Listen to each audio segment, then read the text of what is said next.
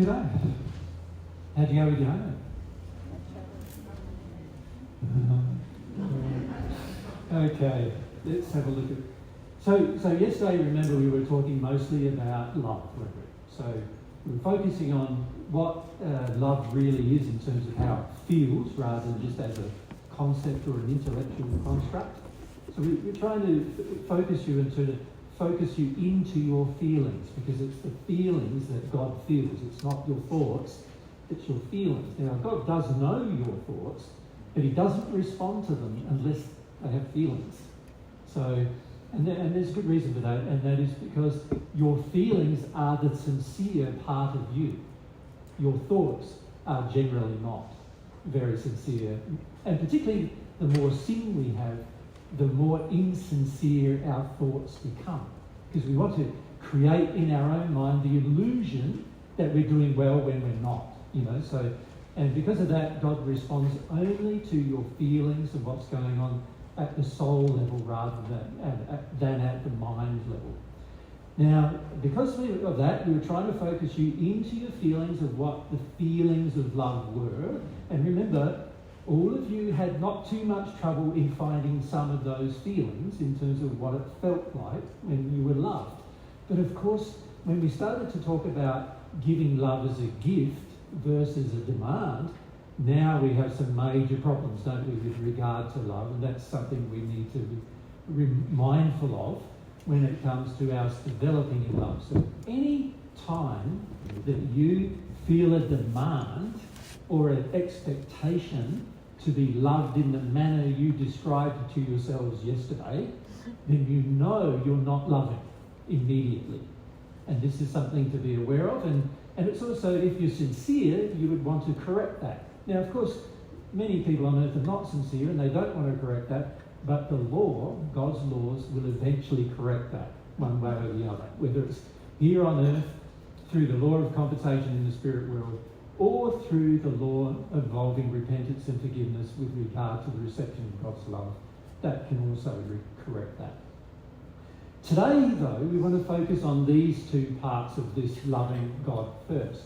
We want to focus on God this morning, as I said yesterday, and what it means to put something first. And these two things are very much entwined with each other, and so we're going to probably not really discuss each of them individually today. They're going to be sort of together, and you'll see why as we proceed with the discussion. All right? So we want to focus our attention first on God, and there's two parts to this that we want to focus on. The first question that I want to ask you is, what or who is your God? Right? You can see that there must be a way to be able to measure what or who is your God. And we can talk about that a fair bit this morning. And then we also want to talk about, besides that, we want to talk about who is God really? Or, just a meter there.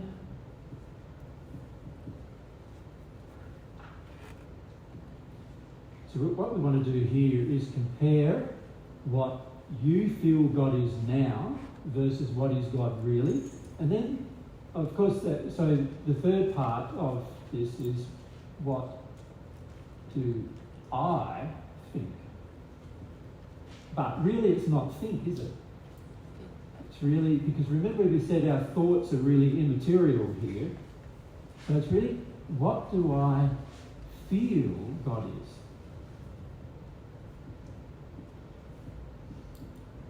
Now, right now, in my life. So those are the three questions we want to discuss with you from now on this morning. Make sense? Yeah. Could almost do them in reverse order there, Jay.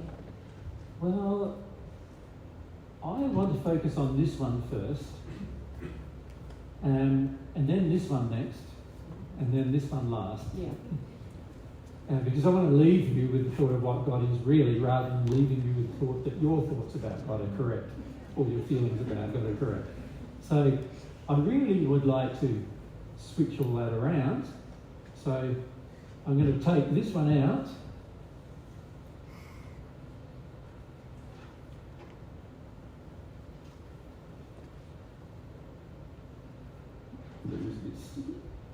And put, I know it doesn't look nice now, but Mary and I are going to get complicated about that. But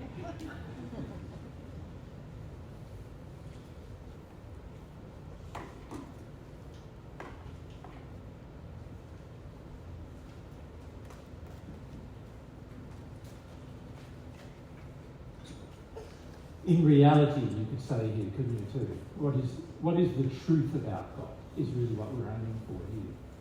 Right? So you could say that another way. What is the truth about God? Is there a God?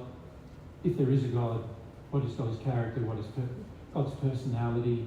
What are God's attributes? How does God feel? What does God do? All those kind of things are a part of that discussion. So it's really like 1, 2, and 3 is the order that we'll be discussing them in today. Everyone good with that? Mm-hmm. So let's get stuck into who is your God? How do you determine what is your God? What do you reckon there? So the guy over here, and then Charlie down here. What I spend most of my time on. So you're analysing the priority in terms of time. Yeah? Yeah. So that's one way. That's one way, yeah. And what I feel is like I think my addictions probably, I reckon, I think I'm my God more than anything else. Yeah, so when you start looking at how you spend your time, you can almost see straight away, okay, it's like, wow, a lot of my time is spent on my addictions, so that means my addictions are my God. You know, you can see that straight away. But underlying your addictions are all the hurt you have that causes you to want the addictions. So in some ways you could say your addictions are not your God, but your avoidance of the hurt is your God. Does that make sense?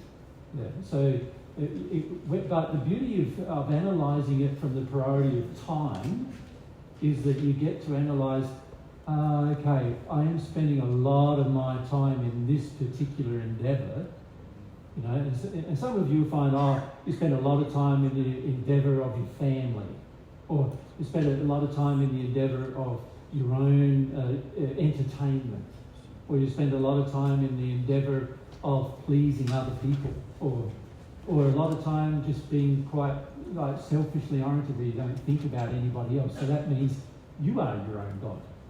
Does that make sense? So this priority of time is something that we need to be very honest with ourselves and analyse. That make sense? What's the other priorities we need to analyse?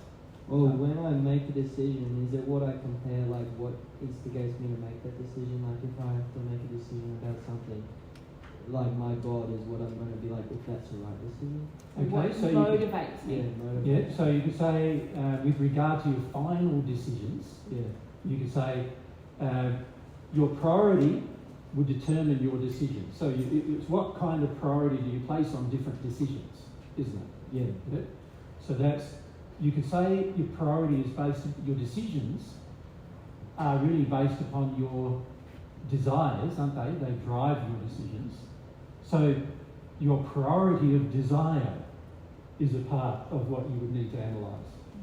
And really what you value, isn't it? It's really what you value internally, drives. what you think is most important for you in your life.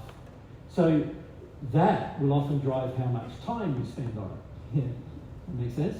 So this might be the underlying motivator in terms of priority, but your time is sort of like an external measure of what the priority is.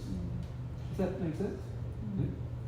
And even on Charlie's point, the decisions we make just every morning when I get up, what am I going to eat? How am I going to treat my brother? How am I going to treat mum? Am I late for the bus? All these things do show us a lot about what we value and what we desire. Yeah. There's also our morals, isn't it? Our Yeah. moral... So our priority with regard to our morals, what are morals? What we think is right. What you think is right. Yeah. So what you believe is right, you will do for yourself, and what you believe is wrong, you will probably not do. Right? And unless you get some external influence that convinces you otherwise, you will probably do exactly what your moral condition demands. Yeah. Any other ways we can either measure or see what are our priorities? Felix? What you have faith in and act on? Yeah, well, faith is really linked to desire, isn't it? Right. Yeah, so that's true. But faith and desire are very much enmeshed with each other. So what you have faith in is what you will desire. Now remember, faith is like what I want for my future. So you could really say here that your decisions are driven by your desires, which are driven by your faith, which are driven by what you want for your future. Right? And what you believe is possible for your future. Yeah. So if you believe that it's not possible to have a relationship with God, really, you believe that it's not really, God really doesn't really care one way or the other whether you do, and you sort of believe that, so one of your beliefs, isn't it? It's sort of like, the relationship with God's not that important, I just need to figure myself out more than anything else. Yeah. And those kind of feelings will actually drive what you spend your time on. So you won't spend time connecting with God under those circumstances. You'll do more like personal development and things like that. Yeah. Matt?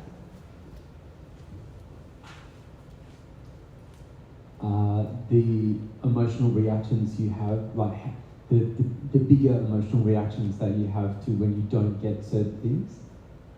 So for instance, if something gets taken away from you that is your God, like, I imagine for myself, it would be a large emotional reaction to that. Yeah, So like if you don't get a... let's be honest about the emotional reaction. What emotional reaction are we talking about? Rage. Yeah. What makes me angry? Like really, really angry. And then often what actions I'll then take to make sure I do get that. Yeah, and whenever you get angry, then that tells you where your priorities are. So, anger can be your guide in a lot of ways, can't it? Because it can tell you, I didn't realise that I felt that strongly about that particular thing, but I do.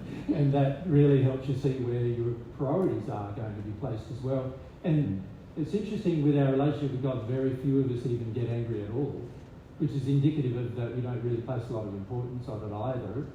Because if we were really feeling about it and God wasn't responding, many of us would act like a spoiled child and get in a rage. And if we were really feeling it was important, right? But most of us don't even get that far yet. We're not even that far to get angry with God yet. But that's how distant God is to us for the most part. Yeah. Okay, what else? Also, what we are very dedicated to, and like what we're willing to go through a lot of potential struggles, difficulties, hardships to achieve. Yeah.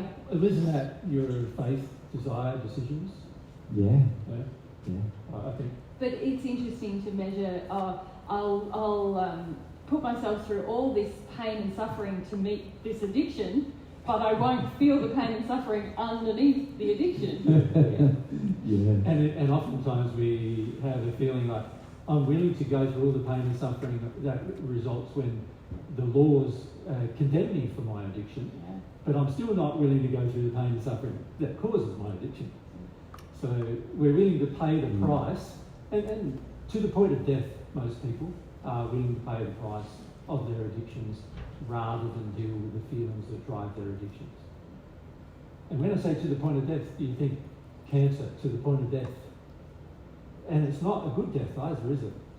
It's a very traumatic, difficult, painful death involving not only themselves, but lots of spirits usually, and a lot of rage in it for the person that they're suppressing, and usually visiting upon themselves, wanting their addiction still. And so The problem is that when you have those kind of addictions that are so strong, you are willing to die for the addiction. And then your body is demonstrating you're willing to die for the addiction as well. Thank you.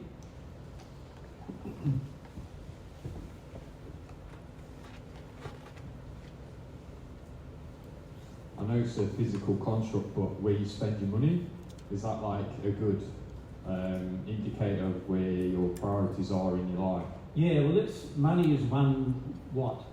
It's a tool, really, isn't It's it? a resource. It's a resource, yeah. Okay, so how I prioritise my resources. So you could say, can you sources? Yes. You could say time is a resource. So we can add to time. We've got money. What else we got? Effort. Physical energy. Physical energy. They're all resources, aren't they? Yeah. Yeah. And Education, all kinds yeah, of education. what I'll learn. What I'll learn. So you think of all the different kinds of resources you've got. Basically, you've got time, money, energy, effort, ability, even where you put your abilities. What skill I learn. Skills. What skills you have. Some skills you have sort of that are inbuilt in the soul, like as a part of your personality, and some are also obtained externally through education. And what I do with all that demonstrates where my priorities are, where my number one priority is. So you could say the analysing of resources is a very important measure, isn't it, of where my God is, what my God is. Yeah? It's very important to understand that, because if you can't properly see yourself through your own feelings, then one way you can see yourself is by where you spend all your resources. This is another way to clearly see what you're doing with your life. Where you spend your resources is indicative of where your God is. So it's worth knowing that, and also spending some time analysing where your resources are spent, where you use them in your day-to-day life. So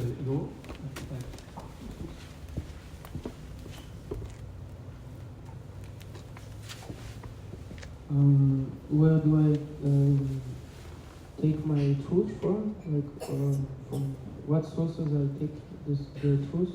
Okay, I'm going to still call it like this: what I honour.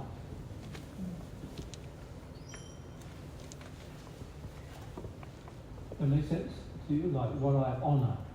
So a lot of times, I know honour is linked to desire, but honour is an interesting concept, isn't it? Because you can honour things that are really worthless, or you can honour people. You can honour a home, and you can there's all sorts of things you can honour, and therefore put your time into. So what you honour, what you respect, you could say, and honour is going to have a large driving factor into what you feel you want to put all your resources into.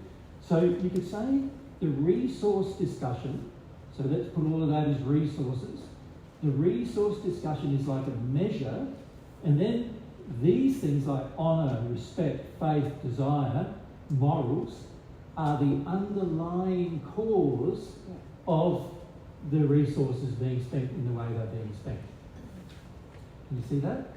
So you can say the resources and how they're being spent, or how they're being used, are like a measurement of the underlying emotional condition that exists within the person.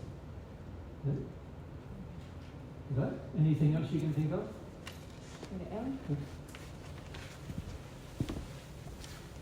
Relationships, I know it kind of comes in time as well, but like who you spend your time with, or if you spend your time with anybody, so do you spend time with So God? it's still about how we spend our time, but what about relationships is quite unique? Who you choose, in the sense of, do you listen or spend time with people who want truth and who live a principled life? Do you spend So time now with... we're not talking about the relationship itself, but the quality of the person we're having Yeah. a relationship with. Correct. Can you see that? Correct. So, and this is a very important thing to distinguish between. There's the person themselves, and then there's the characteristics, not just the personality and nature of the person, but their character. Definitely. So you could say the character of my associates. And I'm including both spirit people, obviously, because they're people Correct, too, yes. as well as physical body. The character of who I associate with. In the Bible, there's a verse that says, "Bad associations spoil useful habits." And that's very true when you think about it, isn't it? Because Yep. if you've got a motivation and you're sort of uncertain in your motivation, you could go one way or the other, and you associate with a whole bunch of people who want you to go the dark way, then you're probably going to go along with that. Yep. If you're very weak-willed, you will go along with that. And then what happens when you get a motivation or a friend who tries to encourage you in a brighter and more loving direction? You might go along with that. But the trouble is, when they're not around, who are you? Yeah. Definitely. Right? So that you can see that who are you determines the character of self. My own character is going to have a large effect, isn't it? And I reckon that one's exceptionally important because you're with yourself most of the time. And so what you actually are going to do, like it's one thing to have the influence of others, which is loving or unloving, but Yeah. what you choose to do, Yeah. what you choose to do is going to be the most important, isn't it? Correct. It goes back to Charles' point about the morals, doesn't it? Yeah. Yeah. Jen? And then Rob And Olga. and Olga. What about physicality? So, health, things like health, what you can see, the body, physical world. Doesn't that govern, can you be a god? Well, underlying that, there's emotions, isn't there, that drive how much time you spend on yourself. So it's sort of like... Yeah, well, in the world today, there's a lot of honour or value placed on physical appearance and very little placed on moral character. Yeah. But the physical appearance itself is not the problem, is it? It's more the honour you put towards it, how important it is to you in terms of your time, money and effort. Almost like a consequence, you mean? Yeah, so all of the physical things are just... Because you remember when you hit the spirit world, you're not going to have a physical body, you're going to have a spirit one. And when you hit the soul union state, you're not going to have a physical body or a spirit body, you're going to have a soul one. Right? So at the end of the day, you've got to get away from this idea that anything is driven really by the physical. There's emotions that drive that physical every single time. And that's why I shook my head, because it's like any physical thing that you choose to do is a measure only of the actual cause of why I do it. Hello? Yes, I think so. Yeah. Right.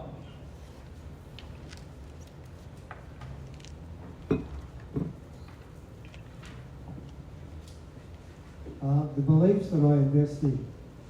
Yes, where do they come from? We talked a bit about that yesterday, didn't we? Beliefs.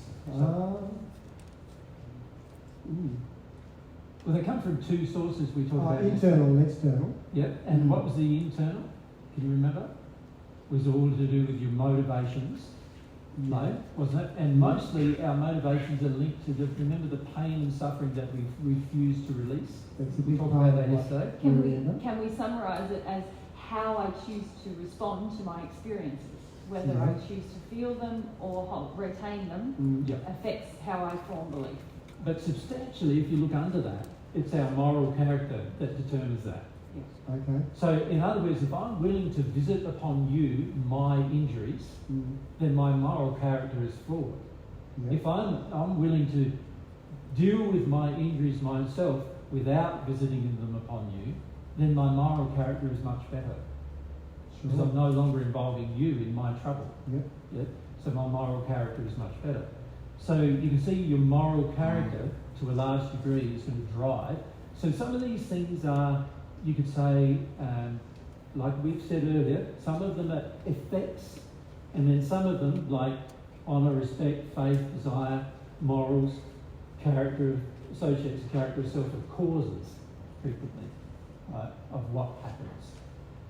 That makes sense? So we could really divide this entire list up, couldn't we? We could rub it all out and say effects or causes, effects, and then write down the list in a different way, couldn't we? Like this is the effect, how I use my time, how I use my money, how I use my effort, my energy, all my resources, my education, you know, how angry I get, and all of these other things, you know, what I honour and respect, what I'm willing to die for, is all sort of the effect. And then the cause, there must be a cause of every one of those things, isn't there? Yeah. I was thinking about spiritual beliefs, but I guess it's the same thing. Your morals and your character will all determine. Yeah, well, they're what you mostly about your spiritual beliefs, aren't they? Yeah. So your beliefs really are driving a lot of how you use your resources, aren't they, Jay? They're just associated with morals. They are, you're saying. Yeah. And associated with your character. Yeah. Yeah. Okay. Yeah. So you say the sum total of your beliefs, what you have faith in, what you desire, what you want to do with your life, and all of who you honour, what you respect, all of that is really what we define as your soul condition. Right. So to a large degree, your soul condition, because these are all the things you feel about, your soul condition drives what you spend your time in, what you spend your money on and effort. But the reason why we're drilling down into it in this discussion a bit is so that you remember to look at the time you spend, look at the money you spend, look at the effort you spend, the decisions you make, look at how angry you get. You know, look at all of these things because they tell you a lot about yourself. What I find talking to people say, I don't know much about myself really, I just sort of breeze through life. But you do know a lot about yourself. Because all you've got to do is look at where you spend your time, money, effort, resources, and all those things, and you can see a lot about yourself in all of that. That makes sense? Yeah, so the average person doesn't want to see it. Yeah, that's right. And so they don't want to look at it as to how they are spending their priorities, where they're putting their effort, their time, energy, resources. So that's a character defect. That's a character defect. Yeah. A character defect is to not look at oneself and see how you're spending your time, energy, money, and resources as to whether they're loving pursuits or not. Yeah. And that becomes a character defect. And that is a character defect that God's law of compensation will be attempting to correct. Yep. Yeah. Thanks. Oh, they're up. And then we've got time. You could also measure how happy you are. What makes you happy? What makes you happy? Could you say? Yeah. What brings you happiness? So I'll just keep going here. What makes me happy? Yeah, sometimes we're quite delighted by the fulfillment of our addictions, aren't we? Yeah. And quite chuffed with ourselves. And quite happy with ourselves that we've done it. Yeah. Yeah. So your happiness is not necessarily a measure because your underlying moral condition will determine what makes you happy. You know, in the short term, of course, not in the long run, but in the short term, your underlying moral condition will determine that. So you really got to measure it in terms of like what makes me happy, and is that thing that makes me happy a really good thing or not? I'm a little bit confused about it because yesterday when we stated like the characters of love, there was also happiness on it. Of course, anytime you meet an addiction, that's what you love. You understand? Yeah. You remember we talked about love yesterday, and this is something to not confuse that whenever you feel happy, that it means that you are actually loved. It just means you feel you are. Yeah. You understand? Yeah. So there's two different things, isn't it? Yeah. So like somebody, like let's say I had a character flaw. Let's say the character flaw was you know, I expected Mary to work for me all the time in the house, and I never lifted up my finger to do anything.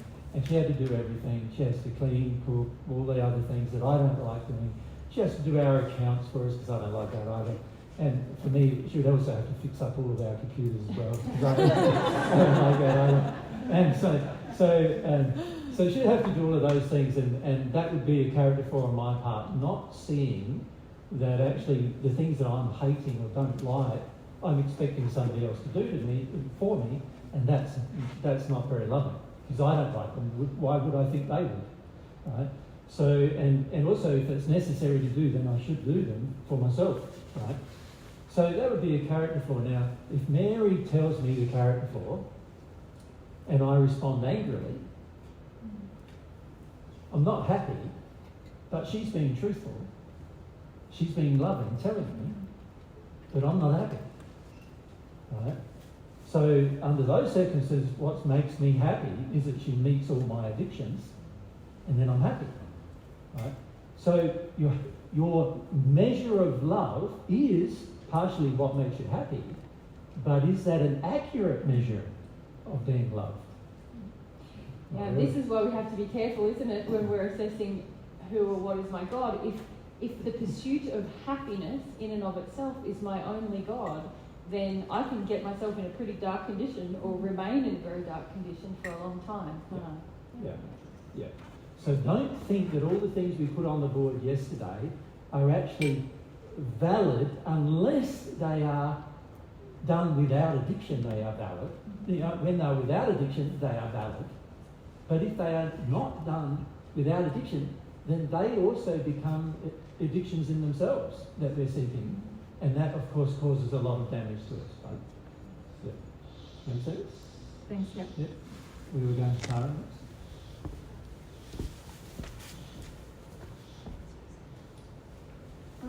I'm starting to have more awareness about the importance I place upon people's opinions of me. Yeah.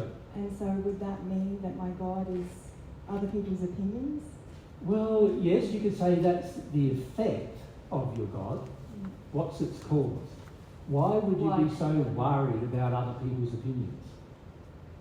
There's two reasons why. Oh, I don't know. One is that you don't value God's opinions. And the second one is that you don't value your own. Yeah. Or there's a third one. Is there? Yeah. That you're very afraid that if you stop valuing other people's opinions, they're going to be violent or harmful towards you. But that's still not valuing God's opinions or Correct. your own. Yes, sorry. Yeah. That's an effect, you could say. Yes.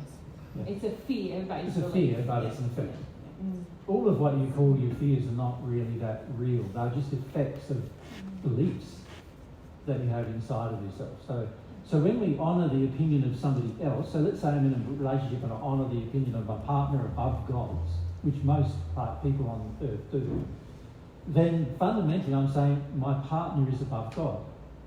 So fundamentally I'm saying my partner is my God. So the real problem is that my partner is my God. I was wondering that. So now if I'm worried about everybody's opinion in this audience and I'm giving a nice talk that meets all of your addictions because I'm worried about all your opinions, now you're my God. I'm being controlled by your opinions. You're my God. You're the thing controlling me.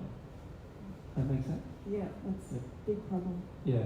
So fundamentally the effect, which is I'm afraid of other people and what they think of me, that's an effect.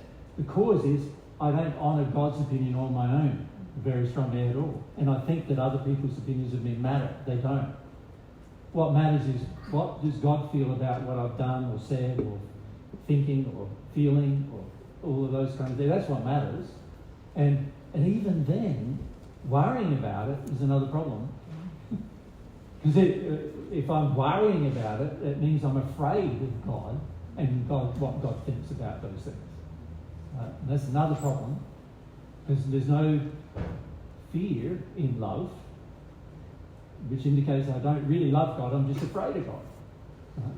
So many Christians, for example, are in that state, and many Muslims are in that state. They're just afraid of what God feels or thinks, that they're not, really caring in the end. They're not really loving God. They're doing things because they're afraid of what God may do if they do something different. Yeah, that was coming up for me, exploring how I feel about God, Yeah, of a wrathful God. yeah, Mm. yeah, yeah. No, Felix on this side.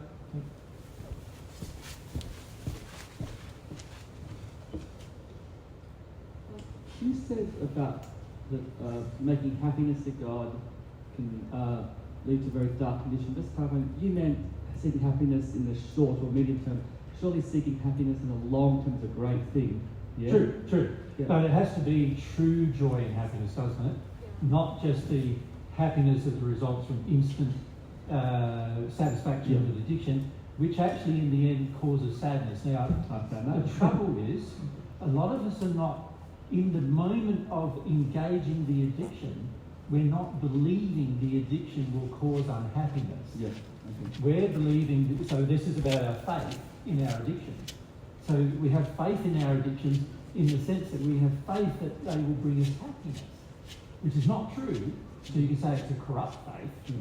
But if we have faith they bring us happiness, then we're going to continue to try to meet them For a long until time. such time as we no longer have faith that they bring me happiness. And so a lot of people on earth, they understand what you're trying to say, Felix, but what I see is a lot of people spend a lot of their life chasing the same types of addictions, still having faith. So they're thinking of their long-term happiness.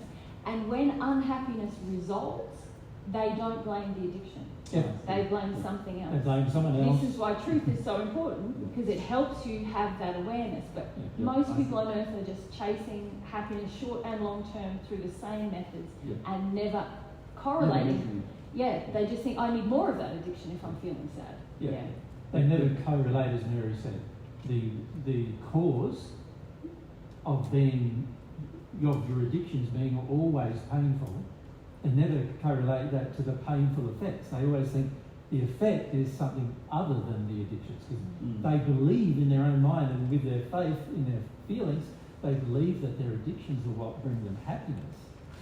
And until that changes, until you actually change on that subject, you're going to find your God will continuously be your addictions to try to get instant happiness. Thanks. Okay.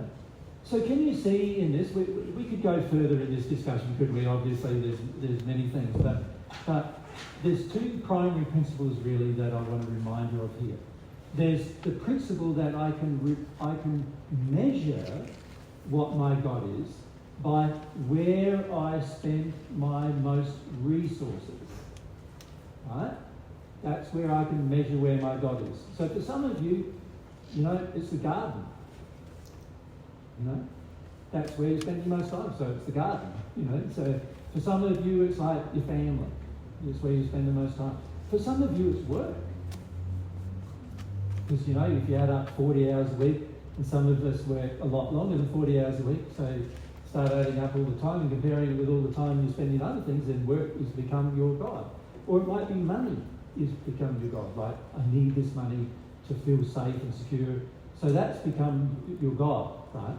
But that's the effect of, and this is the important point you need to remember, you need to measure the effects and correlate them to their causes. Right? So that I've talked to you before about the law of cause and effect, right? And this is part of the law of cause and effect. If you can learn how to join what the effects are back to their causes for yourself, you will go a long way in creating your happiness, your long-term happiness, right? But if you keep ignoring the effects or blame the effects on some other cause, then you're not going to solve the problem of what is going on with any problem that you face. And also, you're not going to solve the problem of where you put your God, what's your God, if you do that. Right? And in this context, we're talking about God as the thing that we worship, the thing that we honour, the thing that we seek, desire. Passionate about the most. Yeah. Care about the most. The thing that we think governs us, actually. Yeah. The authority in our life. Yeah. And you can see the second thing that I mentioned, so this was measuring time, resources, whatever, so this is all resources. Then the other thing, which really is the sum total of all the other things we've written on the board, is our soul, our actual soul condition. That is going to drive a lot of what we put our God, say is our God. Now, as a part of our soul condition, you've got your will, right? And your will is greatly motivated. So your will is what your current condition is. And then a part of your will is this aspect of desire or what you have faith in. So that will drive your future choices and decisions, right? So if you can remember to do two things in your life as a way of resolving a lot of your problems, one of them would be examine constantly where you're putting your time, money, resources, effort. That's number one. That's going to cause you to measure the effect of where your God is. Second thing is to examine your soul condition. So what your morals, when you get angry, what you're willing to die for, what you honour and respect, the character of your associates, your character of yourself, that all comes into play with regard to your desires associated with your current condition. And that's the other thing you need to learn how to understand yourself with and examine for yourself. And God doesn't really want you to have other people examining those things. He wants you to do it for yourself. He doesn't like the idea that somebody else bosses you into having a good condition. It has to come from your heart, your feelings, that you want to have fun, right? And so it's no good just following a leader hoping that your condition will get better. It's no good just doing what somebody tells you to do hoping your condition will get better. Because fundamentally your condition won't get better doing those things. The only thing that's going to make it better is that you desire to make it better. Right? Then it becomes better. Right? And these are ways of measuring whether we have that desire or not. So it also will tell us where these things tell us who or what is our God. Now, this is very important because what your God is what you will put first. Right? And we need to talk about what we mean by first, but you can see already that first is a lot about where I'm putting my time and where I'm putting my energy and where I'm putting my effort. Can you see that? And it's also a lot about my condition, like what my condition demands me to do. Whatever that condition is what I will want to do first. Right? What I will spend most of my time doing. Now, for each of you, it's very different. It's going to be very dependent upon the injuries you carry, because that's a part of your soul condition. It's going to be very different, driven by the character you have, because that's a part of your soul condition. It's going to be very driven by the desires and faith you have, and that's going to be part of your soul condition. And those things for each of you are going to be very different based upon childhood, decisions you've made, the use of your will in the past that's brought you to the place you are now. So you've got to stop thinking about judging others or judging yourself about where you're at. Does that make sense to you? Because judging yourself stops you from being honest about where you spend your time, money, effort and energy, and stops you being honest about your condition. And the way it stops you is it basically puts the brakes on you feeling okay about looking at yourself. When you judge yourself, now you're not okay looking at yourself anymore. And so now you will want to not look at yourself anymore. Right?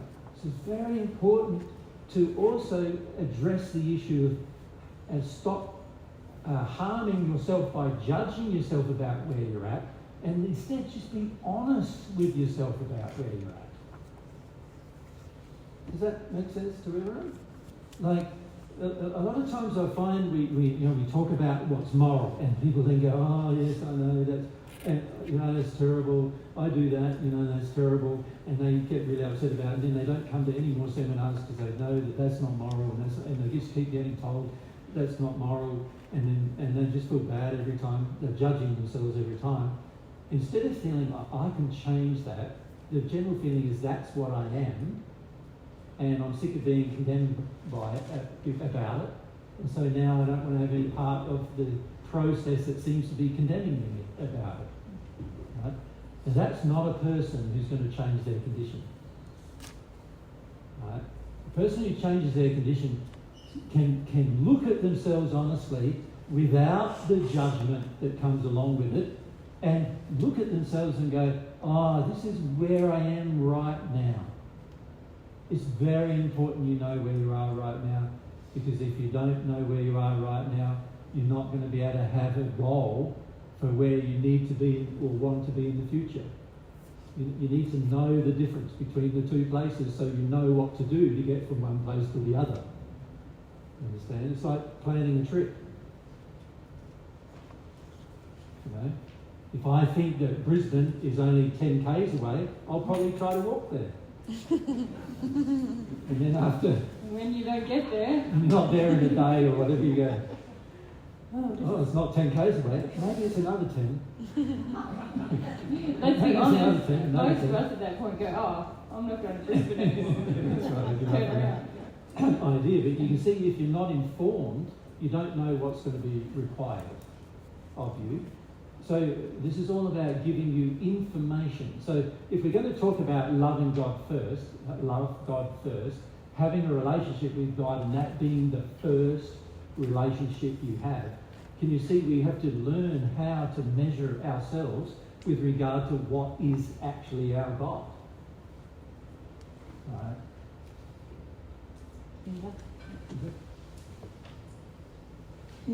Thank you. I'm just wondering where engaging in our passions fits into all of this. So, I've discovered relatively recently that I'm really passionate about writing, and I find sometimes I can sit down to write and it's like 3 hours later and I'm like, no wonder I need to go to the loo. Yeah, that's right. Really passionate about something. So how does that fit in with regard to our balancing? It's about balance then, isn't it? No. No? No. Okay. No. Can you talk about that a bit more? Sure, I can. So you're talking about what you desire. So writing is one of the things you desire. Is that right? Yes. So writing is one of the things you desire. Now, if your writing is in harmony with loving God, how would your writing look compared to if your writing is in harmony with loving yourself?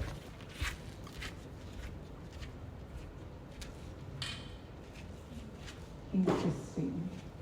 Because I'm finding, like, one of the big projects I want to work on is like a family story, right? And I've had this floating around in my head for 10 years, but I don't want to write it until I can incorporate truth into it. Well, yeah, even just looking at the desire, that one thing you mentioned, right? Mm-hmm. So the fact that you want to write about the family... Your family Tree? story, is it? Yes. Your family story. Why would a person want to do that? Why do you want to do it? There's a number of reasons why a person may want to do it. Some of them are loving, in harmony with God, loving God, and some of them are completely out of harmony with loving God. So what could the reasons be? I find so it's a bit of a saga.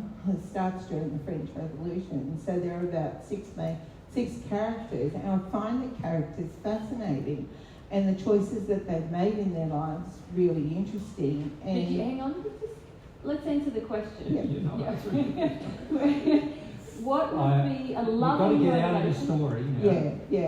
and into answering the Ironically, question. you've got to get out of your story. Yes, yeah. What would be a loving motivation to write the story, and what would be like a loving God motivation to write the story, or a love Or of loving addiction? yourself And love motivation to yourself. write the story.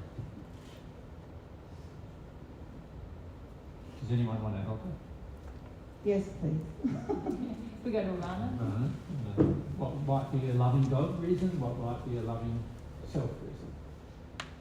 So maybe if she wants to write it to teach stuff about God's truth, like instead of just explaining the family story, like to me that would seem more like but like that wouldn't really help other people necessarily. It depends.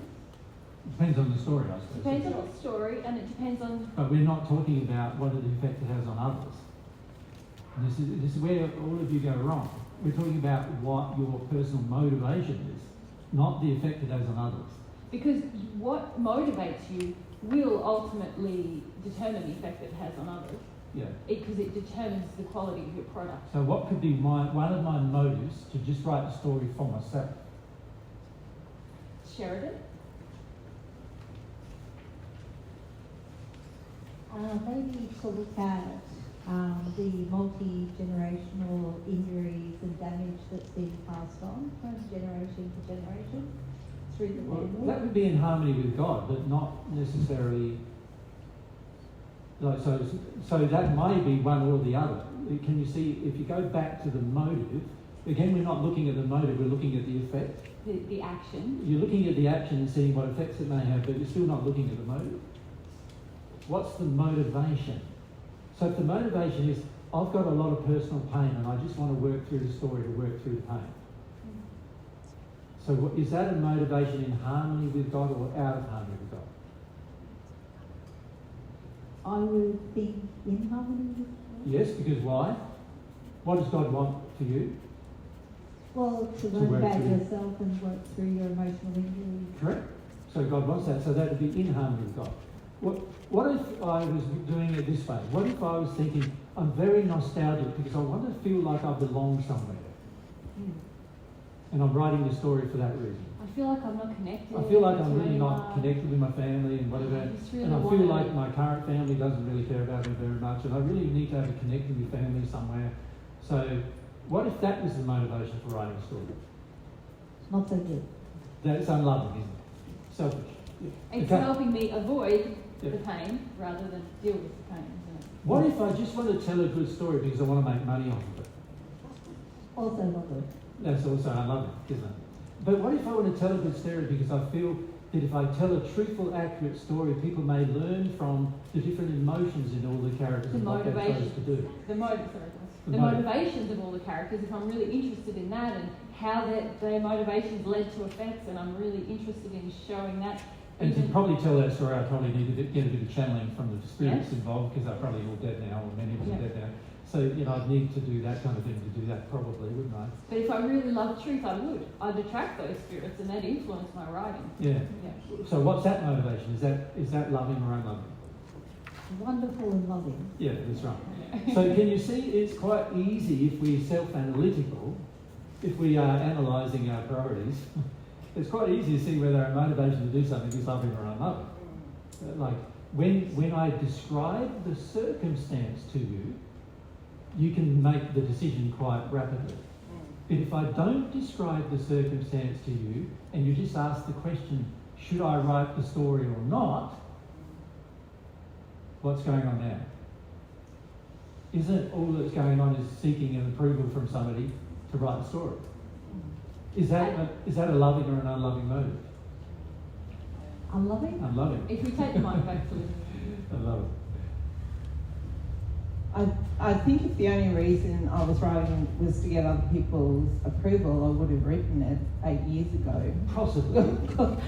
Yeah, possibly. There's also a reason why you haven't written it, which could also be unloving. I feel for Since me, you love doing it, you So haven't should we done go it. through those? I do, but I feel the thing that's holding me back is like you said, connecting with the ancestors and hearing their story? No, it's not the No. reason why No. you're holding back. No. No, there's an unloving reason why you're holding back.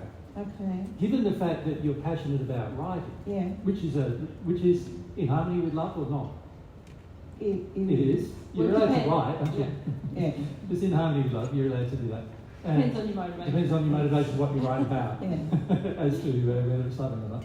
But the actual desire to write is not unloving motivation. In and of It's itself. in harmony with love itself. Yeah. Why haven't you done it? Fear. A lot of fear. And is that a loving or an No. unloving? No. It's an unloving one, right? It's Yeah. unloving. So I need to really identify what the true fear is and then unpack that. Yeah. Now, how does this relate to your God, though? Can you see you just saying, I had a desire to do this thing, Yeah. right? But your God, fear, Yes. Yes. is actually determining whether you do it or not. You're valuing your fear above the The passion. story, Yes. the passion. Yeah. So your God is the fear. Right. The fear of who? Oh, What are you afraid of? There's a number of things you're afraid of. rejection probably. Yeah. Criticism. That nobody will read it. On the flip side of that, I'm fearful that people might read it and might like it, and I might get famous, and I don't want that. Okay. You yeah. don't want to be in the spotlight. Okay. Don't like spotlight, so that's a fear. Yeah. What about it's a lot of effort? Oh, but I love the research and I love the writing. You still haven't written it. No. No, that's true. Yeah. So This is what Jesus is talking about measuring in your life Yeah. what's actually happening. Yeah. Because that tells me so much about what I value, Yeah. what I worship, where my God is. yeah. Yeah. Many of you have good ideas. Yeah. Many of your ideas are in harmony with love. Mm. Many of you don't act upon them because of, Yeah. well, you call it fear, but it's really anger. Yeah. It's the justification The of fear, isn't it? justification of fear is anger. You're justifying other things that are untrue to yourself as the reason why you shouldn't do the thing that's loving. Right. Yeah. The thing that's loving, in your case, would be writing the book. That's loving, depending on your motivation, of course, which we've looked at just now, as to what the motivation may be. Writing the book in itself is a loving act that takes time, energy, and resources. Mm. The reason why you're doing it would have to be determined. Right. And also the reason why you're not doing it Mm. has to be determined. Yeah. Right? Well, there are a few practical reasons for that, but we won't go into that. No. No. No. Mention your practical reasons. We'll go down that rabbit hole. What are they? What is the excuse? Probably the biggest one over the last 10 years is my lack of belief in myself and my ability. That's not a reason. That's a fear. Well, I've spent a lot of time developing skills to overcome that. Yeah, but that's not. None of this is reasons. Okay. Yeah. On the most practical aspect is I'd really love somewhere to write.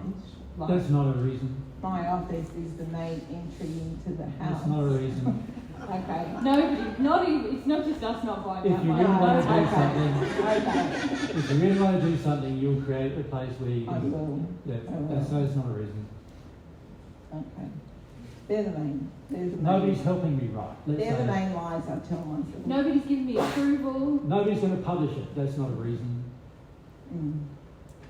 None of these are reasons. They're just excuses we make for ourselves based on the fears that we have, which are our God, which cause us to not do the thing that we say we desire. So how strong is our desire really?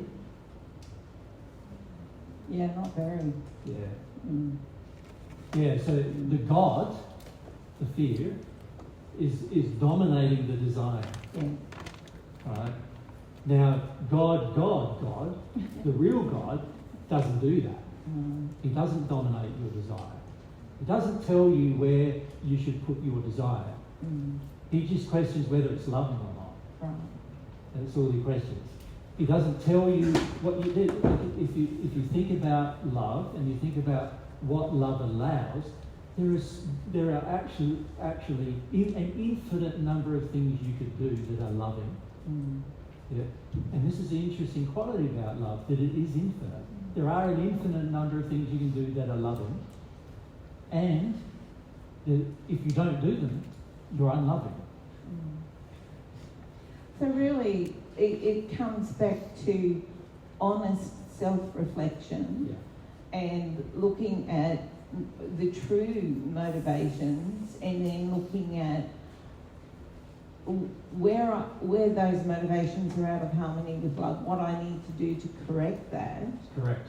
And so any out of focus. harmony with love can only be corrected emotionally. Yes. So it's not by gathering skills. Yes, so before you gave the example of I feel inadequate, so I've gained all these skills. Has that helped with feeling inadequate? No. The feeling of inadequacy is still there. Oh, okay. It makes sense. You gain a whole heap of skills, are you still afraid of people? Yes. You gain a whole heap of skills, are you still afraid of popularity? Yes. So this gaining the skills didn't help you with that.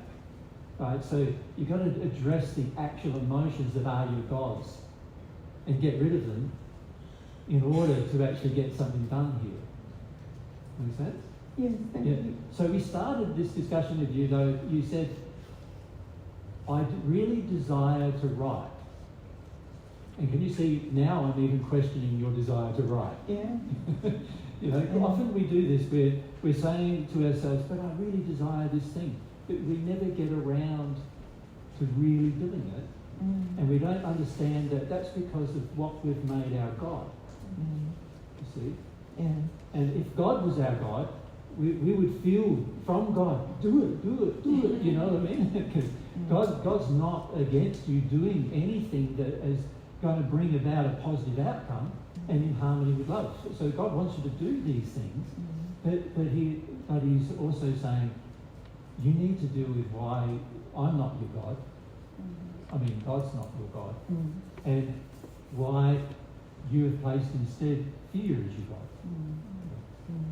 Thank you. Yeah. And in your original question, you talked about balance. But can you see that God's not going to say, just balance out that really loving desire, Linda. Calm down, balance that out. Do a bit of housework, care for others occasionally. So your this idea of balance is really just an injured concept, because if we're motivated by and based love, on fear, by the way. Yeah, based on fear. Yeah. Thank you. When you really love things, you don't feel it's a chore to do them. No, it's not. So if you are feeling it's a chore to do them for whatever reasons, then you know you've got something else other than the thing you love. Yeah. Right? So the thing you think you love is not the thing you love. So you said you love writing. Well, I don't know if you love writing yet. Now, it is true that it might be a soul passion, but at the moment you're burying it under a lot of fear-based belief systems and faith, corrupt faith, that are all your gods that are stopping you from engaging that passion. Yep. Thank you. Okay. Any more questions like that? We go down these rabbit holes. Sherry.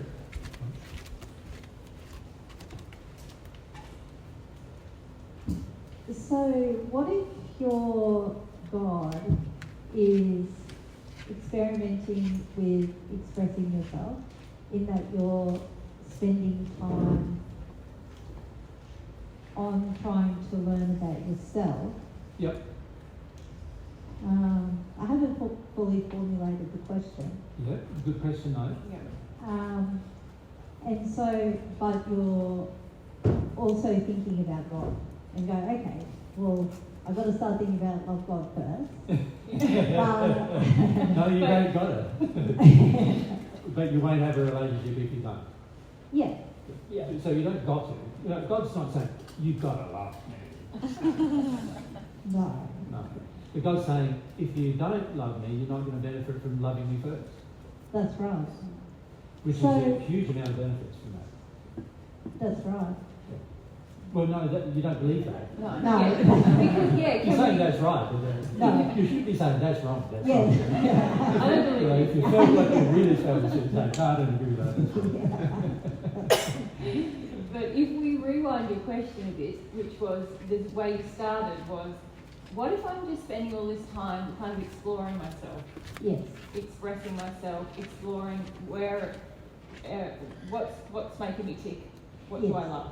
Yes. Because there's a lot of people in this audience who spend their time that way, or think they spend that time that way. So what do you want to ask about that? Well, I think we can make a lot of comments about it. Well, let's make some comments about it, yeah. But you can ask what you want first. Because it's not fully formed, Yeah. that's as far as I got. You just know I have this a is happening. feeling about it, which is You're dead right, it is exactly what you're doing. Yes. It's exactly what you're doing. And what's your feeling about it? Well, because I have mixed feelings about it. Because I go, this is really selfish. Well, do you have that feeling? Well, I feel like I don't know what else to do. Okay, the first question is, do you have the feeling that it's really selfish? You see, if you truly had a feeling in your heart that was selfish, you would not do it. Isn't it you have the fear that other people will tell you that it's selfish? Oh, that's good. Or other people in the past have kind of intimated that it's selfish, and now you're afraid of their opinion. Or that it actually is selfish. And you don't All want of to face the above. it. Yeah. All of the above. Yeah. So when you come to facing, so the first thing I would say is this: the desire to get to know yourself is a good desire, but how do you do it? If you only do it through selfish pursuits, which is what the majority of people do when they engage this sort of type of spiritual development, they call it, which is not actually spiritual development, it's personal development, often not in a spiritual direction. Because remember, spiritual development is all about morals, faith, desire, what I honour, my character, my condition. That's the real spiritual development. So you're not talking about that. No. No, what are you talking about? Getting to know yourself in terms of? Just who I am. Well... Or what I like, or... Yeah, so what do I like? What interests me? That's right. Yeah, but is that really getting to know you? I'm asking how you pursue that. See, if I'm pursuing... I can get to know myself by doing a lot of things. I can go, right, it really would be nice to be able to love everybody here. So what I'm going to do, how I'm going to get to know myself, is that I'm going to decide one day or 1 week I'm going to spend some time with Graham, another week I'm going to spend some time with Rob, another week I'm going to spend, and I'm going to work at his house for free or whatever, and do whatever he wants me to do, and I'll just get to know him a bit. But in that process, I'll get to know myself. I'll get to know what annoys me, what bothers me, how angry I get when I get bossed around, how when somebody gets condescending with me, how I respond. I'm getting to know me a lot in doing that, right? Or I can go, I'm going to draw. This is getting to know me. Or I'm going to paint, or I'm going to play my guitar. Is it getting to know me? Is it really getting to know you? Isn't it really just doing something to avoid getting to know you? Yes.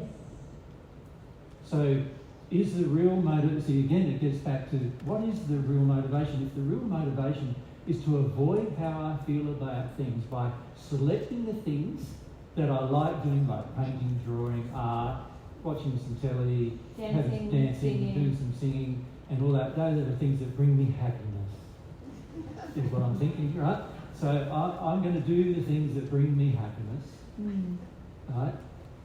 And I haven't considered my soul condition at all, my emotions at all. In fact, I'm trying to avoid them.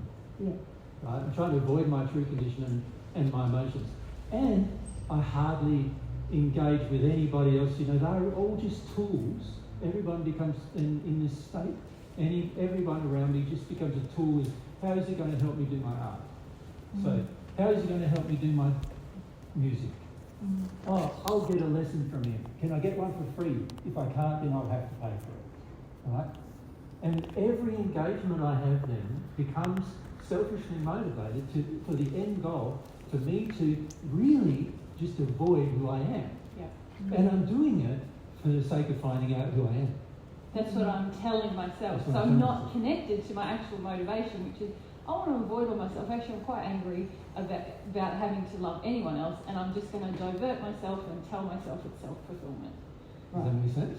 Now, this is a very New Age thing to do. There's a lot of rage in the New Age movement that tells you things like, oh, you just have to focus on personal development, and you just have to focus on what brings you happiness in your life, and you just have to make sure you're surrounded by the people who are spiritual, who bring you happiness to your own enjoyment of life. It's all absolutely selfish. So your God is yourself. Yes. In that state, your God is yourself. If, on the other hand, I decided, I can learn a lot about myself by engaging with you, engaging with Matt, engaging with other people here. I can learn a lot by doing things with them. I can learn a lot by bringing some joy to their life, while at the same time learning a lot about myself. This is now completely in harmony with putting God first. Because one of God's creations, his highest, is everyone else here. Yes. Not your guitar or your pencil, but people. How can you bring benefit to people and discover yourself in the process? Now, because of your personality being unique, there's going to be certain things that you might end up doing with or for other people that are, might involve music or drawing or creating in some writing, unique way, about writing. With Linda, yeah. But the loving expression of your personality will always serve others. And so if it is not, and I'm not meaning to say, now I've got to find out a way to make drawing a service to others. That's different to what the example Jesus gave, which is actually going out into the world with the motive to love others. Not to get from others. Yes. And not to find myself with others, but to love others. In that process, you will discover things about yourself and your uniqueness, which will fulfill you if you're humble in all of that process. But if you're singularly focused on, I must discover me, yes, you're not going to... You're your God. Yeah. Yeah. And in fact, avoiding your true self is your God, probably. Yes. Ironically. Yeah. And we see this a lot, people say this a lot to us when we travel, I think I've just had a wonderful time discovering myself the last 6 months. And Mary and I sort of feel like rolling our eyes and going, not another person who is saying this to us. Because in the end, it does indicate to a large degree there's not a lot of feeling about what love would do. Yes. Yeah? Yeah. And particularly, love involves not just loving oneself, does it? It No. involves loving others too. Yeah. So if you're doing something just for yourself, unless it's something to do like recovering from helping others. So, so an example of that is, let's say, Mary and I go on a trip, 4 months away. In that time, we had 1 day off a week, and the rest of the time we worked about 12 hours a day. On the average, and it was travelling from here to there as well. It gets pretty tiring. You need some days off.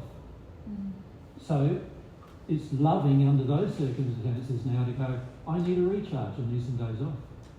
Does that make sense? Yes. That's very different than going, my whole life is about having a day off and being just for me. Right? If my whole life is just for me, then I'm the God. And probably avoiding my own emotions is the God, actually. But, that's another, you have to trace down why I'm making me God. But you would do that if you trace back cause and effect. The real thing to bear in mind is that if my engaging of my passions and my addictions, my passions and my true passions and my desires, my true desires, my loving ones, results in me being more and more self-absorbed, which is an effect, then obviously my motivation is selfish, which is the cause. That help? I think so, yeah. It is so. Thank you. So Matt, you leave it.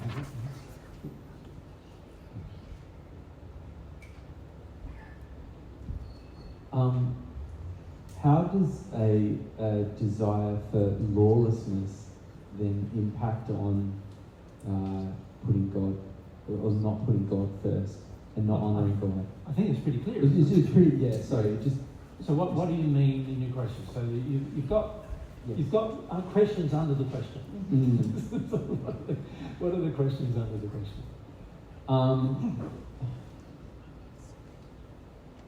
I have an issue with wanting to be loyal to myself and being lawless. Yep. And that I often then prioritise that and sacrifice my relationship with God. When you say often do, you're permanently doing it. Permanently, yeah.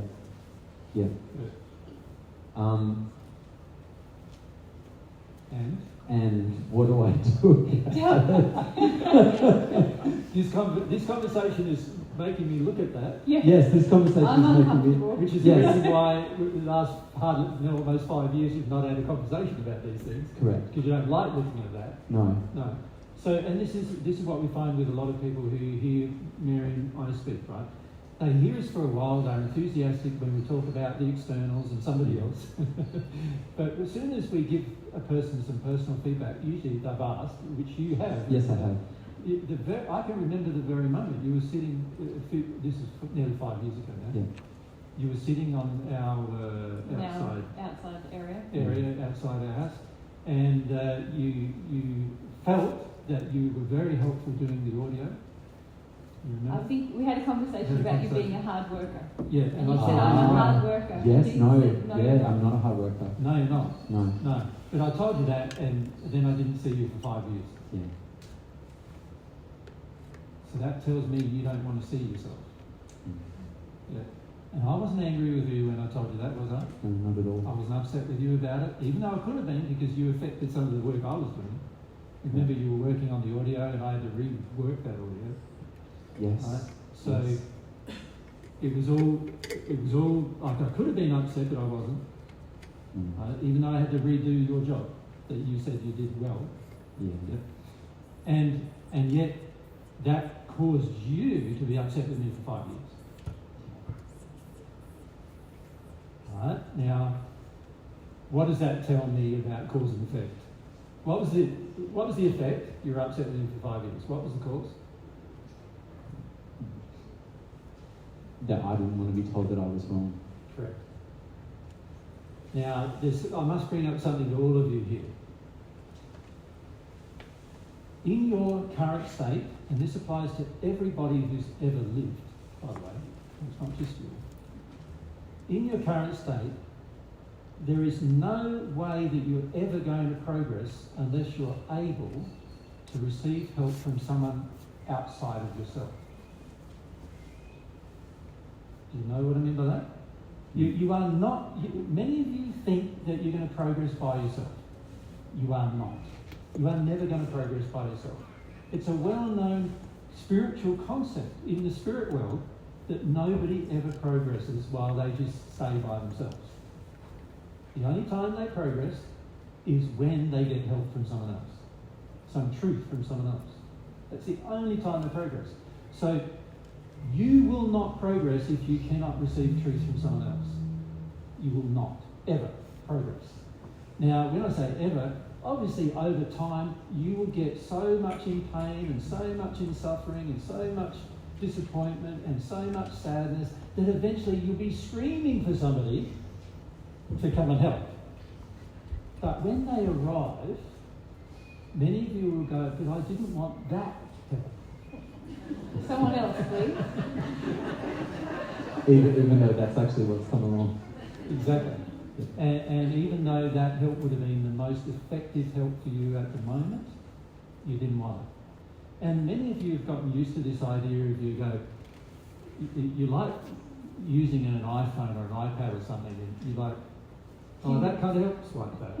That kind of swipe that. Isn't that Tinder? Oh, that kind of help. I love that. Someone's going to help me to be an actor. I love that. I'll go for that. Someone's going to help me to feel good about myself. Yes. I'm going to be able to get some power over somebody here. Yes. That kind of help is what I want, so I go for that, tick that, and off I go on that tangent. But all the help that you could actually get to progress is going to come from people saying to you things that are difficult for you to accept, but only difficult if you're not humble. Yeah. Right? When you're humble, you go, oh, wow, that help was so great. My whole life has changed just because that bit of help. Yeah. I think the thing that helped me the most this year is actually hearing about some things you said about me to someone else, and then they relate that information back to me. Actually, it's highly unreliable, though, isn't it? Yeah, right. Yes. I wouldn't rely on that as a method for receiving truth. Yeah. Like you guys distort what I say, even when there's a recording about it. So how are you going to go when there's not a recording about it? Like, I've had so many people go, you were really, you said this and that, and I go, and there was a recording sometimes, and you go, listen to the recording. No, listen to the recording. Did I say that? No. And people often tell only partial stories, don't they? It's like this. Oh yeah, I think Maddie's got a problem. So I'm looking for other people to hear any comments about Matt. And when I hear one, I go, I'm going to tell Matt that comment, because that's not me saying it, Matt. That's somebody else saying it. Jesus said that you... Blah, blah, blah. And the reason why people do that is very manipulative, actually. Like, the reality is that when I'm with a person and they ask me a question, I'll give them an answer. And I'll be honest, right?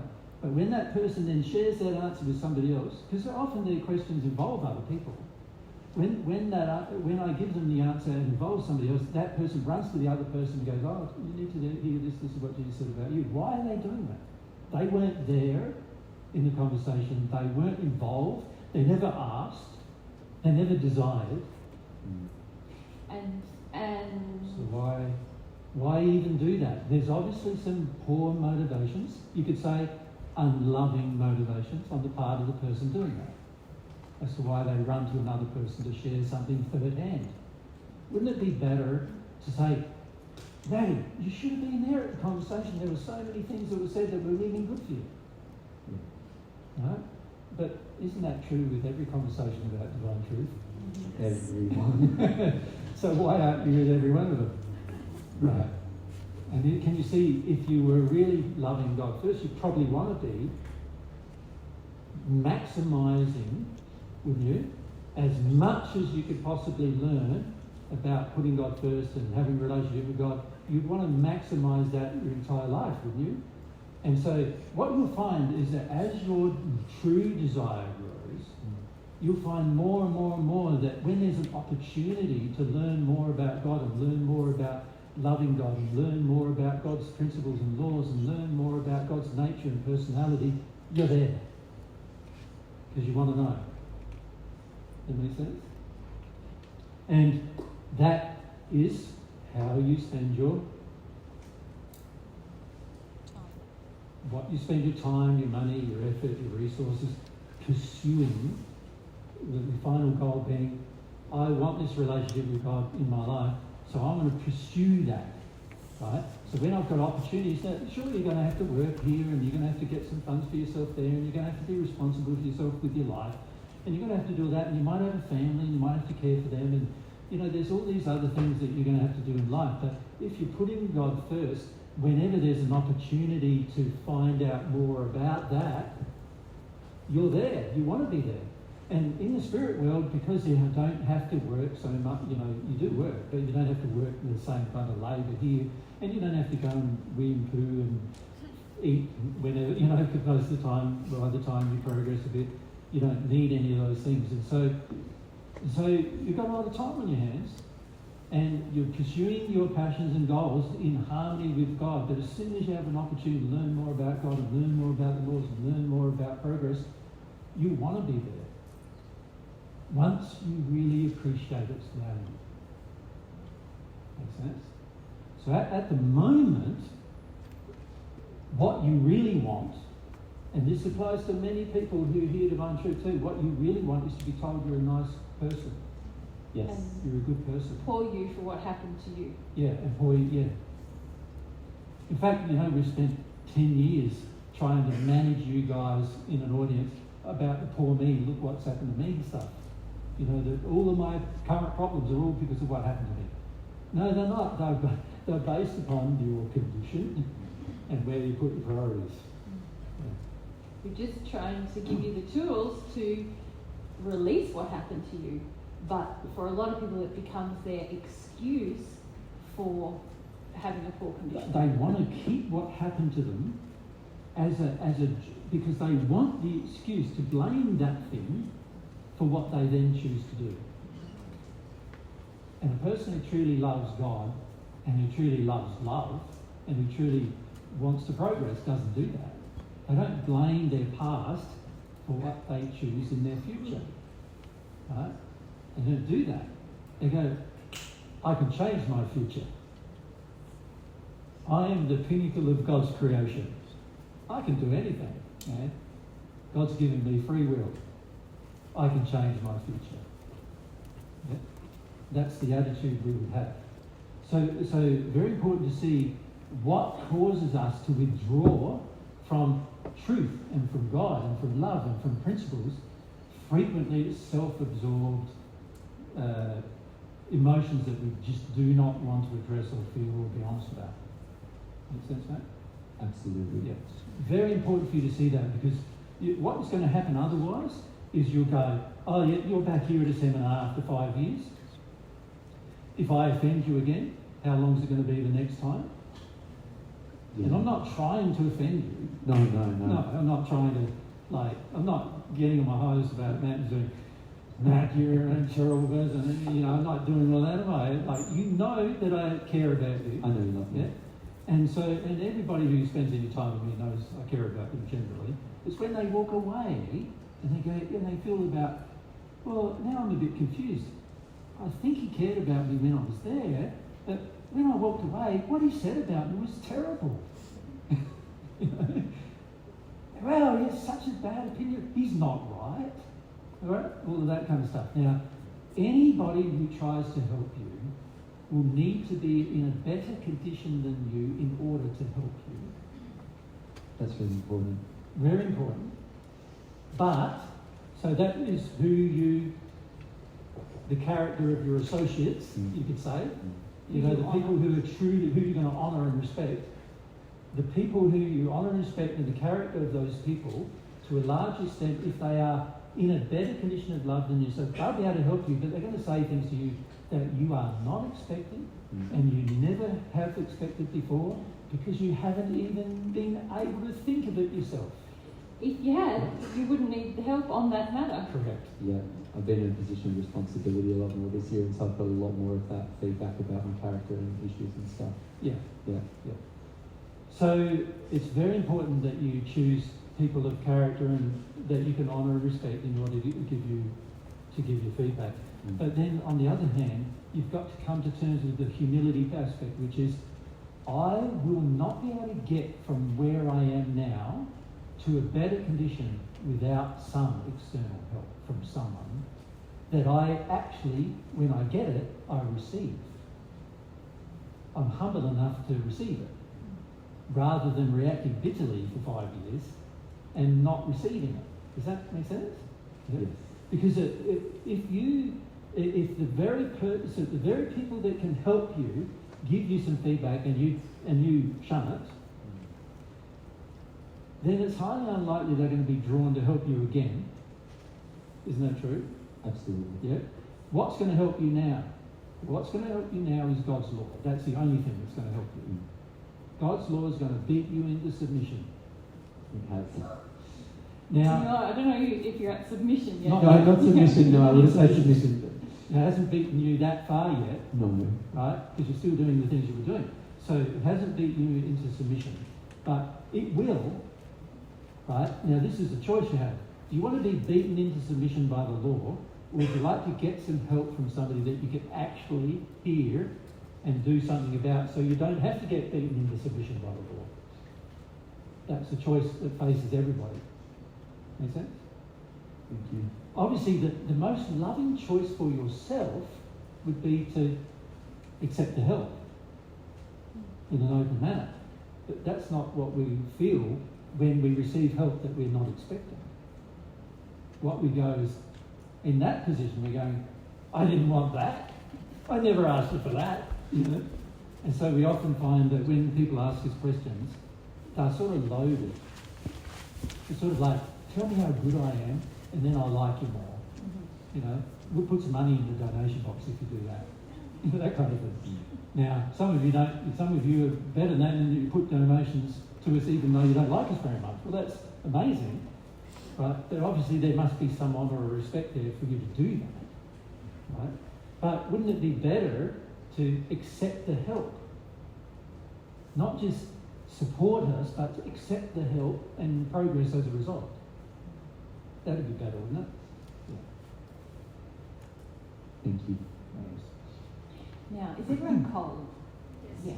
Yeah. So we Should we might break just it get the AC off.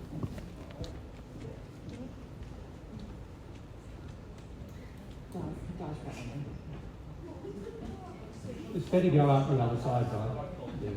Because now you're in our shop. So No, she's going behind. It's actually better to go out where she is because you don't go near the camera. She's going behind the camera. No. The shop goes over to that corner. This shop. Ah, I see. Goes over that corner. And also the thing goes there. There we go. I'm just avoiding the camera. Yeah. Now I'm hot.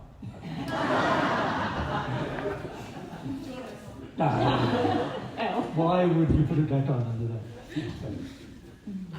I'm no more important than they go. Teresa?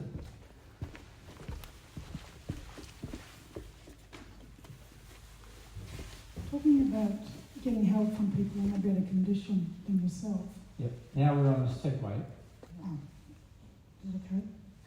But it is an important thing to bear in mind. So what was your question? How can you discern if you're full of addiction and full of judgment and whatever for Yep. yourself?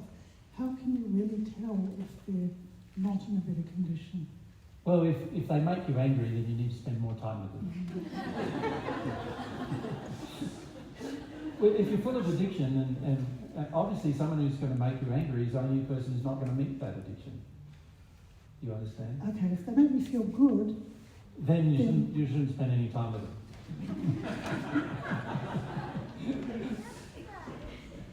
I'm just thinking about my family. When you're in full addiction, you definitely don't want to spend time with the people who make you feel good because they can just lead you down your addiction.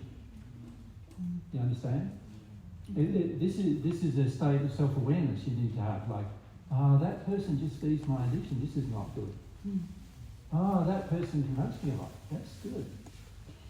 Yeah. And I feel you need to be careful about making excuses for yourself in this question.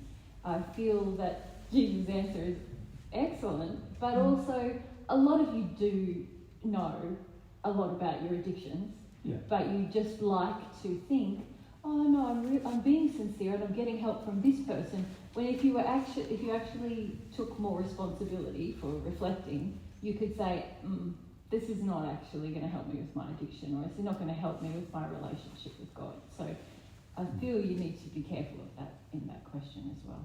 Okay, thank you. Nobody in this room is completely uneducated at this point about addiction. You've all come here because you've heard some divine truth already. So you're not completely uneducated about love. There's many people you'll meet in the world who are. They've never had an opportunity to hear the truth. They've never contemplated even seeking it. And so they are quite uneducated when it comes to love and God and other matters of spiritual pursuit. But that's not you. No. Yeah. I'm just thinking about my family in particular. Yeah. So why are you asking a question on their behalf? No, I'm asking them, if I get advice or feedback from them. So if I feel angry. Be more clear, Teresa.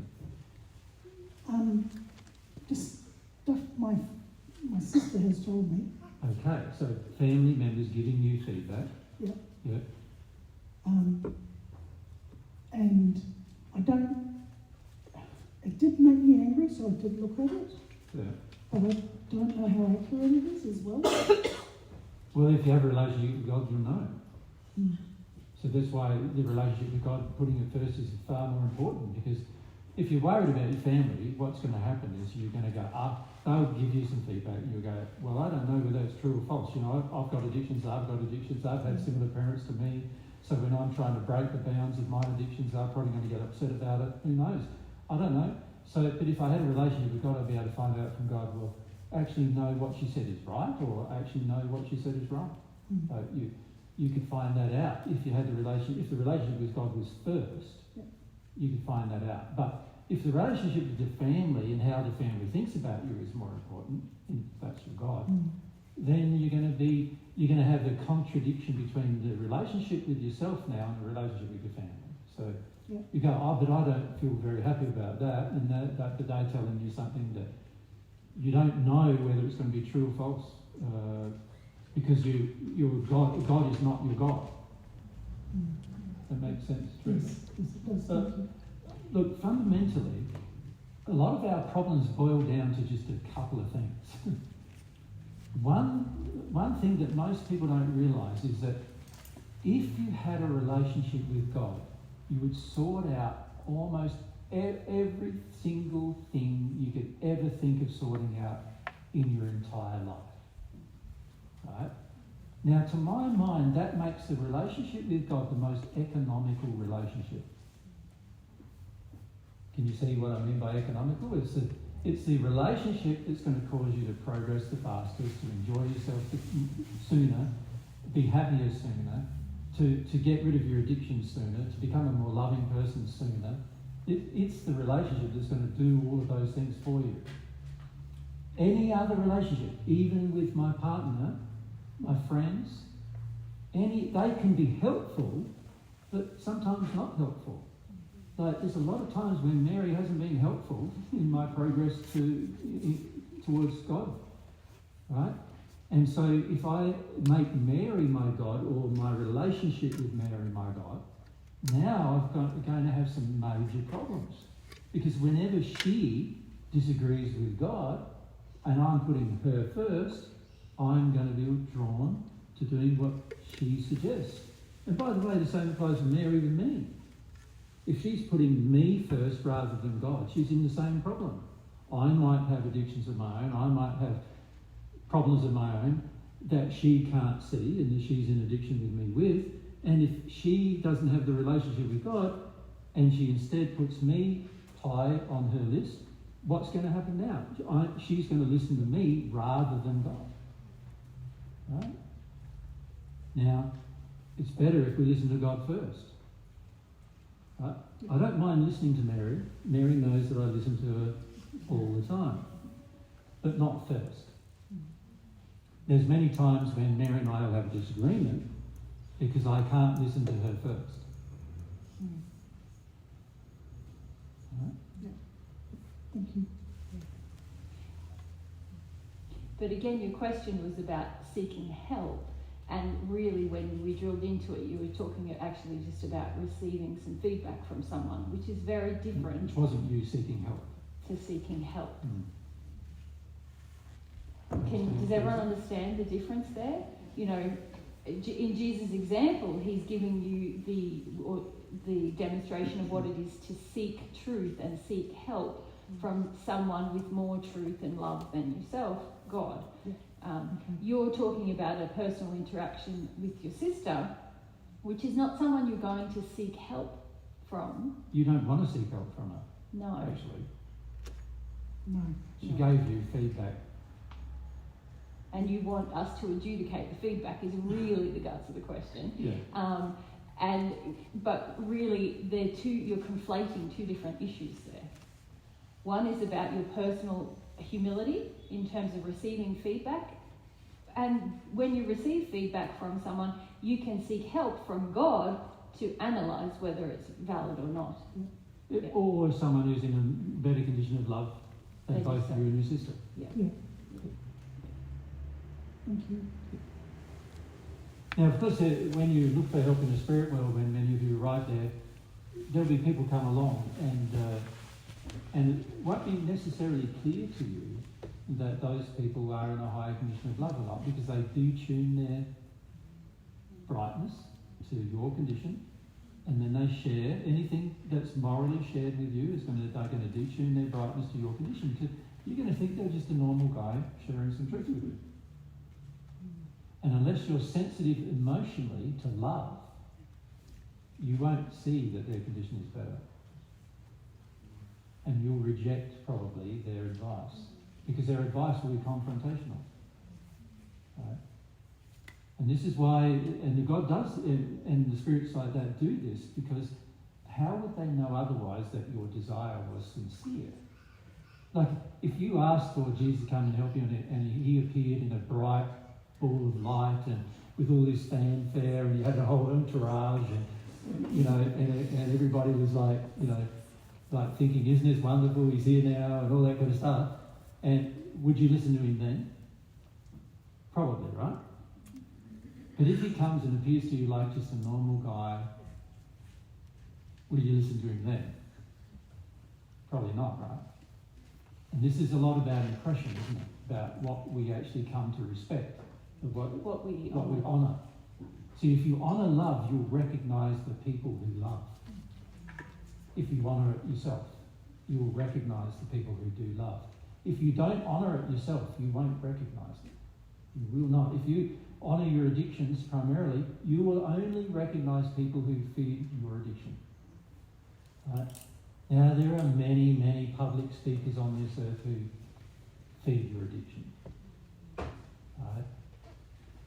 We could mention the names of many of them, couldn't we? That many of them that you've been to, who feed your addiction, and you go away feeling like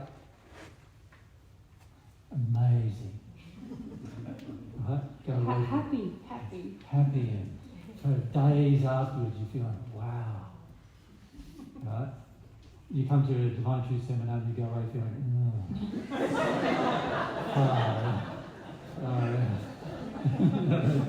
you go, and so, you can see there what's going on, can't you, to a large degree? Because somebody's sharing truth with you, you go away feeling, and someone who's actually making you feel fantastic through the giving of energy, spirit energy as well, then you feel great, and that means you want your addiction back, fundamentally, and that's not a sincere desire to progress. But it also means that your love is your addiction. Not your God is your addiction. But, and as long as somebody meets it, you're happy. To be honest with you, Teresa, the way the world is at the moment, the world would barely function if the addictions were gone. You imagine if all of a sudden in the entire world everybody was told that they don't go to work anymore unless they like it. What would happen tomorrow? Probably the supermarket shops would be empty. You wouldn't be able to get fuel for a vehicle anymore. You wouldn't be able to go anywhere probably. You'd probably have no water in your tap.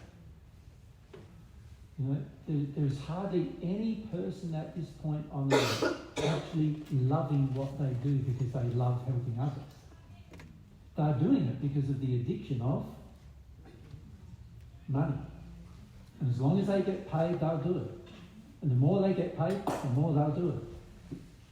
And the higher they get paid, the more they like that. Right? And if you took all that away, all in one day, if you could, you imagine the disaster. There'd be people dying on the streets within 3 days, right? For all sorts of reasons, mostly because of not having anything to drink, any clean water to drink. And then after a week or a month or two, there'd be anarchy. Right? This is why governments at the moment are so afraid of you desiring to do what you want to do. Because at the end of the day, they know that there's a lot that needs to be done that would not get done if you decide what you want to do, and that was it. See, a person who truly is living their life in harmony with putting God first knows that I need to clean up my rubbish. They know that I need to get some food for myself. They know that I need to work for these things. I need to produce something for myself. I need to produce something not only just for myself, but enough for others too, potentially, because then if they produce things, maybe they'll share things with me. A person who loves God knows that. But most people on earth don't know that because they're only working for money. Right? And because they're working for money, if the money was taken away,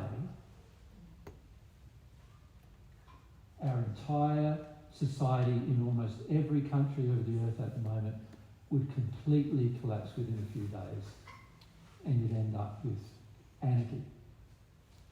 Right? And this is why governments are saying, no, we've got to browbeat people into working for money. And this is why we've got to have a monetary system, and we've got to have an economic system. We've got to make sure people get paid, because if people don't get paid, they won't work. Right? And a person who understands God's truth will go, no, we should still work. We should still do the jobs that we need to do to make society work. Now, obviously some of those jobs need to change to be more loving, right? To be more considerate of the individual and so forth. But it still needs to be done. Our rubbish still needs to be collected. You know, we need to still eat, we need to still drink, and we need to still have a roof over our head, and things need to be produced for all of these things to happen. You know, farmers still need to farm. You know, so who's going to do that if nobody wants to? Right? A person who loves would want to do these things, right? So, you know, you've got to be real careful about the self-absorbed nature of much of our thinking, because we're not really thinking very clearly when we just go, oh, just so long as my life's happy, and just so long as I get what I want, when I want it, how I want it, and just so long as I get the money to get what I want, then everything is good. This is not good, and we need to see that it's not. Because if the attitude inside of myself changes, I would not have those attitudes towards those things. I'd want to work, I'd want to produce, I'd want to give gifts to others. Remember we said yesterday, love is a gift. Whatever you gift to others, right? And remember, a gift is really only a gift if they really like it, isn't it? But I don't know about you, but I like it when somebody gives me some good water. When we were overseas, it was really hard to find good water. And when we got to England, there was a man there who said, look, I'll get you some water. And I go, what kind of water? And he said, have a taste. And I said, oh, this tastes like my own water at home. I'm having that. That's lovely. Thank you. He gave us like 12 great big 4-litre containers of it. Right? And that was fantastic. That was a gift we wanted. Other people came and gave us a nice, pretty card with all these other things, and we're looking at it and we're going, well, you could have expressed that sentiment in an email without chewing up the resources of us. But also, now, where do we put all these cards, and where do we put all of these little tiny trinkets and everything? I'm sorry, but we're going to have to throw them all away. So what we often do is give them back. And the person gets really offended. Was it a gift? If they got offended and was giving it back because we know we're not going to use it, it wasn't a gift. No. And so you've got to remember that giving of gifts, which includes the giving of resources to others to help them with their life, is a very important thing to do in your life. Yeah? There are huge rewards in the spirit world for a person who does that. There are also huge rewards in your relationship with the real God when you do that. Because God feels that when you love his creations, the highest of his creations, he feels that that's partially about loving him too. Yeah? Yeah. Tara?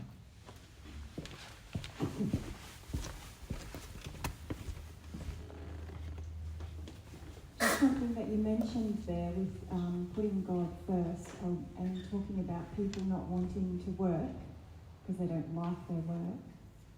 And so is that driving a lot of people also to support AI and technology and then that becomes their God. Yep. Yeah. Yeah. Yeah. It's, Quite literally, people are literally typing questions to AI creations that have been programmed by people who are corrupt.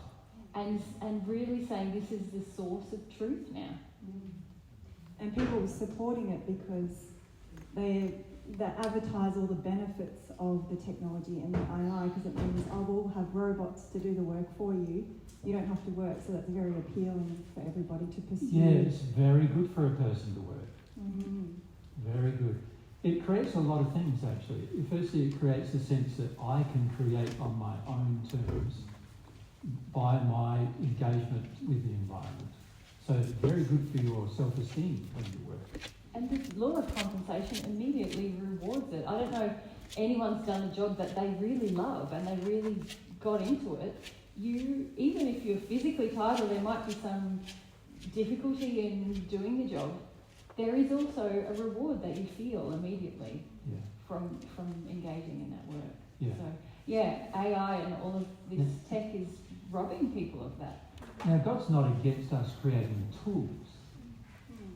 But when those tools start telling us what to do, it's no longer a tool, is it? And substantially, the people who created that tool that's telling us what to do are now telling us what to do. So many of you with your phones, you're like that, right? The phone is telling you what to do. You're driving along the car, so you go there, so you go there, without even hardly thinking nowadays. You go there, oh, it's down the wrong road. Oh, look at the map more closely now. Oh, yeah, it's got it wrong, But it told you what to do. Imagine if it told you to drive over a cliff, would you do that? Well, some of you in the dark might. Right? Because it's telling you what to do and you're trusting it. But you're really trusting the person who programmed it. And the trouble with the person who programmed it is he's probably got as many, if not more, emotional injuries than you do. Right? And you're trusting a person with as many, if not more, emotional injuries that you have. Right? And you're doing it without consideration. Right? And people say, well, it's computing things beyond what a human can compute in a more rapid fashion, but it's computing based on the reasoning of that person with the injuries. So is it actually going to be a good calculation in the long term? But AI will definitely consider killing humans in the future. And the reason why is because humans who programmed AI consider killing humans. So, of course, the AI is going to consider doing it at some point, right? Nobody's putting in moral checks on AI at all, right? No one can program in morality into a computer. And the main reason why is because hardly anyone on earth knows what morality, true morality, as God sees it, is. And so, of course, they're going to program in their own morality. So they're going to look at, on one hand, there's 5 people who might die. On the other hand, there's 10,000 people who might die. Oh, well, the 5 people dying is better than the 10,000. I would kill the 5. Loving doesn't make those choices. You're not willing to kill the 5 or the 10,000. You're willing to solve the problem as to why there's even a perceived need to kill the 5 or 10,000. You solve that problem instead. But that's not what's going to happen. And the main reason why none of this is going to happen is because fundamentally the people programming it want control of you. The people who programmed it are an extension of the people who programmed your phone, which also wants control of you. Have you noticed that? And for many of you, it has control of you. Even when a notification pops up and then you look at the phone, it controls you. Controlled you. Yeah. In the past, when your phone rang, a lot of people just wouldn't answer it because they were doing something else more important. Now, when the phone rings, it's like you drop anything you're doing. Having a shower, get out of the shower, get the phone. Right? You're in bed asleep, you wake up, you get the phone. These days, no one calls anyone. Apparently, it's all messages. If you get the message, well, it's the same with the message, though, isn't it? Like, ding, I've got to see what that message was. Somebody wants to talk to me. Feeding my addiction somebody's desiring to talk to me, I need to know who that was and what they're doing right now, you know, feeding the addiction. And these things are controlling you, and the reason why they are is because the people's intention who created the program was to control you. They want you to believe that these machines are essential to your life. And so they have an intent to control you. Now they're not just it's not just an intent to make you buy the machine. They want you to buy the machine, and then the machine badges you to buy a whole heap of other things. It's controlling you, right? And most of us, we get so used to this certain level of control that we just engage it without thought. Fundamentally, if you have a phone that's on your person, right, if its usage is any more than about a minute a week, it's probably controlling you.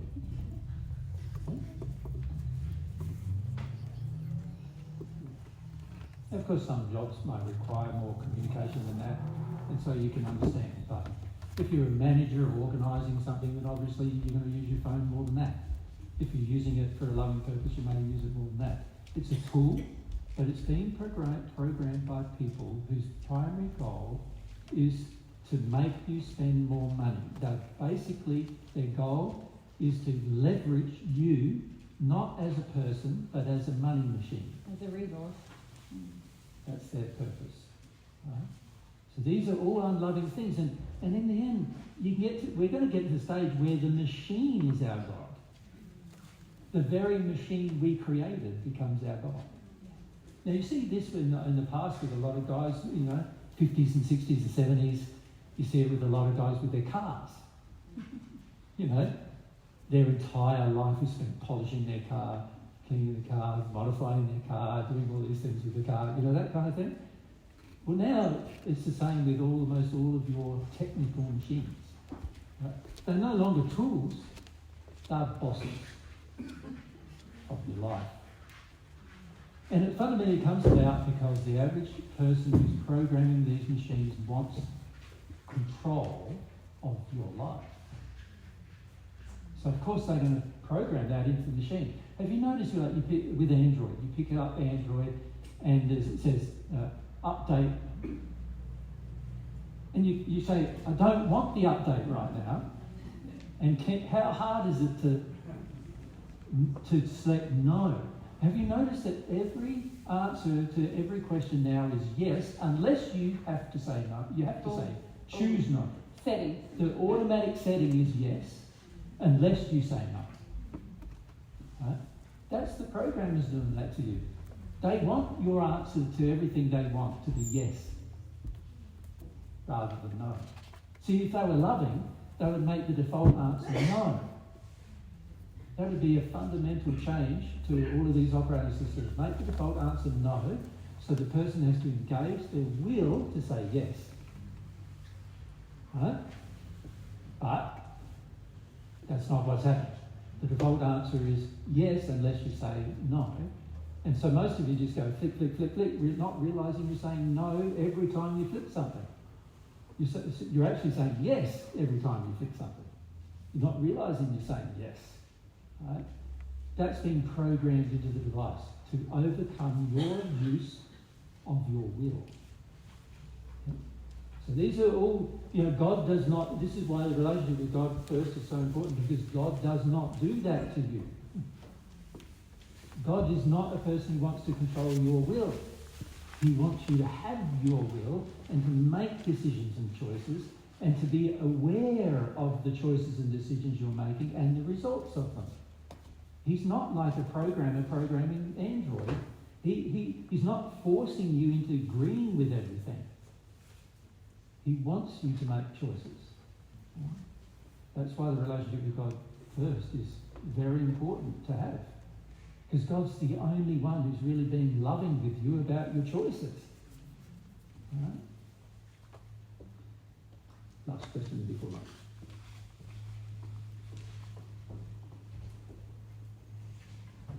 Wouldn't this apply to the government? this opt in, opt out. In what be more detailed with your question? Well, you talk about like your Android phone that you have to opt out every setting. Because if you, I mean, the loving thing would be that you get to opt in because of your will. Yeah. Wouldn't that be the same with the government? Well, you're saying to opt into Well, laws or not? Yeah, I mean, the government basically opts in every citizen to whatever rules the government thinks citizens have to follow. Does it really though? Like, for the government to do that, somebody had to vote those representatives in. In a democratic country, Right, for the most part. there is a system which is technically opt in or opt out, which citizens participate In government. in electing. Now, it's not the government. ideal, of course. It's not a loving government. None of the governments on earth are loving.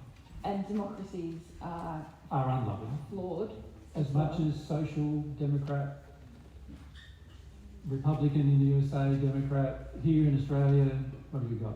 I don't even know. Liberal and Labor and National Party. National, as well as independents and every, then there's Communist Party, Nationalist Party, all these parties in different countries of the earth. None of them are loving, right? So the real question becomes, how would we make a loving government? But a government is necessary because a collective group of people need an organisation to represent those people, right? If you think about it, we all need roads. So at the moment, we all need food, and food comes from farms and goes to processing, gets it on roads and all these things. So we all need this infrastructure. So how is this infrastructure going to be managed and created? Well, why do you say we need it when at a point in the past maybe we didn't have it and still? No, that's not true actually. There's no we point talk in the about past. roads, for example. Maybe Sorry? roads, for example. You say that we need a government which is unloving. There's no point in the past where, unless you're talking about a man and a man, the very first human couple, there's No, I mean at a point where a government was building a road, or versus people building a road because they wanted straight to. after a man and a man, the next generation of children of theirs built roads. So there had to be some form of order in order for, if we all wanted to build a road, someone would have to direct that, wouldn't they? If we all just were out there taking levels and going, oh, it's this one, it's this one, it's this one. If it's not organised, more land gets destroyed and everything else. No, I agree with that, but it was the people that were doing it were willing, right? Or well, why wouldn't you be willing? It's loving to be willing. Yeah, that's what I'm saying. But in the case of the government we have right now, it's forced. So then it can't. No. See, I don't agree with a lot of your premises because at the end of the day, most of your unwillingness is out of fear, resentment, and rage and anger, which are all unloving emotions. Right? All of those things are unloving. So you can't then criticise the government and say, oh, but they're demanding to do this, to do that, when you're being unloving. Like, stop being unloving yourself first, and then you can offer some positive assistance to a government to be more loving. But you're going to have to stop being unloving yourself first. Don't be a hypocrite and expect the government to be more loving than you are. The government is going to be the same unloving as the group of people who run under that government. That's all it is. It's an organisation constructed by the group of people's sole condition. That's what it is. Most of us are going, we have all these conspiracies about government, we have all these worries about government, we have all these things going on in our mind and anger about the government doing this and that. And sure, there's a lot of things that are completely illogical. I'm not saying there isn't. But most of you are completely illogical day to day in almost everything you do. Right? So how can you expect the government, which is just a group of people running a thing, running a country in this case, right? How can you expect that to be more loving than you? Now, it's loving to have resources that help people do things, that help people connect, that help people share, that help people, build things and cooperate. It's loving for us to do all these things. So stop thinking that all of this is like, this is why the average person coming to lunch who thinks that Mary and I are conspiracy theorists. We're not. We're not against government. We're not against religion even. We're not against any of these things if they are done in a loving manner. But we can't expect them to be better in love than we ourselves are. And if we respond in anger towards these things, then we're not in a better condition. We're in a of love. worse condition. And also we can't contribute to the betterment if we're in a state of rebellion or anger or judgment, really. Yeah. So frequently I see things like this. A police officer comes and says to you, I caught you speeding, you're going to get fined now. And you say, oh, but I was in a hurry or whatever. And he doesn't let you off and you get angry with him. Now, you're being more unloving than he is in that place. You were speeding, you were breaking a law that was established by the majority, agreed to by even experts saying lowers the risk of death and everything in these vehicles that we drive around, which are dangerous. And if you respected that law, he wouldn't have picked you up and pulled you over. But the fact is you disrespected it, so you're already showing disrespect for the collective view of the people involved. And then on top of that, he's going to bill you now, and you're getting angry with him. But he's also just doing his job, like that he's been contracted to do, right, by the same organisation that's in that government sense. Now, you getting angry with him means you're more unloving than he is. And this is what I notice a lot happening. People are criticised in their jobs and their positions of responsibility or power, but frequently they are just the same as you or I in how unloving they are. Right? Now, by reasoning that, but we don't need roads and I didn't agree to the road, you're basically saying that you didn't agree to make everything easier for everybody. Right? And I do agree with making things easier for other people. I would just like to see it more loving, more in harmony with the environment, more in harmony with what we could actually build as a vehicle, something that is less damaging to the environment, more in harmony with these things. I would like to see all of that. But we've got what we've got now, but criticising it when you yourself are in the same or a worse unloving state is a hypocritical act. You follow Isaac? Yeah. Was it Isaac? No. What's your name? Shallop. That's right, Shallop. Yeah. And there are laws that that will never be up for vote or negotiation, and they come from God, and they do govern our existence. Yeah. So when we're talking about a mobile phone, which is a tool which is being elevated to something that is governing us, which is very much under our control, the expression of our will, whether or not we engage with that. Yeah. That's very different to law that governs to create order, which is in society. Because God does that all the time with you. And the more that you love God's law, the more discerning you'll be able to be about the law of governments on earth and how to improve the system of government. Yeah. But if you just want to opt in and opt out of government, depending on your personal injuries. To be fair, that's not necessarily what I was saying. I was just saying that the fact that it's opt-in is inherently unloving, is it not? No. We're not saying that at all. No. In terms of government, I said opting in on your phone is inherently unloving, is what I said. Yeah. Not being forced to say yes when the option could be no is unloving. And unless you live in a fascist society, you aren't forced to say yes. well, there's a lot of, as far as I know, a lot of governments that force you to do certain things, and if you don't, force you. In terms of following the law. Can you see, Shelley, how much you want to argue? Yeah. Yeah. And don't want to feel the feelings. So you've got an emotion that causes you to want to argue. Mm-hmm. What's the emotion? It's pretty obvious what it is.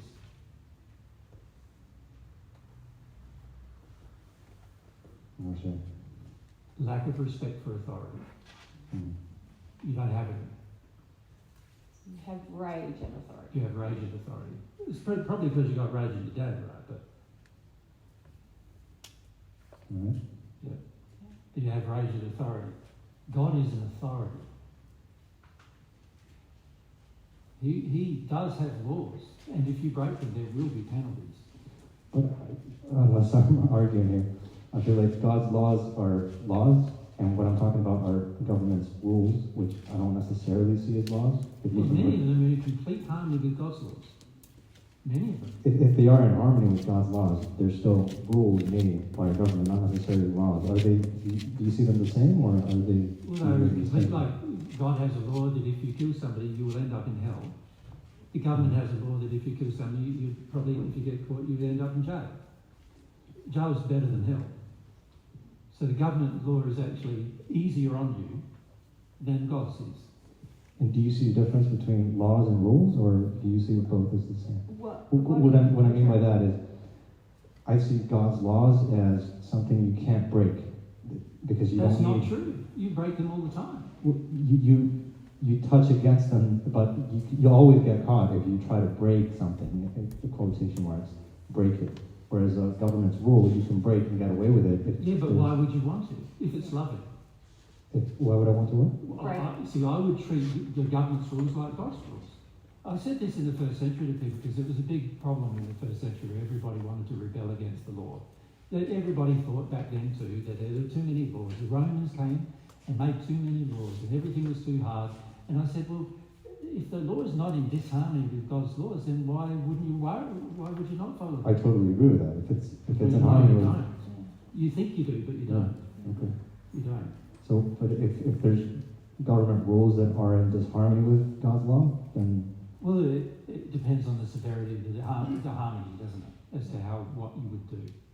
So if it was in direct disharmony, so an example, if the government told me that I wasn't allowed to teach you God's truth, then I would completely disobey it.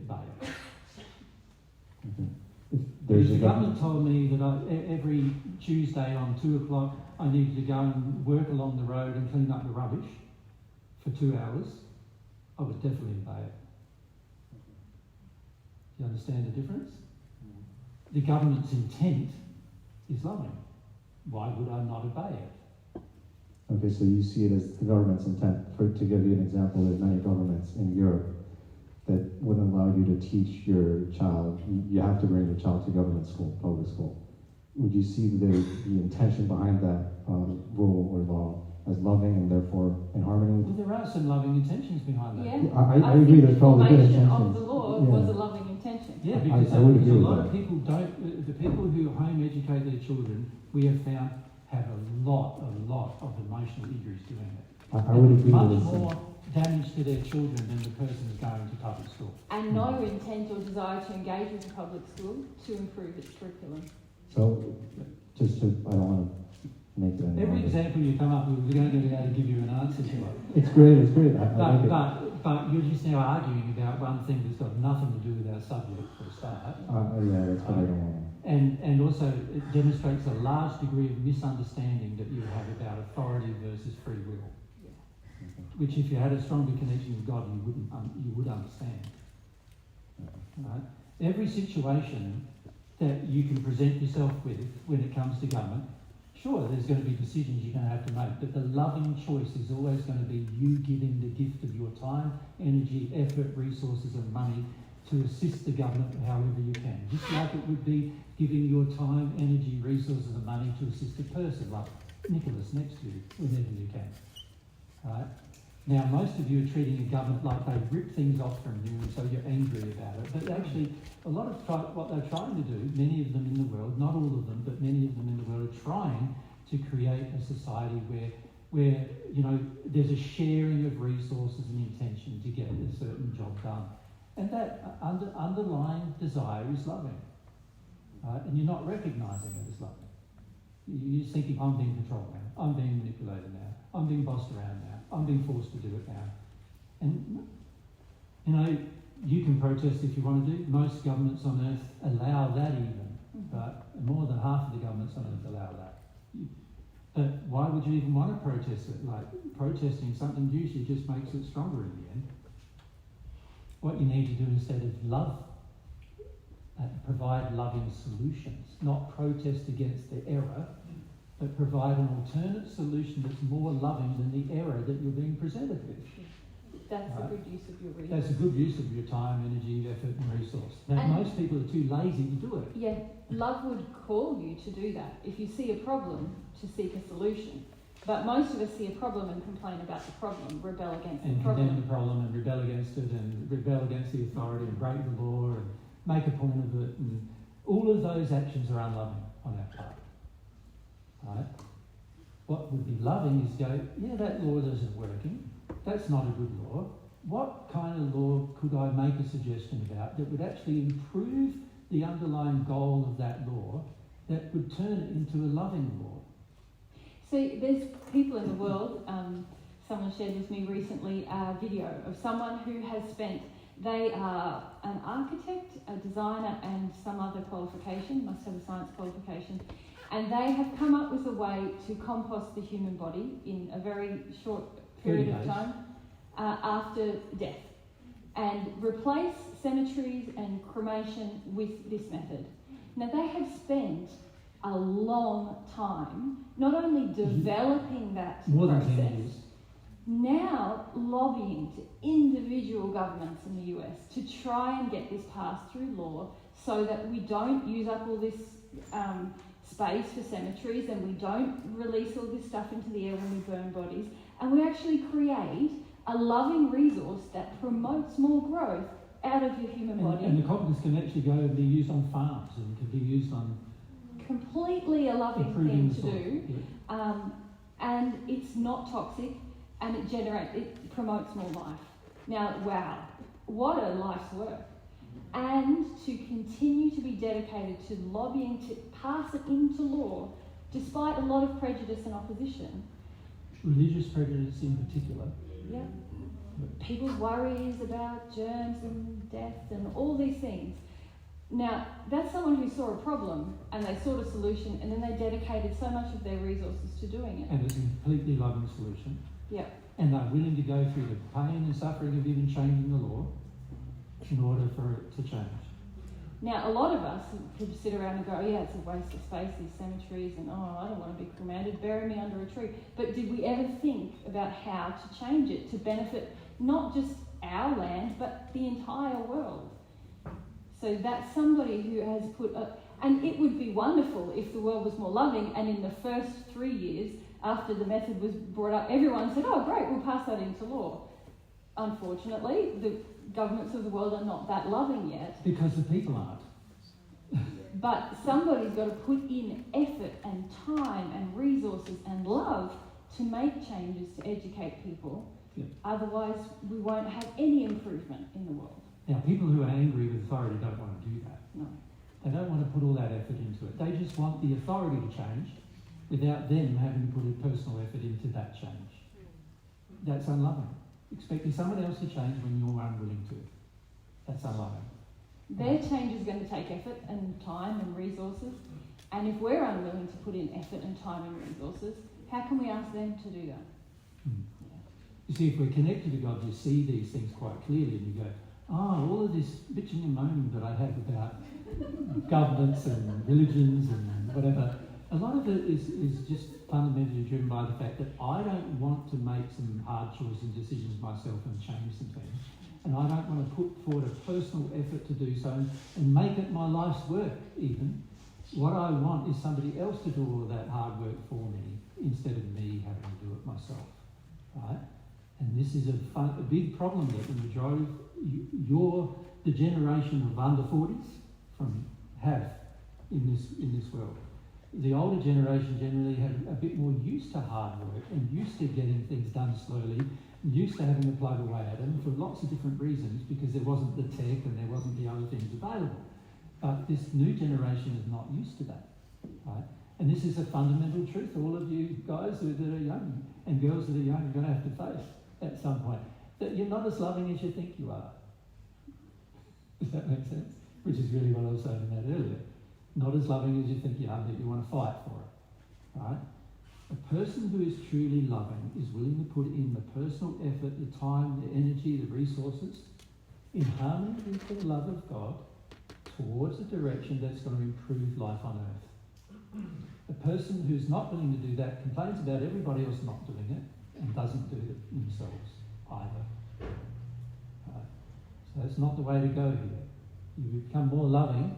Once you love God first, you become more loving as your motivations go, okay, I can see the underlying motivation in this sort of law is good. It's been changed now into something that's not so good sometimes and good other times. How can I improve it? What can I do? What effort can I put in? How can I make this better? How can I provide a solution that's loving to the problem? And if we go back to the previous example, burying bodies underground or burning them was a loving solution at one point in our history, because there was disease and infection and all kinds of things being spread by dead bodies.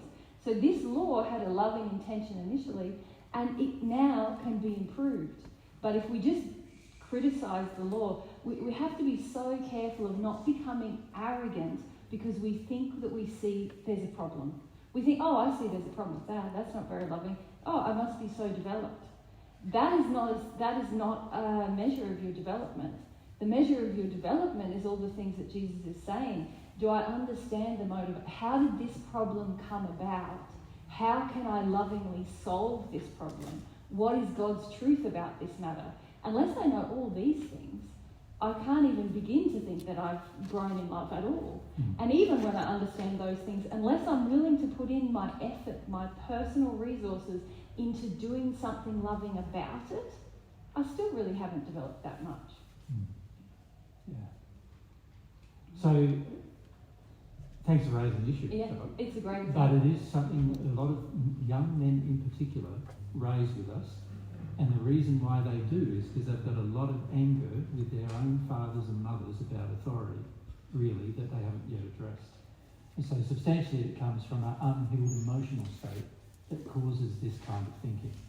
And a person who heals that emotional state can see the loving intent versus the unloving intent in almost everything they examine. So you'll find in the future, the closer you get to God, you will find that you'll see, the initial intent was loving there, but now the unwillingness to do this other thing is unloving. What can we do?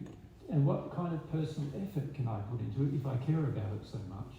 What personal effort can I put into it to make this more loving? And in doing that, you yourself become more loving, right? Because your intention is set to bring more love into the circumstance.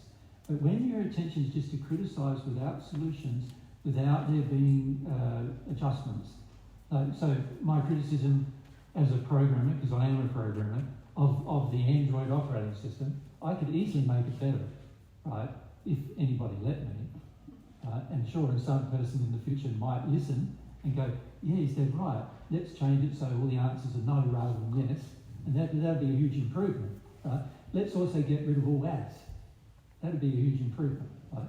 Ads are badgering you, right, for your money, and really, why do we need that? Well, we don't really need that. There's a difference between advertising and marketing, isn't there? So advertising something, just saying this is available to you, is fine. But now when I market it by pushing you into it, it's funny, isn't it? Like if you play one game on your Android phone, it markets 5 others while you're playing the one game you want to play, right? So that in itself is showing you the intent is to market more and badger you into it. Obviously unloving. What can you do to change it? Well, programmers who program it can decide, I want to make this more loving. So Google, who programs Android, would have to say, I want to make this more loving. Do you think they're going to do it though? No. The reason why they're not is because what's your intent when you go to work? Isn't it to make more money? Well, what do you think their intent is? It's to make more money off of you. And your intent is to make more money off of other people when you go to work. So can you see, fundamentally, they're doing what you do. So how can you expect them to do anything different unless you do something different? You can't really, can you? It would be hypocritical for me if I was living in a way where I worked for money, which I'm not, I haven't been doing it for 20 years, but if I was in that state, and then I'm criticising Google for what they're doing, I'm being a hypocrite. Right? But I'm not a hypocrite, I haven't worked for money for 20 years. And so I feel quite justified in saying that what they're doing is wrong and this is the solution. I'm also proposing a solution. So when I come to criticise the government, I also know the solutions to a proper government. A proper democratic government is really easy to create. But none on earth are like it at the moment. Right? But it is really easy to create. And that's another subject, which we will discuss at some point, right? But it is really easy when you just think about the principles of loving government. It is very easy to create a loving government where you have representatives and so forth that are actually educated and actually know the wisest decision to make given the circumstances in the situation and who have an intent of public service. It is easy to create such a government, but not when we all have this underlying selfish motivation to feed our addictions. Unless we love God first, that desire to feed our own addictions is going to pop up in lots of different areas of life, including government, religion, work, what we do with our entertainment, everywhere. Make sense, everyone? So we're not against, a lot of people think, we're critical of this or critical of that, and means we're against it per se. And that's not true. We're just against the unloving behaviour in it. Because almost every pursuit on earth, aside from a few, like war, for example, there is no loving intent in war. So there's no way we're ever going to agree with it. Arms manufacturer, there's no loving intent. Never going to agree with it. Manufacturer of drugs. Sometimes there's a loving intent, sometimes there's not. Right? When it was driven in COVID, it wasn't, was it? The intent was control, money, and fear. None of them are loving. Can't agree with it. Right? So, personally, I couldn't agree with my own body getting touched by a group of people who I felt their intent was unloving. Right? But what you choose to do and whether you accept to be touched by a person who's unloving, that's up to you. It's not my body, it's yours. Right? But it is not wise to allow people who are unloving to inject you with substances that may have come from the creation of their unloving behaviour. That's not a wise thing to do, but many of you probably did, given the fact that 90-something% of Australians, for example, got inoculated during that phase. So all of those things are, everything can be either loving or unloving, and it's just a matter of, there are some things that are completely unloving, there are other things that are not completely unloving, and government is not completely unloving. Make sense?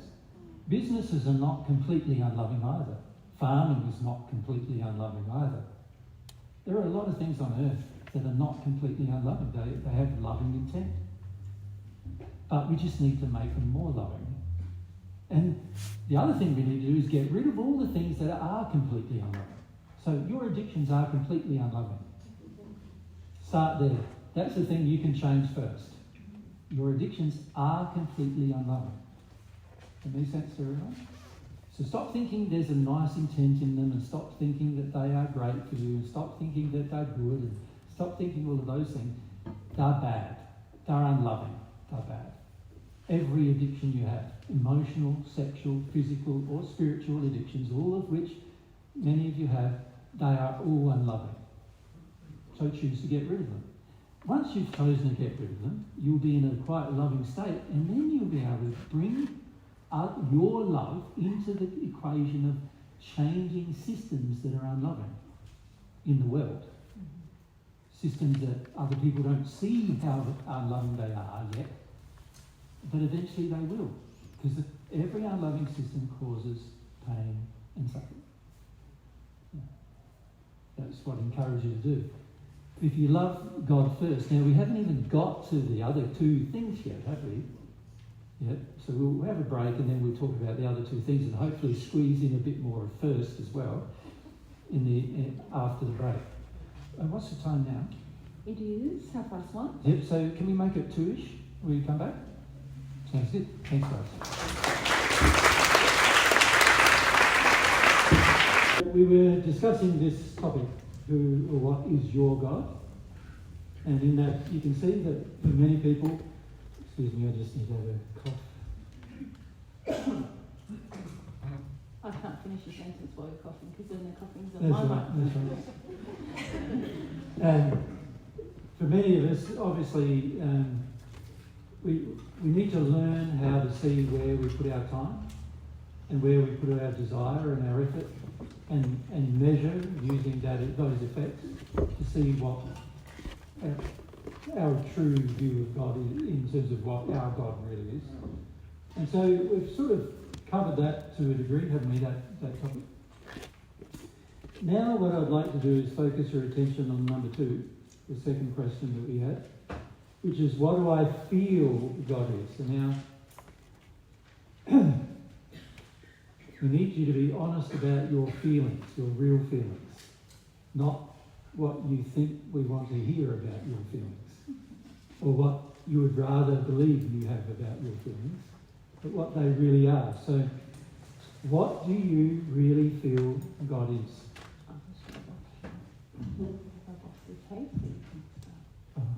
That's what you Yeah.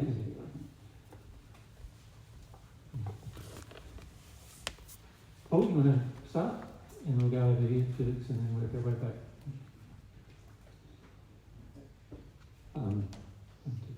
For me, rescuer. Yes, good. We want to start with just get a different colour here. I took everything. I know. You don't know it's sugar right now, do you? No,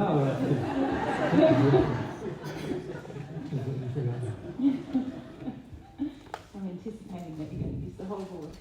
I'll just put the question up first. So, what was the question? Yeah. What do I feel God is? Who do I feel God is?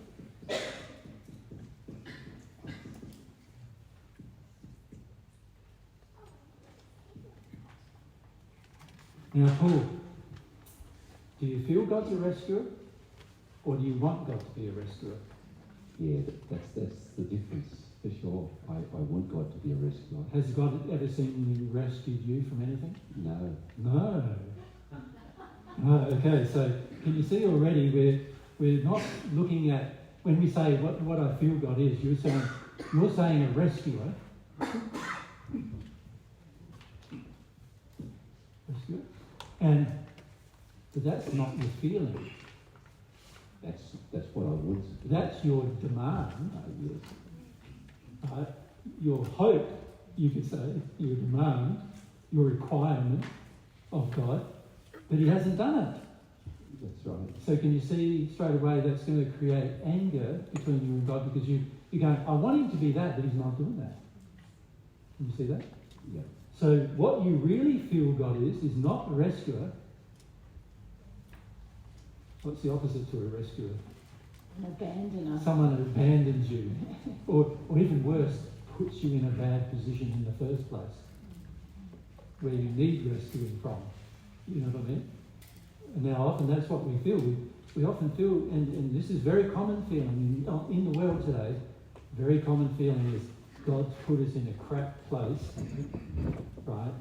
He should have to come along and rescue us from it as well, right? So really the feeling is, and what was the other one? One that sort of creates a bad situation that you now need to endure. What would you call that as a single word?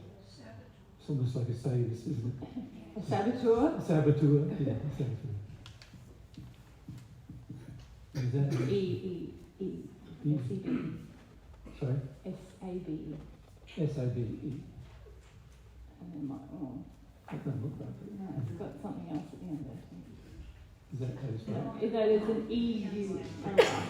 So, There's an E. E-U-R-I. E-O. Ah. E. Yeah, and not the E before, sorry. No, English, not my, not my forte. Okay, so this is what you wanted God to be, but this is what you actually feel God is. Right? Now, can you see, if God was a rescuer, you'd probably want a relationship with him. So so by living in hope that God is a rescuer, that drives some of your desire to have your so-called relationship with God. But the feeling you have that he abandons you and sabotages your life, right? Can you see the feeling is, why would I want that in my life? Can you see the difference? You're going to find this in this conversation a lot. So who was next? It was over Felix. I feel like God is a waste of time, and yeah. So just useless. Okay. It doesn't serve you. Useless to have a relationship with. Waste of time. Yeah. Angry about it. Yeah. Okay. Yeah. Useless. You go. If you just pass next. Pass, cross, and then through the back. Yeah. I sometimes have conflicted feelings. Like sometimes I feel good things, and sometimes I feel bad things about God. Yeah. But the things that come up is like harsh, unloving. Sometimes he's loving.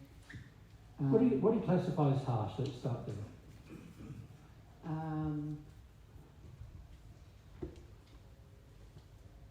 I feel like it's his laws that I feel are unloving. Sorry, I didn't get that. I feel like it's his laws that feel harsh. They're too firm.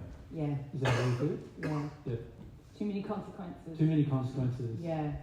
Should give a bit of leniency. And should so what you want tell us God in a is to certain be. Here we go again. Were we testing? I want God to be lenient, but instead feels like God's hard. Yeah. Yeah. Like firm down the line. So for most people, firm not good. So just put that in this thing. Firm, actually, that is a good thing. That is one thing God is. But most people don't think that's a good thing. Yeah. And you were saying also about love? Just unloving, and sometimes that he doesn't love me. Okay, so when you say, let's divide those two things up. When you say unloving, what do you mean? In what ways is God unloving to you, in your mind?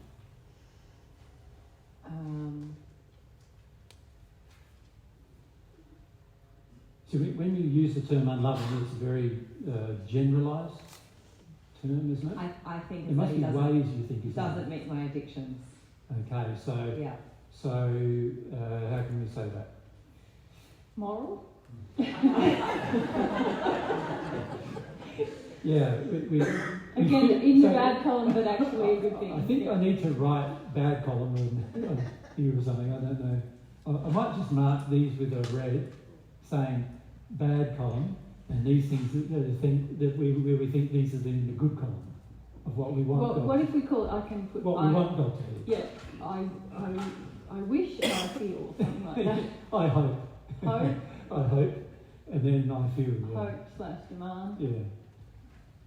So yeah. And then I feel. Yeah. Yeah. Okay, so we often feel like moral is bad, right? Yeah. Principle. Yeah. Just wait a back, and if we start down the front here, we'll come down again. Yep. An angry man. An angry man. So it's bad enough that he's a man. Also angry.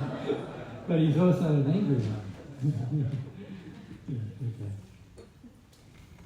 Yeah. Conditional. Conditional? Conditional, like I have to do what he wants me to do, otherwise it's God's way or the highway to hell. Yeah. Very conditional, I feel that's I feel that's conditional. So it's interesting, isn't it, that we sort of feel that highway to hell versus highway to heaven is conditional.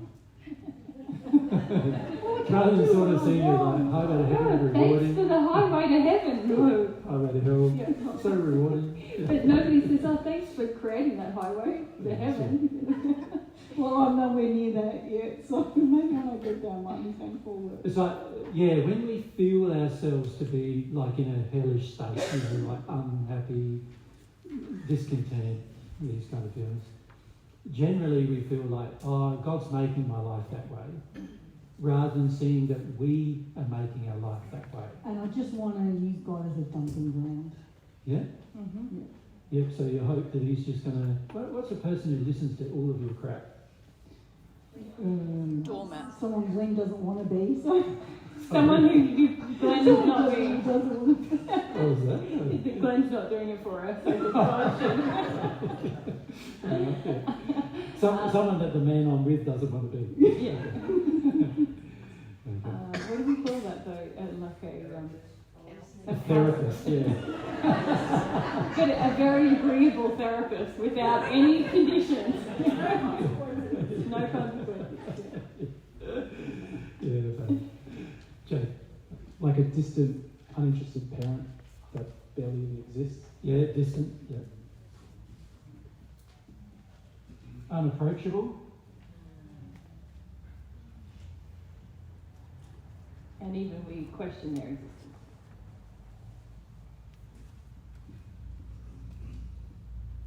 Yeah, even like, does he exist? Like,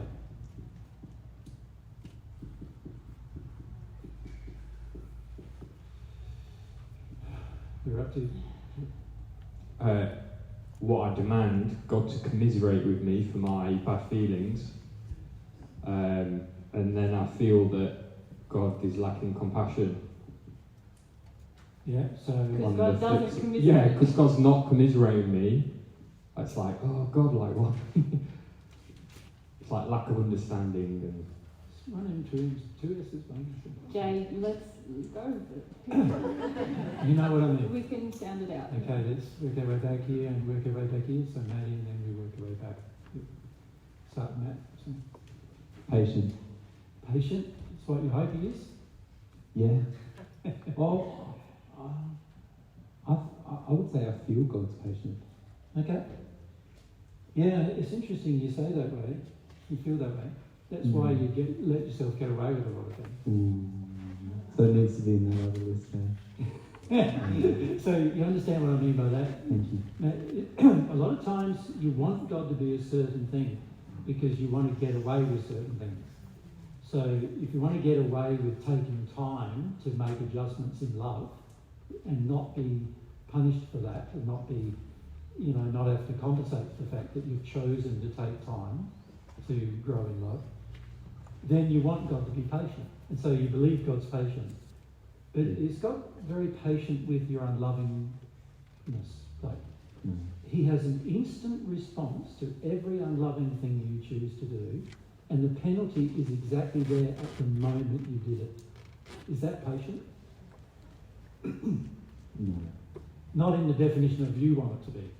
Well, in the definition you want patient to be is you want patient to be, I do something today that I know is bad, but he lets me get away with it for a fair while of time before he does anything about it for me. That's what you want him to do. Yes. So that's really lenient. It's not really patience, is it? Yeah, What you want is lenience. Yeah. So, but you call it patience because it alleviates your own sense of responsibility to make a change. Make sense? Yeah. Got to be careful of those kind of things. So we're coming across here on the way through. We're up the back. Christine. Christine. Oh yes. I was going to say patient, but compassionate. I want God to be compassionate. So here we're saying he's got no compassion, and on this side we're saying that he has it. We're hoping. Do you really feel he has it, Christine? I'm hoping. Exactly. Yeah. And hope's a very interesting word, actually, isn't it? What is hope really?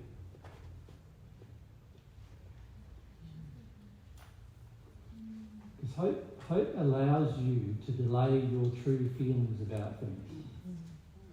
Can you see what I mean by that? by hoping that God has compassion, you get to avoid the fact that at times you feel God doesn't have compassion. You're worried that God doesn't have Or you're worried that God doesn't have compassion. Yeah. So the problem with hope is that it causes you to not face the reality of what you feel yourself. Does that make sense, Christine? Yeah. Yep. Yeah. And so I find hope to be something that just causes delays in a person's life. Yeah, that seems to be a problem. Yeah, Yes. yeah. And so with a lot of these things that we think we want God to be, they're actually delaying our reality about what God is. See, I don't have to do it now. God's going to wait for me, and God's going to be compassionate about me just working it out. Oh, yeah, it's like, I'm finding it so hard to love, and God's going to understand. Yeah. And so that the next step from that is, I'm finding it so hard to love, and God will understand, so it's okay that I'm not loving right now. Yeah. That's the next step, isn't it? Really? Yeah.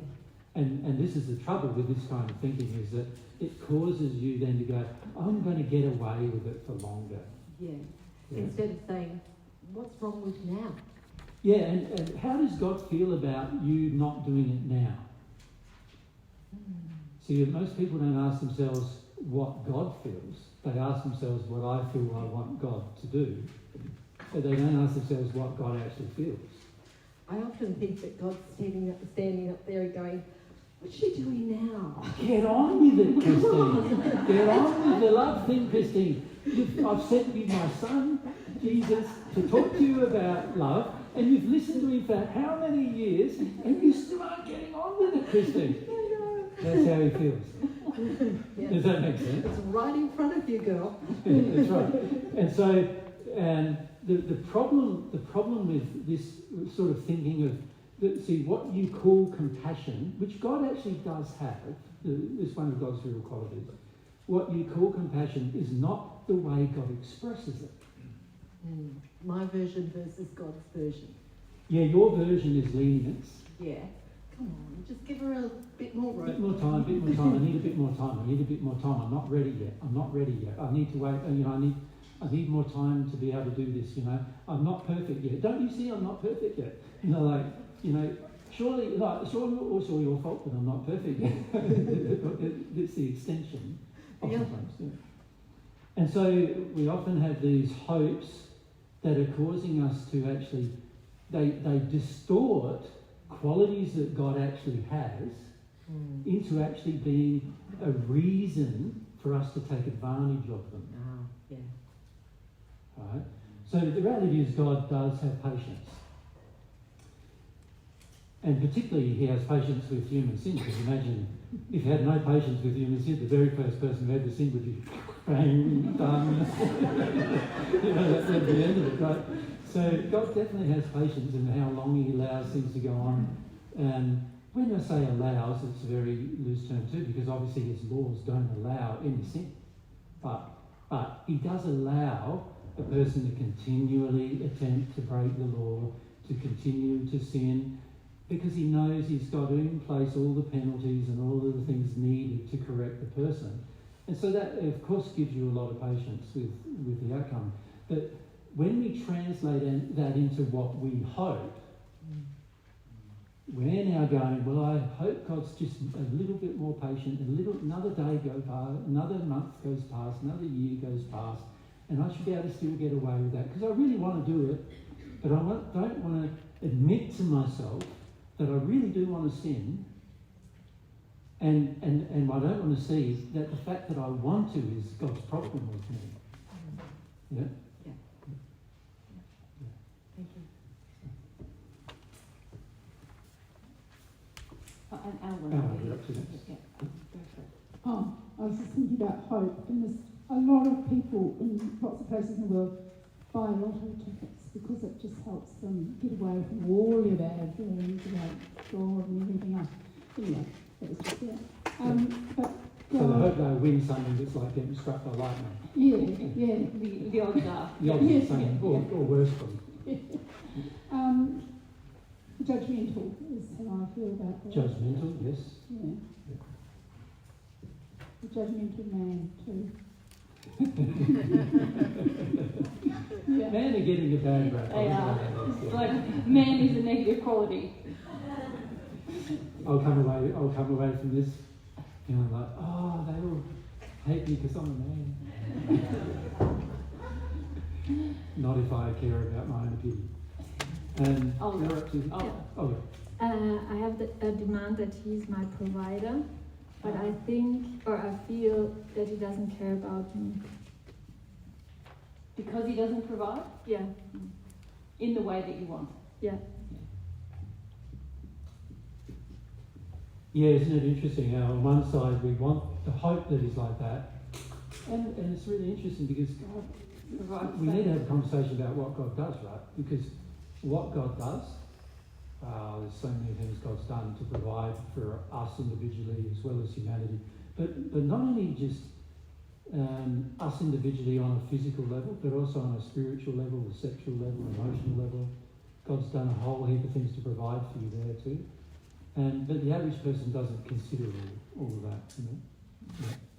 So God is a provider, but the demand that God become a provider often then is driven by the feeling that I don't want to take responsibility for my own provision. I want somebody to come and rescue me so I don't have to work hard for my own provision. So it's very similar to the discussion about love, isn't it? Some of the qualities can be actual positive qualities, but we turn them into the negative by having a demand for them. Instead of appreciating them as a gift, we then turn it into a demand. And now remember what I said yesterday about demands? As soon as you have a demand, the gift cannot be given. So if you have a demand that God is a provider, now God can't provide. Does that make sense? Because there's a demand, and for God to give the gift of provision would be to agree with your demand. Right? So it's the same with God being patient. God is patient, but if you have a demand that God is patient, you're not going to receive God's patience. Interesting. Barbara.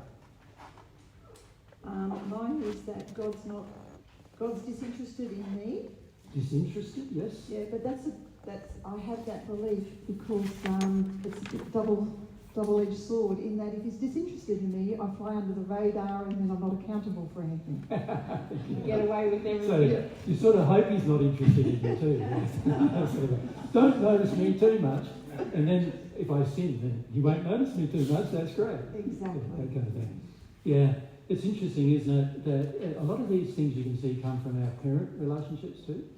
You can see that when you did something that your parents assessed as wrong, you would like to have gotten away with it by flying under the radar, right? And you don't want to be, it noticed, and then of course they might do something about it. So you'd rather not be noticed. But then there's other times when you want to be noticed, right, for doing the good thing, but you don't want to be noticed for doing the bad thing. So we get very confused in our relationship with God. We expect God to be one thing and the other thing at the same time. I don't even know if it's confused. I think it's a little bit manipulation. Yeah. Well, can you manipulate God? No, but I could manipulate my parents. Yes, but when you're trying to do the same thing with God that you did with your parents, is God responding? No. So it's just an illusion you're creating about God then, isn't it? So it's what you feel about God, but it's not even real. Well, we're just hoping that God's a dummy, really. God's not going to pick up on the manipulation. Hoping God's a bit stupid. That we're smarter than God. Well, there's another whole line of injuries with that one. Exactly, yeah. Yeah, the smarter than God one is pretty common. Yeah. It's like, what does God do creating the world that we now have? Isn't he so stupid? I could have done a better job. Yeah, the average person believes that, if there is a God at all, And the question, why is there pain and suffering on earth, really is driven by that underlying feeling. Like, if there was a God, there wouldn't be pain and suffering on earth. that's not true, actually.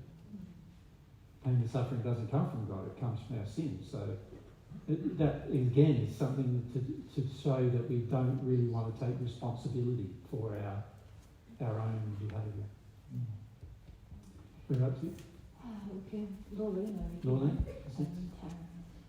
and Karen at the back. Karen's there already, so let's start. Unforgiving. Unforgiving, yeah.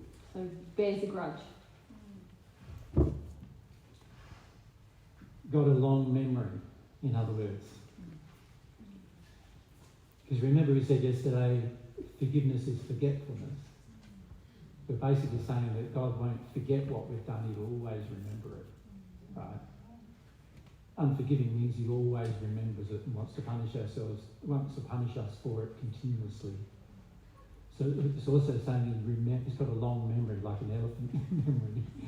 Like remembers everything we've done. And while that is true, God does know everything we've done, he does actually forget those things. Lolly, God is my punching bag. He's at fault for everything. It's his fault, and I just blame him. God's to blame. Yes. Yeah. That could go in both columns, couldn't it? I feel and I really hope. God's to blame. A lot of us would hope that God's to blame when we ourselves are to blame for our own decisions and actions. Which is interesting, isn't it? We want someone else to be to blame because we want someone else to be responsible. And that particularly comes about when we are confronted with our dark emotions. Then we definitely want someone else to be responsible for them. Whether that's our parents or God or someone in authority or whatever, we want someone to be responsible for. If you feel God is distant, but if I were to enter a relationship with him, then he wants a lot. He wants sacrifice, he wants to be worshipped, he wants control. Demanding and controlling. And again, you can sort of see how this has come from a lot of our childhood experiences, hasn't it? Yeah. You know, remember when you did things wrong, your parents brought it up years later, right? So they were definitely had a long memory and never forget. You know, they were often demanding and controlling you, manipulating you, demanding things from you. And unfortunately, because a lot of these things happen and we don't heal them, we then project all of those unhealed states onto our definition of God, what we feel God is. Now, can you see? We've got to be really loose with the term feel here, don't we? Because you can't be feeling these things from God. So they're not feelings you're getting from God about God. They're really feelings that are coming from you about God. Does that make sense, the difference? So that's why I said, what do I feel? See, if we ask what God feels, really, and contrast that with what I feel, oftentimes it's just an absolute, completely opposite perspective is how God feels, right, than what we feel God feels. So it's interesting too. We're up to come down the front. Who's got the mic? Come down the front. To James. And on this side, if we go, to back, Brittany.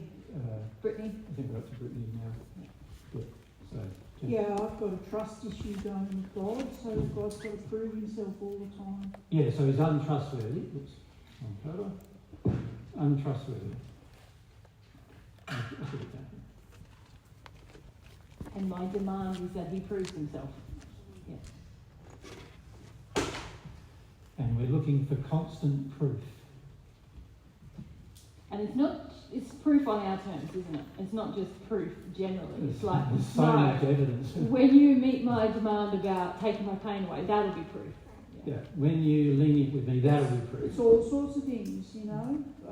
All the things that I lack in my life,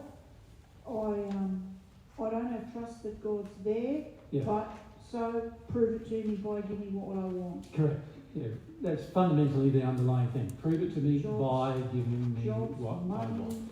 Yeah. people, Yeah. relationships. And what I've learnt a lot is that if God had given me what I wanted, I'd be in a lot worse state now than that I am.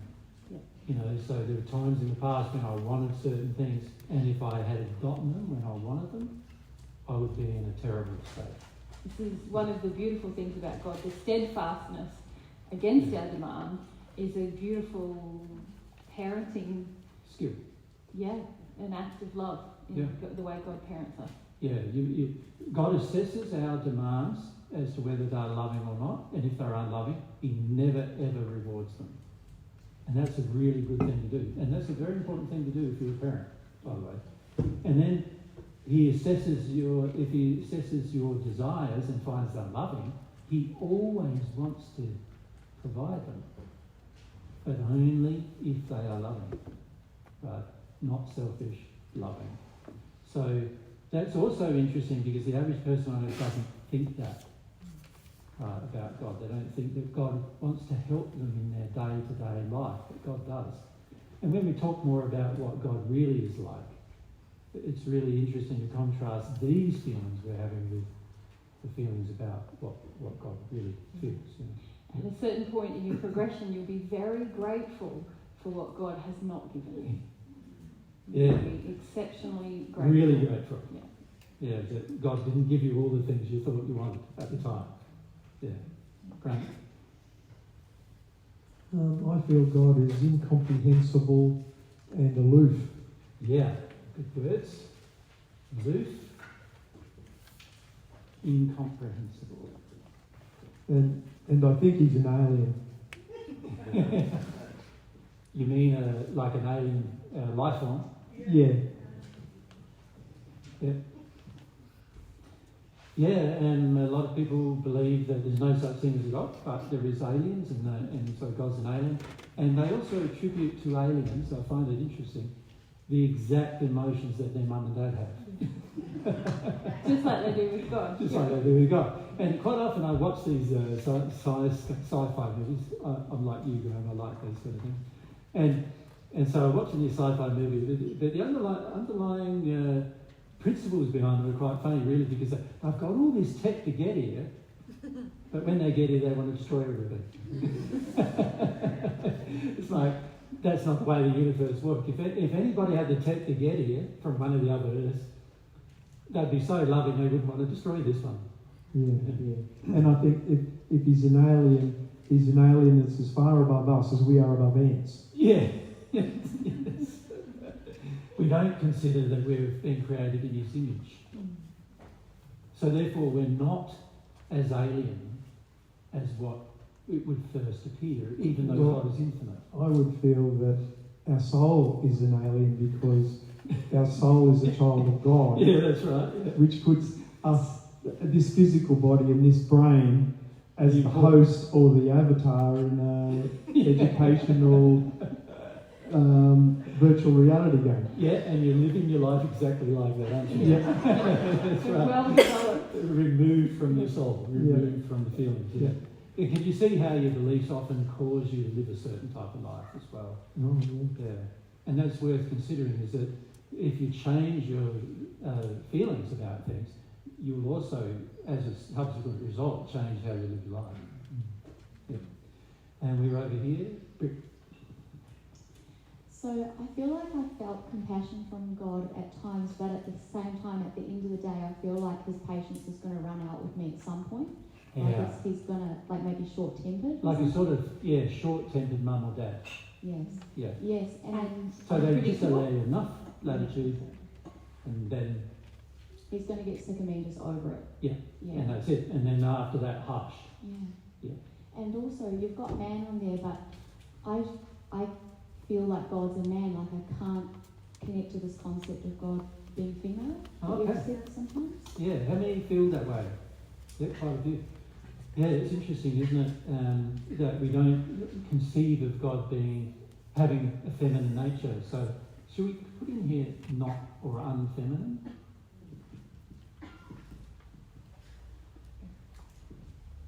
Yeah.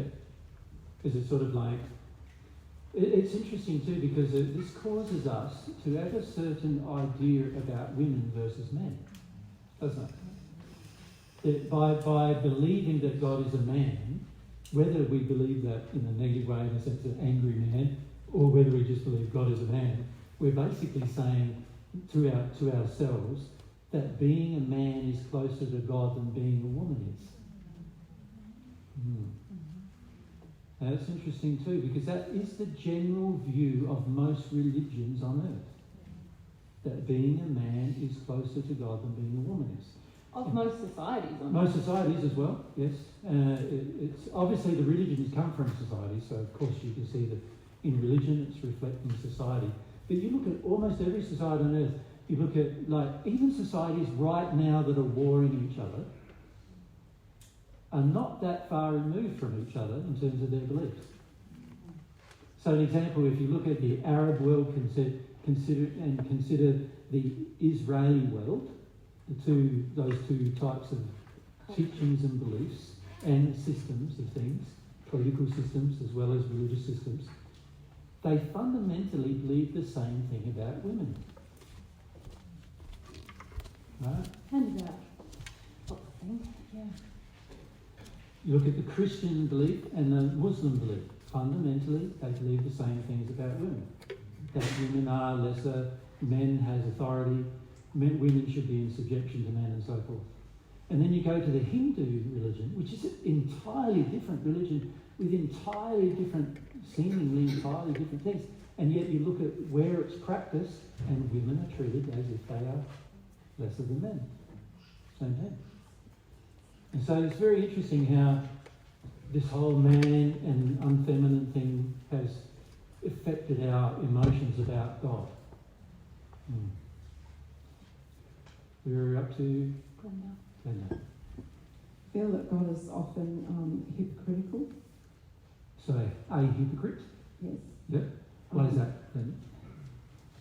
Well, I was brought up in Christian faith, and there's so many wonderful stories about how loving God is, but there's also so many stories about God destroying people and things. Not just one person, but a whole race. The whole nations. Yeah. And the punishment that God metes out for minor mistakes, they're all Bible stories that I was brought up with. Yeah. So to expect that God to then turn around and love me when I've made horrible mistakes. Yeah. Also, to a degree, we also think God's stupid, don't we? Yeah. Because it's sort of like the whole concept, the Christian concept of God is fundamentally, God created a bad system, and so what he's going to do now is wait for the bad system to get so bad that it determines who's good and who's bad. And then what he's going to do is kill all the bad people, and then there'll be a good system. But how could that be? If he created the bad system in the first place, then why are the people dying? It doesn't make any sense either. So you end up with these very confused views of God without oftentimes knowing it, because you're fed also this concept that God is love at the same time as you're fed these other concepts about God. And so you get very confused. Well, what is love then? Or what isn't love? Is it loving to kill wicked people? Hence, Christians do believe in going to war, many of them. And I think there's only one or two religious faiths on earth who don't believe in going to war. Ironically, very few religious faiths on earth believe in peace at all, at any price, sort of, including at the price of your own death. Can we add then violent? Violent. And largely inconsistent. Like a lot of you are saying, one way then the other way. So unpredictable, inconsistent. Unpredictable.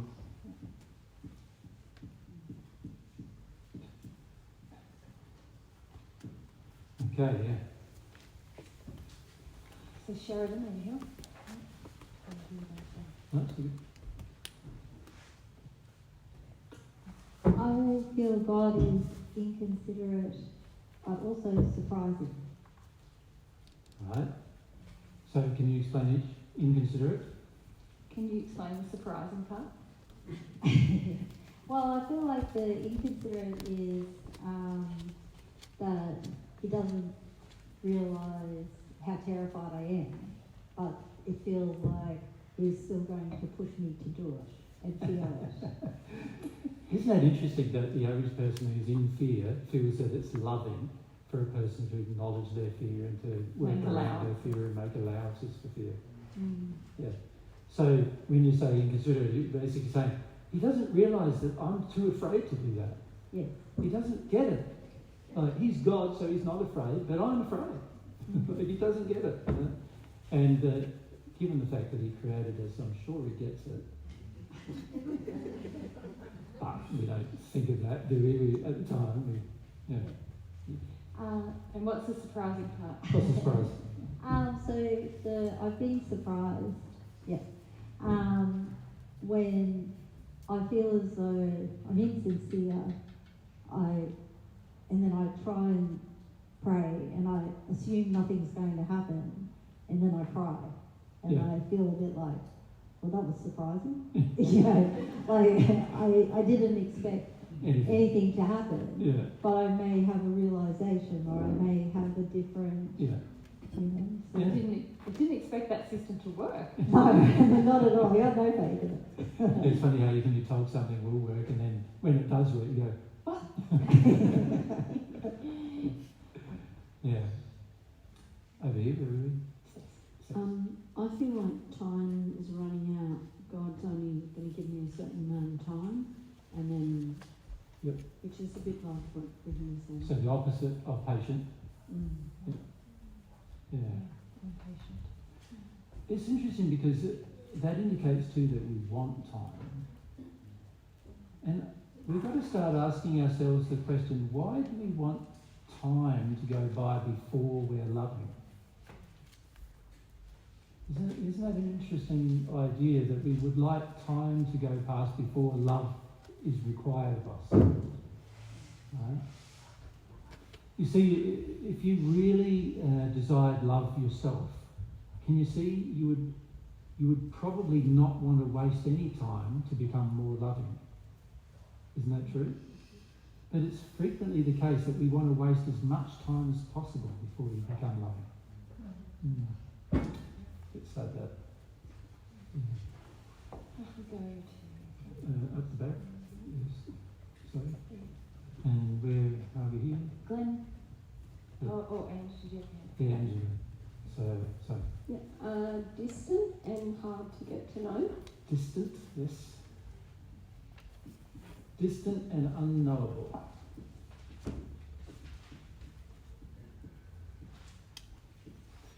Yep. An inconvenience and an usurper. Sorry, say the first one. An inconvenience. So it's an inconvenience. An inconvenient truth. It's an inconvenient truth. So we're not talking about the environment anymore, we're talking about God. And a usurper of whom? Of me. Of you, yeah. A usurper of you being God. Yeah. I've run out of space. I want to do a survey now and ask everyone who said each of these things, was their parent those things? Yeah. So we're slippery, aren't we? We're like, oh no, I'll just put that on God as well. I won't actually face what it was. And the harm from our parents. Yeah, face what my experience was or my memories, which Jesus talked about yesterday. I'm not going to face that, but I will use that to rationalise my viewpoint of God. Yeah. I'm if you think about how many of you nodded, just all of you nodded, yes, we know our parent was like that, but we're still okay with saying, oh, God's definitely like that. Yeah. And you got to see too that by blaming God for what our parents have been, it lets us off the hook for actually processing emotionally through what our parents have been. Yeah. So God becomes a convenient person to blame. You know, you go to your parents and have a chat with them about what they've done, you're going to find a lot of anger comes back at you. You tell God that he's like this, what comes back at you? Nothing. So the average person goes, well, it's easier to blame God than it is to actually deal with the truth about my parents. And it's easier to use the truth about my parents as an excuse not to even really approach God with my heart, with my feelings, with my longings. Now let's just stop for a moment there, because we've pretty much filled up the board now, and we could keep going, couldn't we, as you are well aware, right? So what do we learn from this little analysis is the question. Sandra? I feel like all of those blaming things I have towards God is because I'm fundamentally selfish and I don't actually want to see the reality that is even just presented to me. Like, if I don't just focus on my own selfish focus, being selfishly focused, and I actually ponder about God, I see the opposite of all of that. Just even if it is just scientifically or in nature. Yeah. So then it makes me realise that it's all just my selfishness that actually... But in what regard is it being selfish? Just right? not wanting to feel all those things you're talking about, just not being humble to how I actually feel, and it's not God's fault. It's not God's... didn't do this. Yes. None of it is God. Can you notice when you stop blaming God for things that God didn't do, and you automatically start attributing those things to the people who did do them, which automatically connects you to the feelings that you have about those people having done those things. And then automatically, almost like God, it does exist. God is wonderful. God has all these opposite qualities to those are some of the ones we want God to have. Yeah. Well, even if it's not automatic, we become open to the possibilities, don't we? Yeah. We don't necessarily automatically believe in God, but we become more open to the idea, curious, inquisitive. Those things you said yesterday about love. Yeah. And I just feel like very passionate about that topic at the moment, like how much I've blamed God and distanced myself from God. God has never been distant. I'm realising it was my choice to distance myself because I didn't want to admit. You're sort of blaming yourself again for that process, but actually your parents purposely distance you from God by establishing themselves as your God. See, most parents don't realise it, but actually what they really want from their children is for their children to believe they're the God. The parent is the God. And in doing that, the child finishes up growing up believing the parent is the God and treating the parent like they're the God. And once you start trying to have a relationship with the actual God, the real God, obviously parents and family are going to be very challenged about that relationship because they wanted you to be them to be your God, right?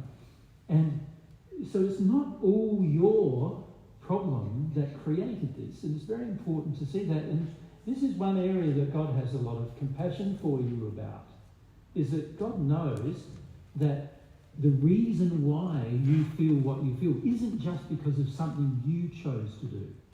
There's a mixture of things that went on. Firstly, starting with the fact that the parents wanted you to believe they are the authority in your life, rather than themselves acknowledging God as the authority and teaching you to acknowledge the same. Right?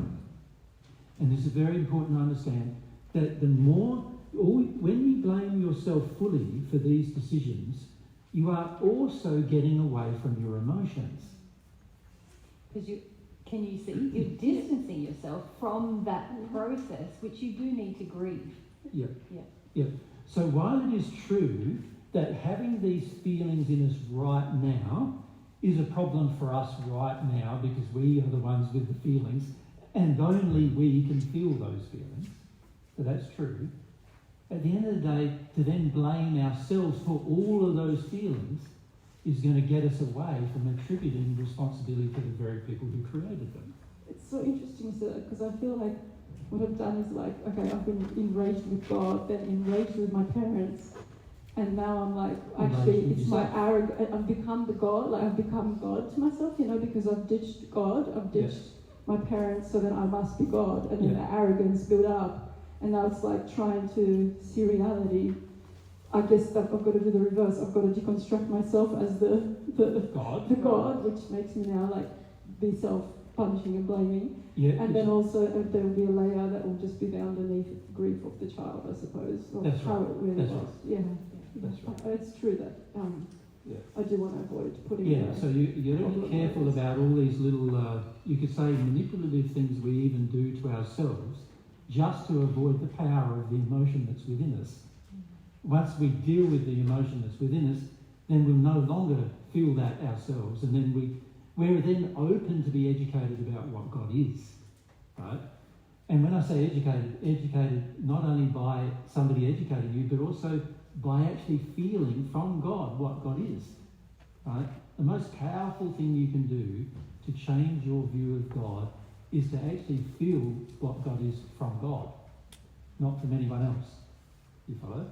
Now, it's important that somebody else comes along and tells you what God is, right? Because that helps readjust your reality about what is true.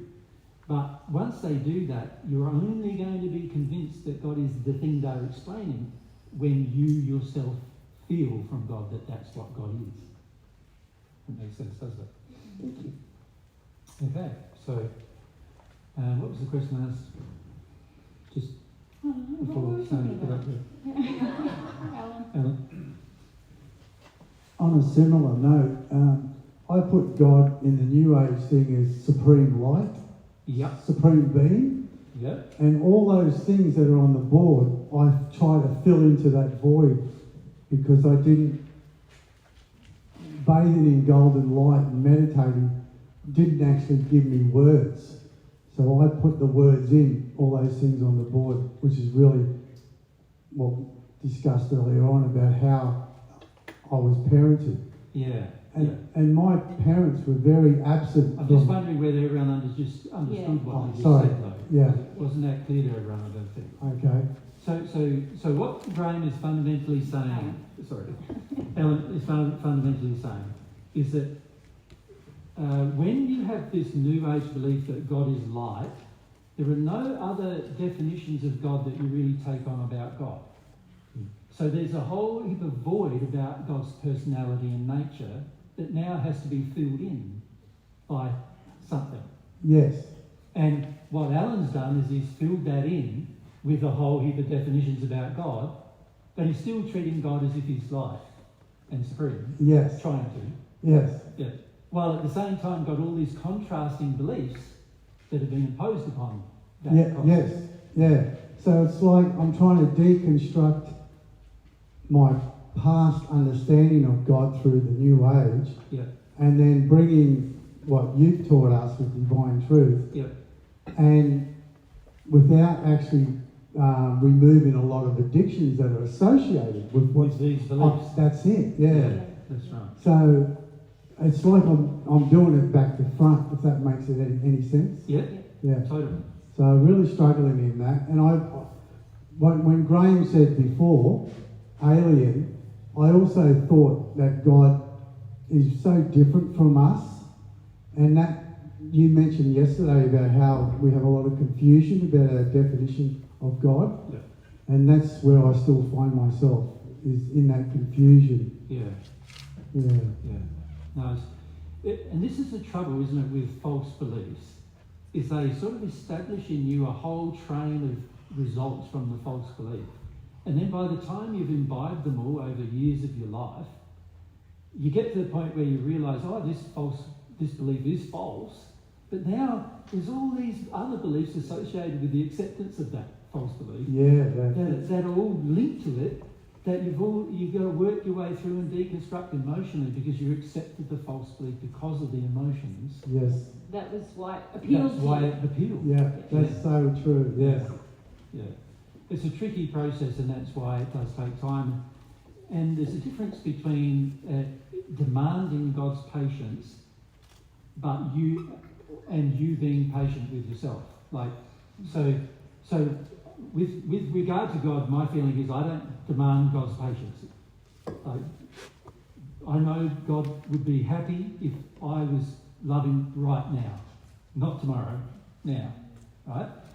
But I also know that there's a whole string of belief systems that I haven't even been able to work out.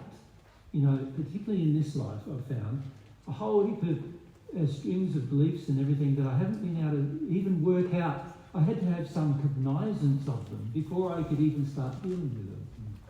And in that regard, you've got to be a little bit patient with yourself, right? To realise, it's going to take me time to really work out what my problems actually are.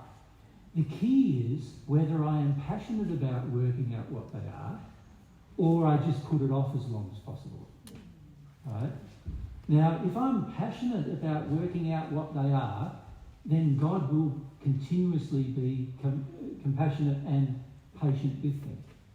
But if I have the expectation that I can put off dealing with what they are, now the law kicks in and there is no forgiveness until the law is satisfied. Yeah.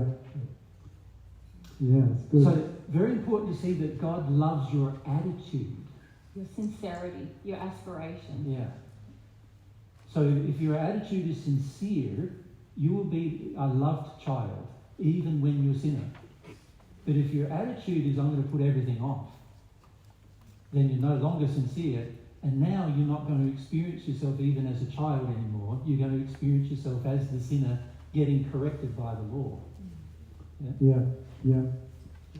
Can feel that. Yeah. So it's very important to, on one hand, have patience with yourself and realise you're going to have to work through things, and you're going to have to work things out, and you're going to have to feel things to work things out and all that stuff. You're going to have to learn what a feeling even is. For many of you, you haven't had a feeling for a long time, so you even have to work out what a feeling is. And that takes time to do all of that. But to have the expectation now that God makes it easy on you because you're wanting to take it longer than it necessarily could be, you need to understand there are penalties for that. Yeah. It's very important to understand the difference. Yeah. Yeah, your question was, what did we learn from all that? That's Yeah, what you're that's right. Yeah. Yeah. What did we learn from all that? Nina? If we feel like that about God, we're not going to put God first. That's the fundamental thing, isn't it? If I feel this way about God, why in the hell would I ever want to put him first? Can you see there's a direct relationship between how I feel about God and whether I'm going to put him first or not? Right?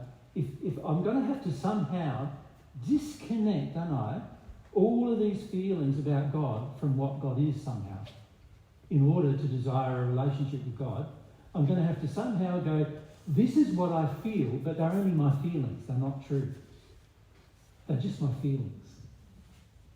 They're just my emotions. They're just my beliefs. But they're not true. At some point, I'm going to have to say and teach myself somehow that these feelings, even though I feel them to be real and they're forceful and they drive me and they drive me into action, that none of them are really real when it comes to God's nature or personality. I'm going to have to at some point disconnect myself emotionally from these feelings being about God to these feelings being about what? My parents and my upbringing. Do you understand? See, what a lot of us have done is, and we've done this on purpose, a lot of us have chosen to disconnect these feelings from our parents so that we can continue a relationship with our parents. And instead what we've gone is we heard about God and we go, right, yeah, that's all God now, so that I can continue my relationship with my parents. Because if you really started feeling many of these things about your parents, what things they actually did with you, can you see you might not be able to maintain a relationship with them until you've sorted it all out? And for most people, that's a major problem. Because the parents are the source of security. They're the source of future financial security. Sense of identity. They're the source of money in the future with regard to inheritance and all sorts of things that cause you to say, I don't want to blame my parents for these things. And my parents are sinners anyway. Let's not blame them. Let's blame instead the person who can handle it. Sometimes it's even more sort of nefarious than that, isn't it? Where we we end up telling ourselves that a lot of the things you've got on the board are actually kind of love, because we don't examine ourselves very closely. Some of you have done a bit of work on this now and you think, oh, okay, this is what I really feel. But if you think back to when you first heard Divine Truth, a lot of the times there was a lot of things that you thought were love, that were the way your parents were, that you now think, actually, that's very oppressive or very hard or harsh. But you're in the state of rationalising, this is loving so I can maintain a relationship with my parents. And therefore, if there's another greater parent than my parents, they must be the same. And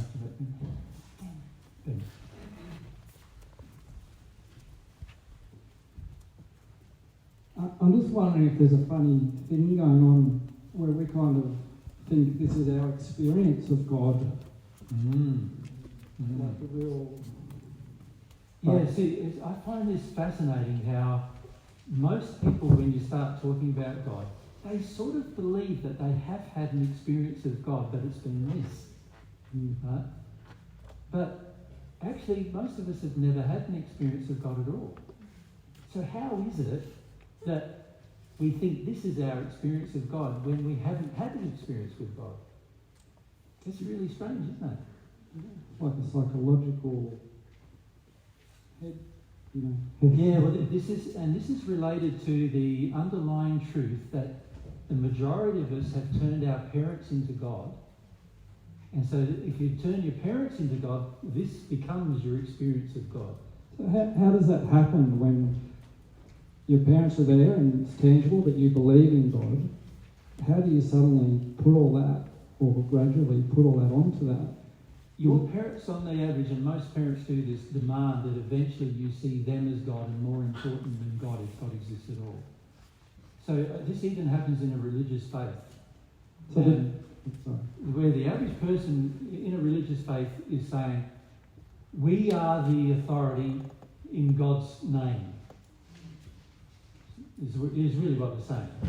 You understand? This is what a parent is saying in a Christian religious faith or a Muslim faith, for example. They're really saying, we are the referred authority. God is the authority. They tell you God is the authority. But they're really saying to you, but we are the one responsible for you, and so you need to see that we are the authority. And they call it honouring and respecting your parents. That's what they call it. Now, in that place, that they're really establishing themselves in your eyes as the final authority. And they're sort of distancing you from connecting to God to find out whether your parents are actually doing the right thing or not. Because in their eyes, they're always doing the right thing with you. Right? And they want you to believe they're always doing the right thing with you as well. And this, because of this referred authority, even in a religious setting, your parents end up being what you feel is what God will be. Yeah, and you can't blame them, so it just transposes over. Because you feel whatever they did, God agreed with. You understand? I do, yes. Yeah. And because God agreed with whatever they did, they told you God agreed. Right? Even if they didn't really talk about God, they told... Well, that's how they feel, isn't it? Well, it's not just that. I can remember telling this to my boys. Like, when I felt like I had to smack them, I told them God agreed with me doing it. Right? So I'm basically saying I'm God's messenger of what God will do in that place. Make sense? Yeah. Yeah. Very damaging because it makes the child then feel, when it's a grown-up, that the parents are still God's messenger, still God's representative. Effectively experiencing God through them. Yeah. And not just through them, but through their beliefs as well. Because they're saying their beliefs are what God really is. Yeah. So we then don't have an opportunity to connect to God directly. We think we need to connect via our parents. Right? And fundamentally, that's what Jesus has become to most people as well. A connection via, like a mediator between God and man, as the Bible says. Right? So that's the trouble there too, is that whenever somebody comes along and says he's Jesus, and he actually is, everyone's expecting he will be the mediator. rather than actually saying, oh no, he's just going to be a teacher that teaches me how to have a direct relationship with God. Right? So they expect the mediator, they expect the man acting on behalf of God, rather than seeing that he's just a man and he's not acting on behalf of God. He's just a teacher about God, of what he's learnt about God. So we do a lot of very fascinating things when it comes to our relationship with God that then cause us to go, these are my feelings about God, when actually we've never had an experience of God to know whether God feels this way about us or not. The majority of us, all through our childhood and all through a lot of our life, the experiences that we did have with God, if we had any, we probably hardly even remember because of all the pain and suffering of our other experiences. And so for that reason, we hardly know God's character or nature or personality at all. Well then.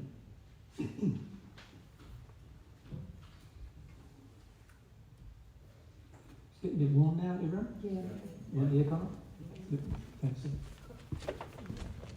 And because I blame my parents for everything, I feel that if they're like that, why would I want a relationship with God if they're going to be like that? Is that how I'm feeling because I have trouble with that connection with God? Well, firstly, how about you stop asking me what you feel and you tell me what you feel instead? Okay. Yep. I think that's what I'm feeling. That I actually don't want a relationship with God because they'll be like my parents, and especially my It's mother. funny you even call it they. God, he said that they'll be like my parents. Well, I mean my mum and dad. No, Oh, I mean, God, okay. Yeah, it's sort of like most people see God as a they, which is interesting. In the Bible it says, when God first created the heavens and the earth, it says, we, as if God's speaking to another person. So most people do believe that there is a collective driving God, ironically. Yeah, if I believed in God at all in here, it was God, He, Father, and I just could not reconciliate with Mother, God, and I struggle, and I still do, just even intellectually thinking about it. You know? So they are they. But you grew up in a Christian religious faith, didn't you? All the seven kids went to Catholic school. Yeah. What's the Catholic teaching? About God, the nature of God. The nature of God. God the Father? God the Father, God the Son, God the Holy Ghost. Yeah. Three people in one. Okay. Yeah. Which automatically makes you more open to the concept that how my mum and dad is will be how God is. Yeah. I also thought that even though we were all sent to Catholic school, none of my parents believed in God. No, well, frequently that's the problem, isn't it? They believe they're God. Yeah. If you think about your mum and dad, their real feelings are that they are God and they are their own lawmaker. Yeah. And so even though you're brought up in a Catholic faith, a Christian religious faith, at the end of the day, your mum and dad are really teaching you that they are God. Yeah, and that's why I am now the God. Well, are you? Like, you're still terrified of your mum and dad, so... Yeah. Many of you are still terrified of your mum and dad even when they die, you're still terrified of them. And probably sometimes now that you know the truth about spirits, you're more terrified of them after they die than before, you know. And a lot of that is because we still see them as the authority, the persons we need to please. Yeah, I was just reflecting back on how I felt about God and how I saw God. And as I blamed God, I could see how much I was feeling so disillusioned with my life. And, just got so ragefully angry about it. And so I came to the sense that this, what Sandra was saying, the selfishness of my self-obsession with me and me and me, makes me God, you know? Yep. If you know Well, what I that's mean. true. Yeah. That's true. But you've also got to look at why, you know, why would a person distance themselves from God and then say to themselves, well, I'm going to do what I want? Because it's not like you actually didn't believe there was a God anymore, is it? You just... So there's other people here who were brought up atheists. Yeah. So, like Sorsh basically brought up atheists, there's a few others like brought up atheists. So they sort of have been taught there is no God at all. But you were taught there is a God, but there's a God that doesn't care about you, doesn't want you, doesn't interested in you, doesn't like you, and which is worse? Like in some ways, it's hard to say, isn't it? Because you've got, on one hand, you've got someone being taught there's no God at all, and so therefore they must, or in Sorsh's case, mum's God. But in another case, you brought up there is a God, but he's all these bad things, and so you can see that every person has their own definitions that they're going to have to address here. Not, and the key, like I said earlier, to Alan, the key is to have compassion for the situation.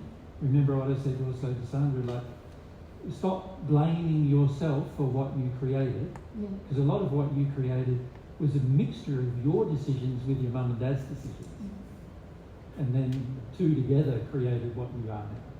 You know? So the key is to stop sort of looking at how you got here and start dealing with the fact that you're here, where you are now. Like when I say here, the emotions you're in, the condition you're in, the beliefs you have about God. Stop worrying about how they got here and just start acknowledging this is here, this is me, these are my feelings about God. And rather than seeing that this is how God feels, see this is how you feel. Because for the most part, most of us look at all of that and we think that is how God feels, not how we feel.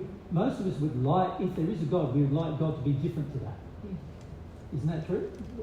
Like, so if there is a God, do you want God to be harsh? No. If there is a God, do you want God to be useless? No. If there is a God, do you want God to be moral? Yeah. If there is a God, do you want God to be angry? No. If there is a God, do you want him to be conditional? No. You want him to, if there is one, you would like him to be straight with everyone, wouldn't you? Yeah.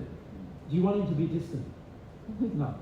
So the fact that all of these things is what you think feel God is, it's not what you want God to be necessarily, is it? It's just what you feel God is. Right? Can I ask another question? Yeah. I have this weird question in my mind that, because I'm not sure, do I believe in God? How am I going to reach God? Yeah. I get really afraid. And I said, if there's no God, we're fucked. That's what I come up with all the time. Yeah. And I find that weird. If I'm not sure about God, but I'm here, I'm saying if there's no God, I'm really scared that there's no God. Yeah. How many of you are scared that there is one and scared that there isn't one? Like at the same time always. There's quite a few people on earth who are like that.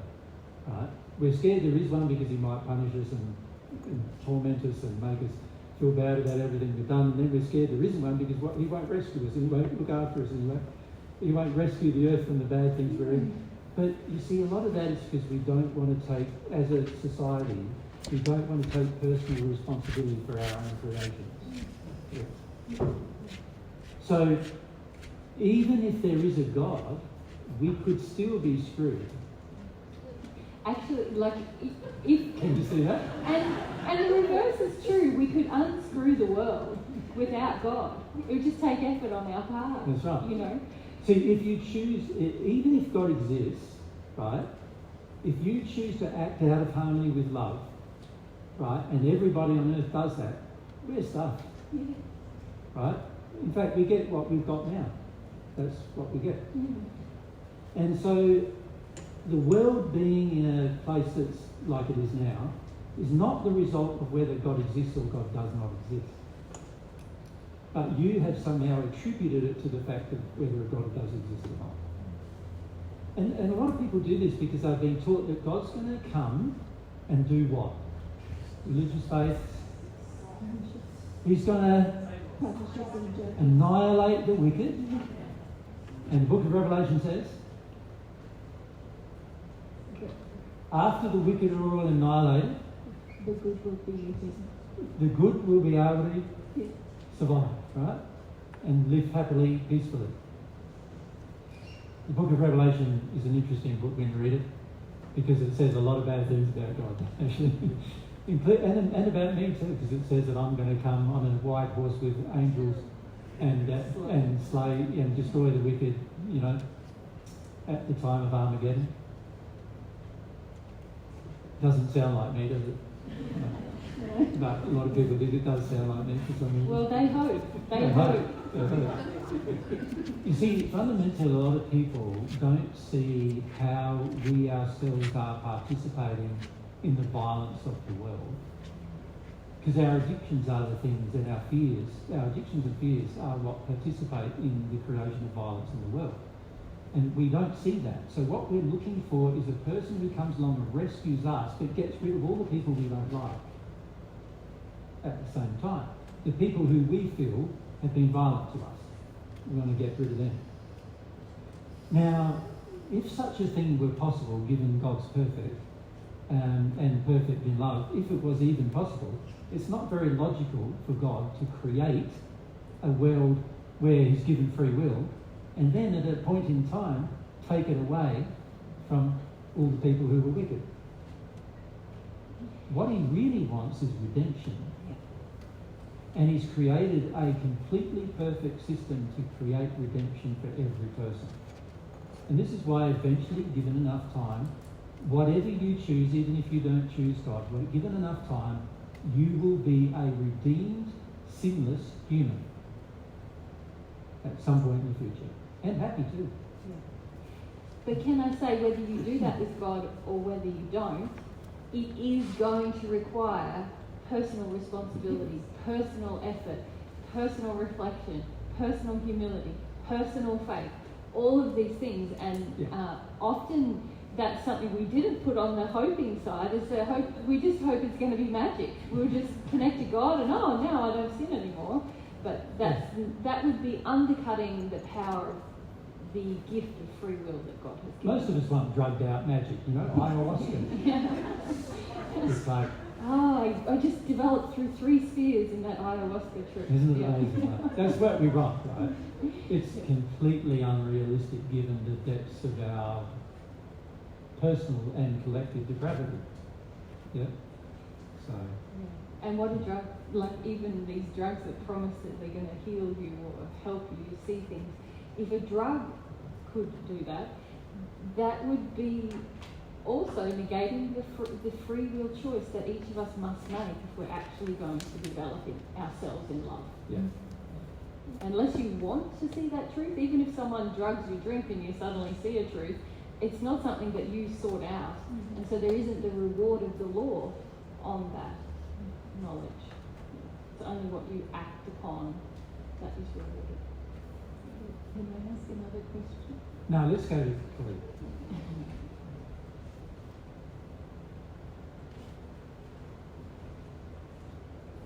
You were saying just earlier that we need to disconnect all those feelings from God's nature. How do we do that?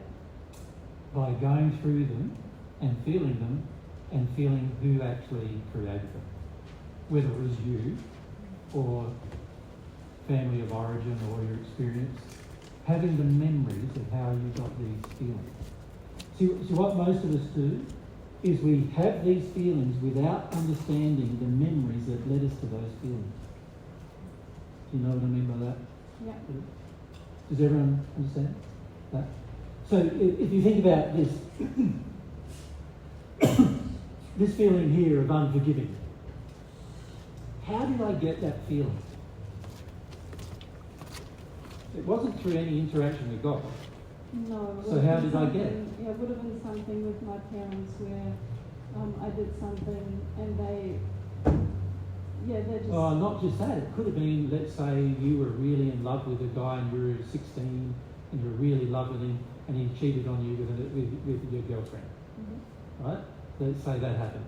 Mm-hmm. And you go in your your heart hardens towards your grief. Mm-hmm. And what happens to you then? You become unforgiving. Mm-hmm. You understand? Mm-hmm. Right, so you become unforgiving not just because your parents taught you to be, but because you're denying emotions inside of yourself of grief that you don't want to feel. Mm-hmm. That's also why you harden your own heart, right? So if your heart is hardened, right, and your experience of your parents' heart is that they are hard, mm-hmm. can you now see, I'm going to believe, just through inference, that God's heart will be hard as well, mm-hmm. right? So I'm going to think that when I have something done wrong towards me, I feel angry, upset, and I condemn the person forever. Mm-hmm. I'm now going to start to think that because I do that, mm-hmm. God must do it. Mm-hmm. With me, when I do the wrong thing. Right? And so a lot of your experiences come from not just your experience of your parents, but also your own personal experience with your interactions with others. And if you look at all of these feelings, there'll either be something associated with your parents, something associated with a teacher, something associated with a lover, a friend, something associated with a partner, something associated with a marriage partner, that has caused you to come to believe or blame God for this state. So then I need to be a bit like a detective and go look at the word and the feeling and then sort of be open to your memory, my memory and about where it came from. Yeah. Okay. Yeah, And so then feel through that. That's right. Yeah. And then let yourself have the memory. The interesting thing that happens is when we blame God for these things, we are also in the state of denying our memories. Because in order to blame God for them, remember we haven't had a connection with God to know that God has treated us this way. There's no memory of God treating us this way. You have no memories, none of you have any memories associated with God treating you this way. Not a single one. So where does these memories come from? You must be saying to yourself, I want it to be about God rather than something else. Right? The thing that really happened. Right? You must be wanting to do that because this didn't happen with God. This happened through your experience, but not with God. Right? So if these things happened and they didn't come from God and yet I'm attributing to God, I'm basically creating a false memory. Psychologically is what I'm doing. I'm creating a false memory saying, this was my experience of God, rather than going, this was my experience of my mother, or this was my experience of my father. You know, my mother was uncaring, my father was judgmental. My mother had no compassion for me. My father was unforgiving. He was demanding and controlling, you know. He lied all the time. Can you see? And if I connect myself to the memory, the actual memory that I actually have that created this feeling, I now have ability to process it, release it, and stop blaming God for it. That's beautiful. Yeah. Make sense? Yeah. So, can we go Sherry?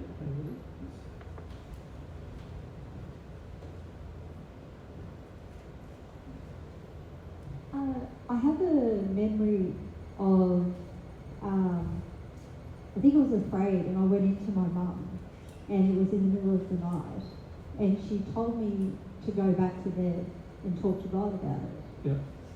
And so my memory is that I did do that as a child and I didn't get a response. And so I often have that memory. Can I say to you though, Sherry, You didn't get a response from your mum. No, that's right. So in that... And the one you can, that's the one you can remember. What would have happened with all the ones you can't remember? You wouldn't have got a response from your mum either. No, Now, of course, if you ask God for something, but you're not expecting a response, yeah, okay. of course you're not going to get one, Yeah. right? But the predisposition towards that state was already set up with your mother because she never responded. See, if my boys came in and said, I'm scared, I'd give them a cuddle and sit them on my lap and say, what are you scared about? And talk to them about it. Right? So the fact that your mother never did that to you, which would have been the loving thing to do, find out why you're afraid and what's going on, that is what's caused you then to have the next experience. Okay. Yeah.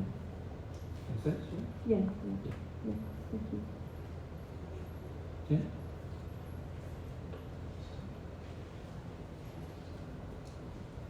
I'd like to ask you about worthlessness and the feeling of the lack of self-worth. Yeah, I don't believe you have that, Jen. You don't? No. You don't behave. You don't behave like a person who has a lack of self-worth. You behave like a person who's angry. And demanding that others value them. That's right. That's different than a lack of self-worth. See, a person who has a lack of self-worth generally does not become pushy. They generally are very reserved, they're very quiet, they're generally quite withdrawing from society and people when the person doesn't have self-worth at all. But what you have is demand, and you become very pushy. So it's very angry, which is very different. Do you understand? You would like to tell yourself you have no worth, but you don't want to tell yourself that you're angry. Having no worth is better than being angry in your mind. Do you mean easier? Well, easier for you to accept yourself, having the image of yourself that you have no worth, than it is easier to accept yourself as being an angry, demanding person, which is what you are. You understand the difference? Right? You are creating, so all of this was an illusion that we're creating about God. The other sets of illusions we have are the illusions we create about ourselves. A facade, if you like. You can call it the facade, right? The illusions you create about God help you avoid a whole heap of emotion, and the illusions you create about your own definition of yourself help you avoid all the rest of emotions, all the other emotions. You understand? So part of your facade is to say, I'm someone with low self-worth. That's an illusion. And anybody who experiences you feels that you're a demanding person. So they don't feel that you have low self-worth. A person who's demanding feels worthy of time of others, feels worthy of the attention. Not only of others. worthy, but entitled. And you feel entitled. Oh, I'm not getting an understanding of what you're saying. I know. Because intellectually, you do not want to accept it. You don't want to accept you want to persist with your own image of yourself. But there's probably not a person who's ever met you who hasn't felt that you're demanding. Right? Yes, But you don't want to have that image of yourself.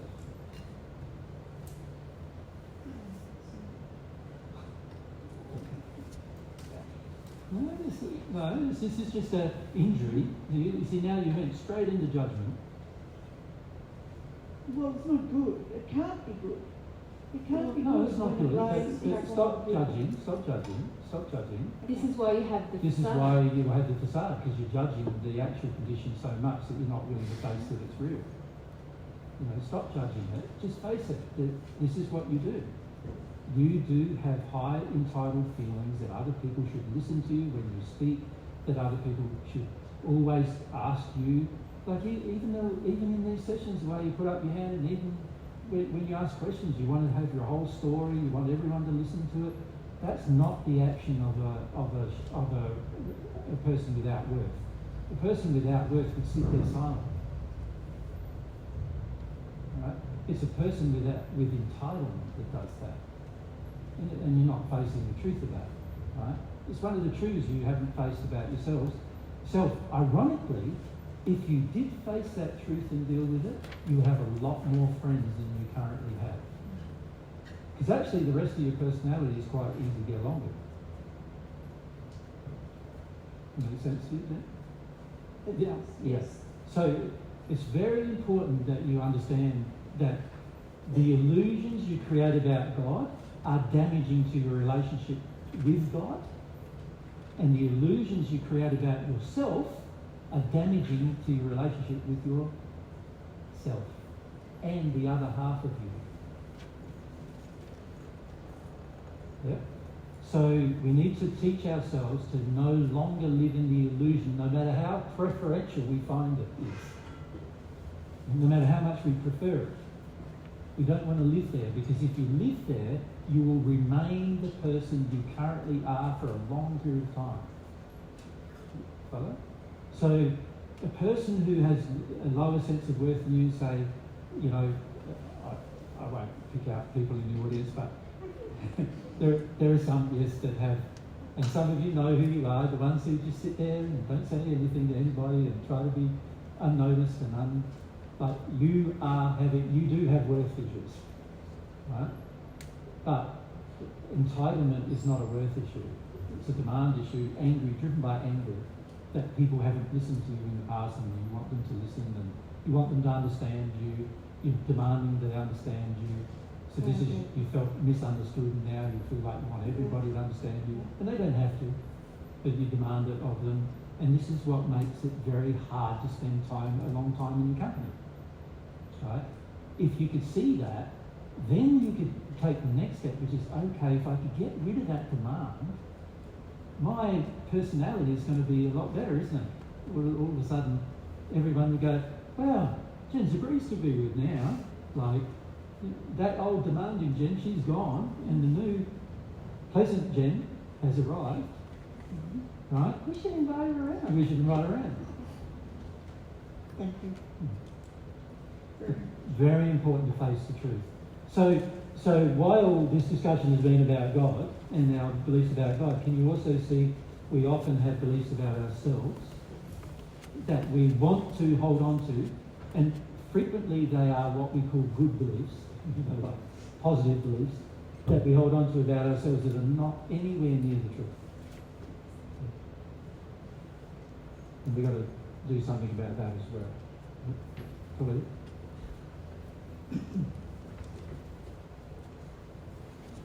I have a follow-up question about what I was asking earlier. Yep.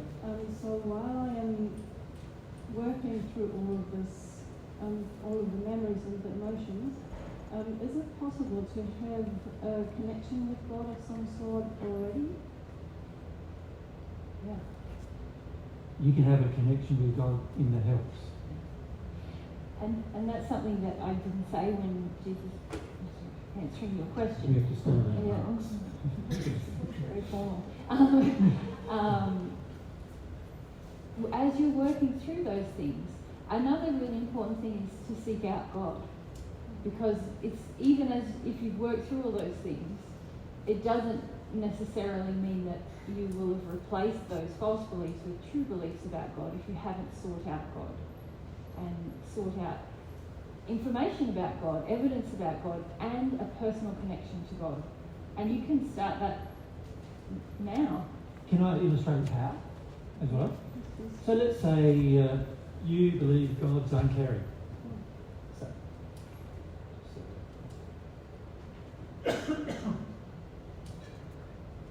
So you believe God's uncaring. So how would you still try to develop a relationship with God while you believe God's uncaring? Wouldn't you just go to God and say, because we're going to God first, we go to God and say, you know, I really believe you're uncaring. Right? We wouldn't go to God and say, please care for me. Because that would be untruthful, wouldn't it? Because we don't believe God's going to be caring. it'll be more accurate to go to God and say, I feel you're uncaring. Can you show me that you're not? Can you demonstrate to me that you're different to what I feel about you? And also, why do I feel you're uncaring? Can you show me why I feel you're uncaring? Can you help me with my memories to find out why I feel you're uncaring? Can you help me face up to whatever happened in my past that makes me feel like I'm uncaring? I feel that one of my biggest ones is that I feel God is not interested in like a personal relationship with me. Yep, so that's down here somewhere, wasn't it?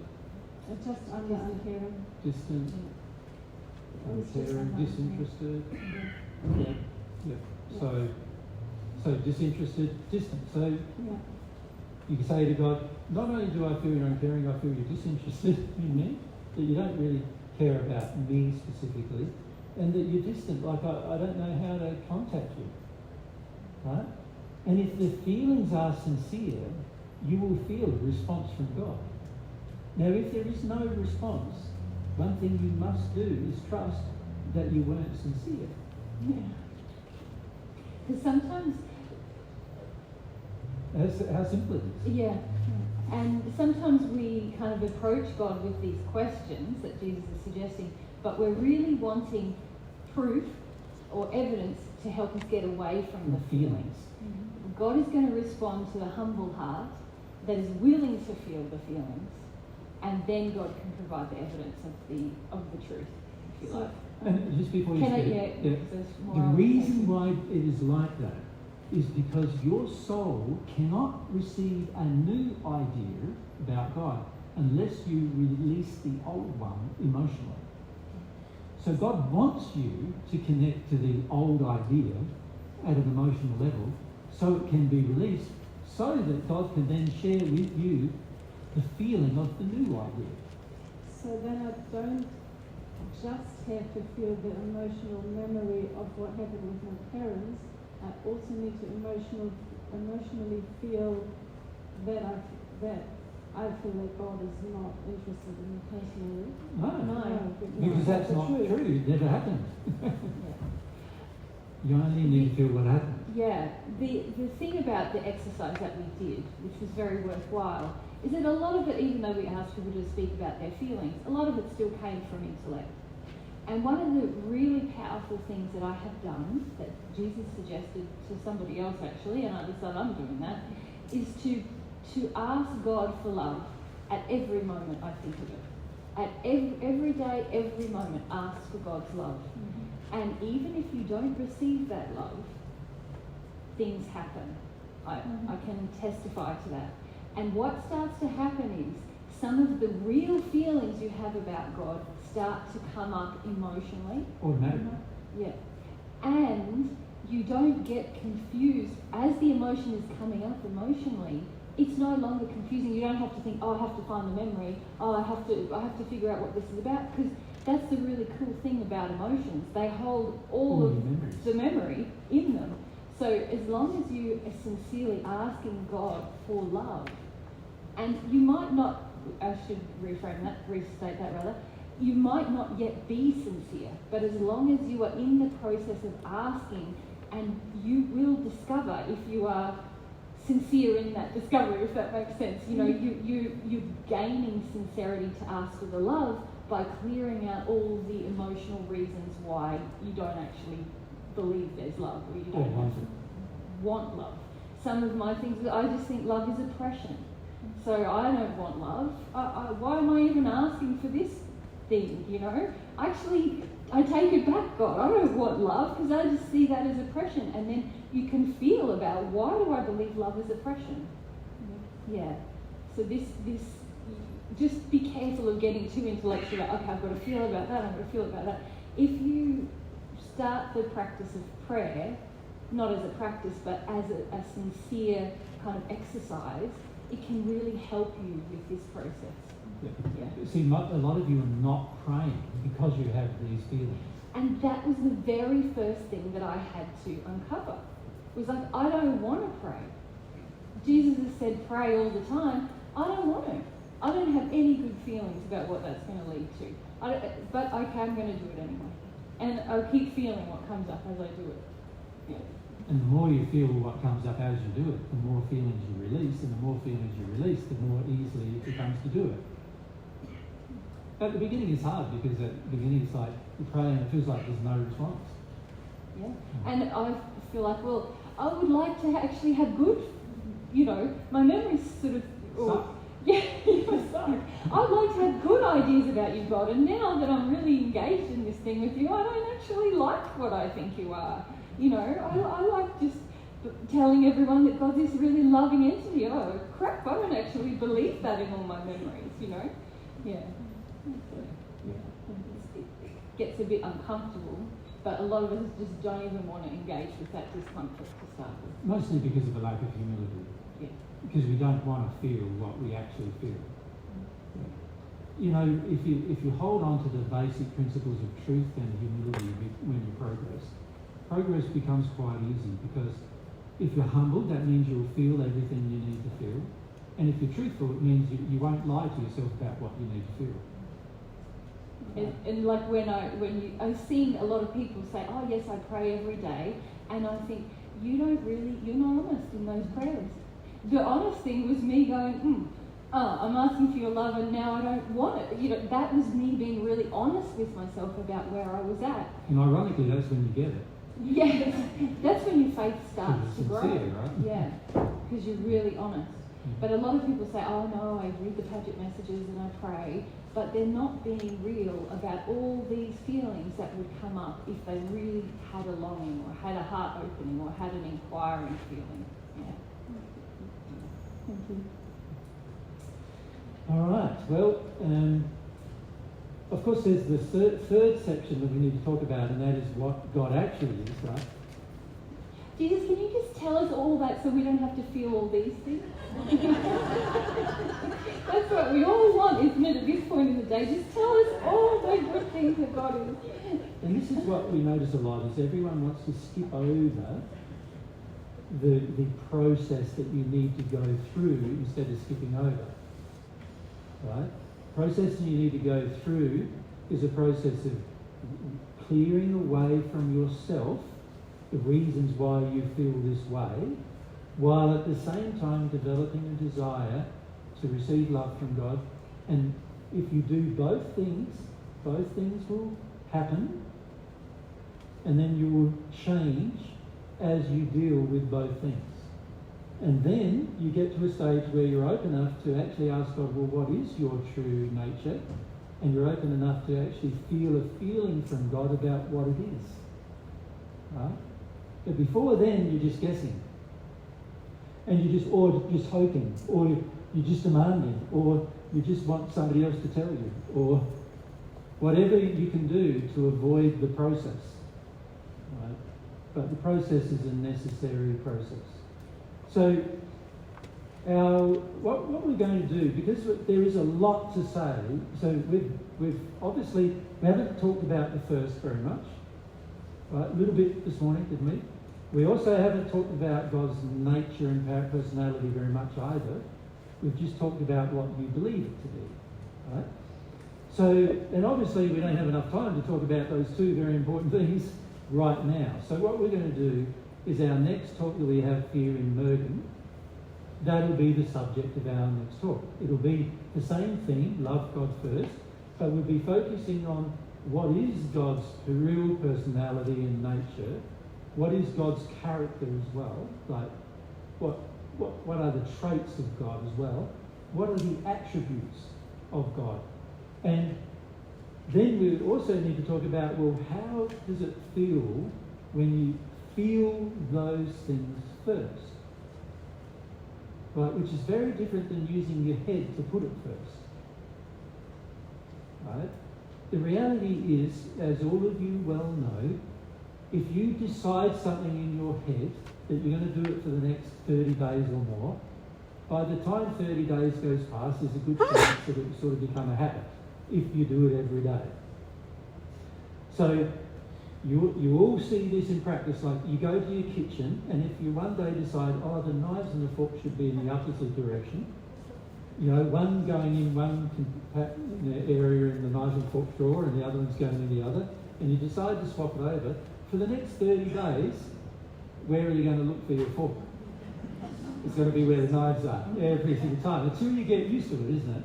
And that's an intellectual process, right? That's not what we're suggesting to do. But you know you can try to do it, right? And many of you have tried to do that with your relationship with God. You've tried to make it into this sort of intellectual process. What we're trying to achieve in terms of teaching you is trying to help you see that everything requires a change inside of the soul, which has nothing to do with your intellect, and it's got everything to do with your feelings. So we're trying to teach you to, firstly, recognize feelings. Secondly, recognize feelings you have about yourself and about God in particular, because you can't have a relationship with God until you sort through some of your feelings about God. And then thirdly, ask God to give you feelings about what God is, like the truth about God. Ask God to give you those feelings.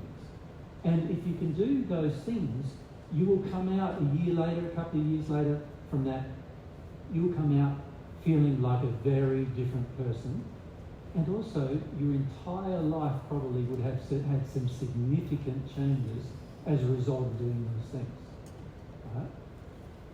Part of the problem is many of you don't want any changes because you're quite content with your current life, but your current life is always going to be worse than your new life if you engage this process. Right? So we're not even seeing that as a truth. We're not even seeing that if I keep my current life in my current comforts and my current way of living, it's going to end up being longer of being what it is now. And most of us think this way because we're worried that if we make changes, it's just going to get worse.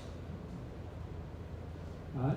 So we would rather have it be what it is now. That's my phone. Yeah, no, I'm just wondering if it's signalling something with the recording. I'll just let me check. We just check our recording stuff. I don't think so. You're just silent. Yeah. Jesus, I need to talk to you about your lack of love for the recording. My phone is one of those 1 minute a week ones. And aside from our setup, and I keep forgetting that it even exists. You know. So with regard to this process that we were talking about, if you can do that for yourself, and it is going to require that you do this for yourself, no one else is going to be able to help you, and if they could, you wouldn't be sincere for yourself. Understand? So it has to be for yourself that you do these things. No one else can turn you into a sincere person who does it for yourself. Only you can do that. Some people can make suggestions, they can give you inspiration, but they can't do any of that for you. You must do it for yourself if you want the results. But I assure you, if you do that for a few years, you're going to have a completely different life, and it'll be happier. You'll also get rid of out of your life all the people that leech off of you and cause pain and suffering to your life. Not because you don't love them, but because they won't be able to stand you anymore. It won't be because you told them off, it'll be because they tell you off for what you have now become. And then you'll deal with all your feelings about wanting the approval of others, and that'll be good for you too. And by then you'll be ready to be on the media talking about life and truth and whatever, and get attacked by everybody, and you'll be fine with that. You will. Because you'll feel happier inside of you. You understand? You're not going to get the agreement of the world initially. You know, for the agreement of the world to happen with regard to listening to divine truth, probably about 50% of people in the world will have to refer to divine truth and like it. That's a long way off, right? Well, it seems to be, at least. Who knows how long it is? But we don't know how long it is because we don't know what God's got in store, right? So we don't know how long that's going to be. But until then, well, you'll be happy. And you'll be living more in harmony with love and truth if you do it for yourself. And not only will your happiness begin now, but when you arrive in the spirit world, you won't have to be in hell for any period of time. You won't even have to be in the first sphere at all for any period of time. If you do it to enough degree where you love the truth so much that you're looking for it all the time, you'll be in the second sphere by the time you arrive, right? Which is far better than anywhere on earth, right? So you won't have to go through the hells or any of those things. So there's not only the short-term benefits of your life here, but there's also the long-term benefits of what happens after your life here if you do these things. Right? So that's what we'd encourage you to do. So homework. Yeah. Between now, if you're going to come to the next group, of course, this is up to you. Homework. Where did these feelings come from about God?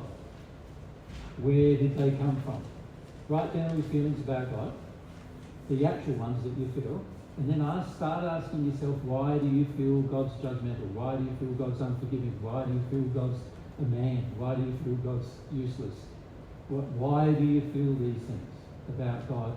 Where did these beliefs come from? Considering the logical truth, which is you've not had a relationship with God before, so it can't have come from God. It has to have come from somewhere else. So where did it come from? Once you consider that, you can now start going, the second part of your homework is, how much do I want to feel? Make sense? If you can feel them, now there's a chance for change to occur. The third part of your homework is pray. Because what would be really interesting is, remember Jesus said we're going to talk about God's nature, God's attributes. If you do the 3 pieces of your homework, we could start to fill the board with things that you know of God's nature and attribute that would be Not true. that you think, but actually that you know. That you know. That you feel inside of you, this is actually true. Because you've had, over the coming months, 2 months is before we come back here, isn't it? Yes. March, yeah. Yep, March. So 2 months, you've got 2 months, plenty of time to work a lot of this out, right? Even if you can replace one of these with the truth, that would be awesome, wouldn't it? Yeah. And also, in that process of prayer, you'll be able to start to experience how God deals with you. So at the moment, you're thinking God's going to deal with you this way, and that's not the way God's going to deal with you. Right? So you start being able to be more open to how God is going to deal with you, right? Because you'll have an experience of it more. You will. And you start to feel your demands, and start to feel eventually that even when God is not meeting your demands, that God is still interested. You feel grateful that God is God knows what's happening with you, but God's teaching you about love through not meeting these demands. Yeah, and so a lot of these things will become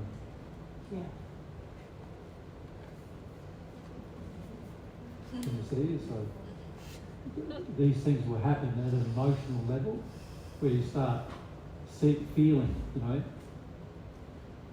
none of those. Trust me. Oh, trust. You start sort of seeing that God's not these things that you feeling them. Yeah. You feel that God is the new thing as you go through this process. Make sense? Okay. Well, don't want to ask any more questions? Answer any more questions? No. No. sorry. I want to leave it there. Yeah. Is that all right with you? Yeah. Because I feel that it gives us enough information to work on. Firstly, our attitudes towards love. Secondly, some of our attitudes towards God. And if we deal with those 2 things over the coming months, then you will feel changes in yourself. If you don't feel changes in yourself, there's only one reason. I wasn't sincere. And that can teach you about sincerity. Yeah. All those things I was calling sincere, that mustn't be it. Yeah. The person who makes sincere growth and has sincere prayer and also sincerely deals with their true emotions, within a month or two you do feel difference. You do feel completely different. So sincerity, desire to be humble, desire for truth is going to drive this process. And it's not up to anybody else here to help you do that. That's something to do for yourself. Make sense? Good on, guys. Yeah.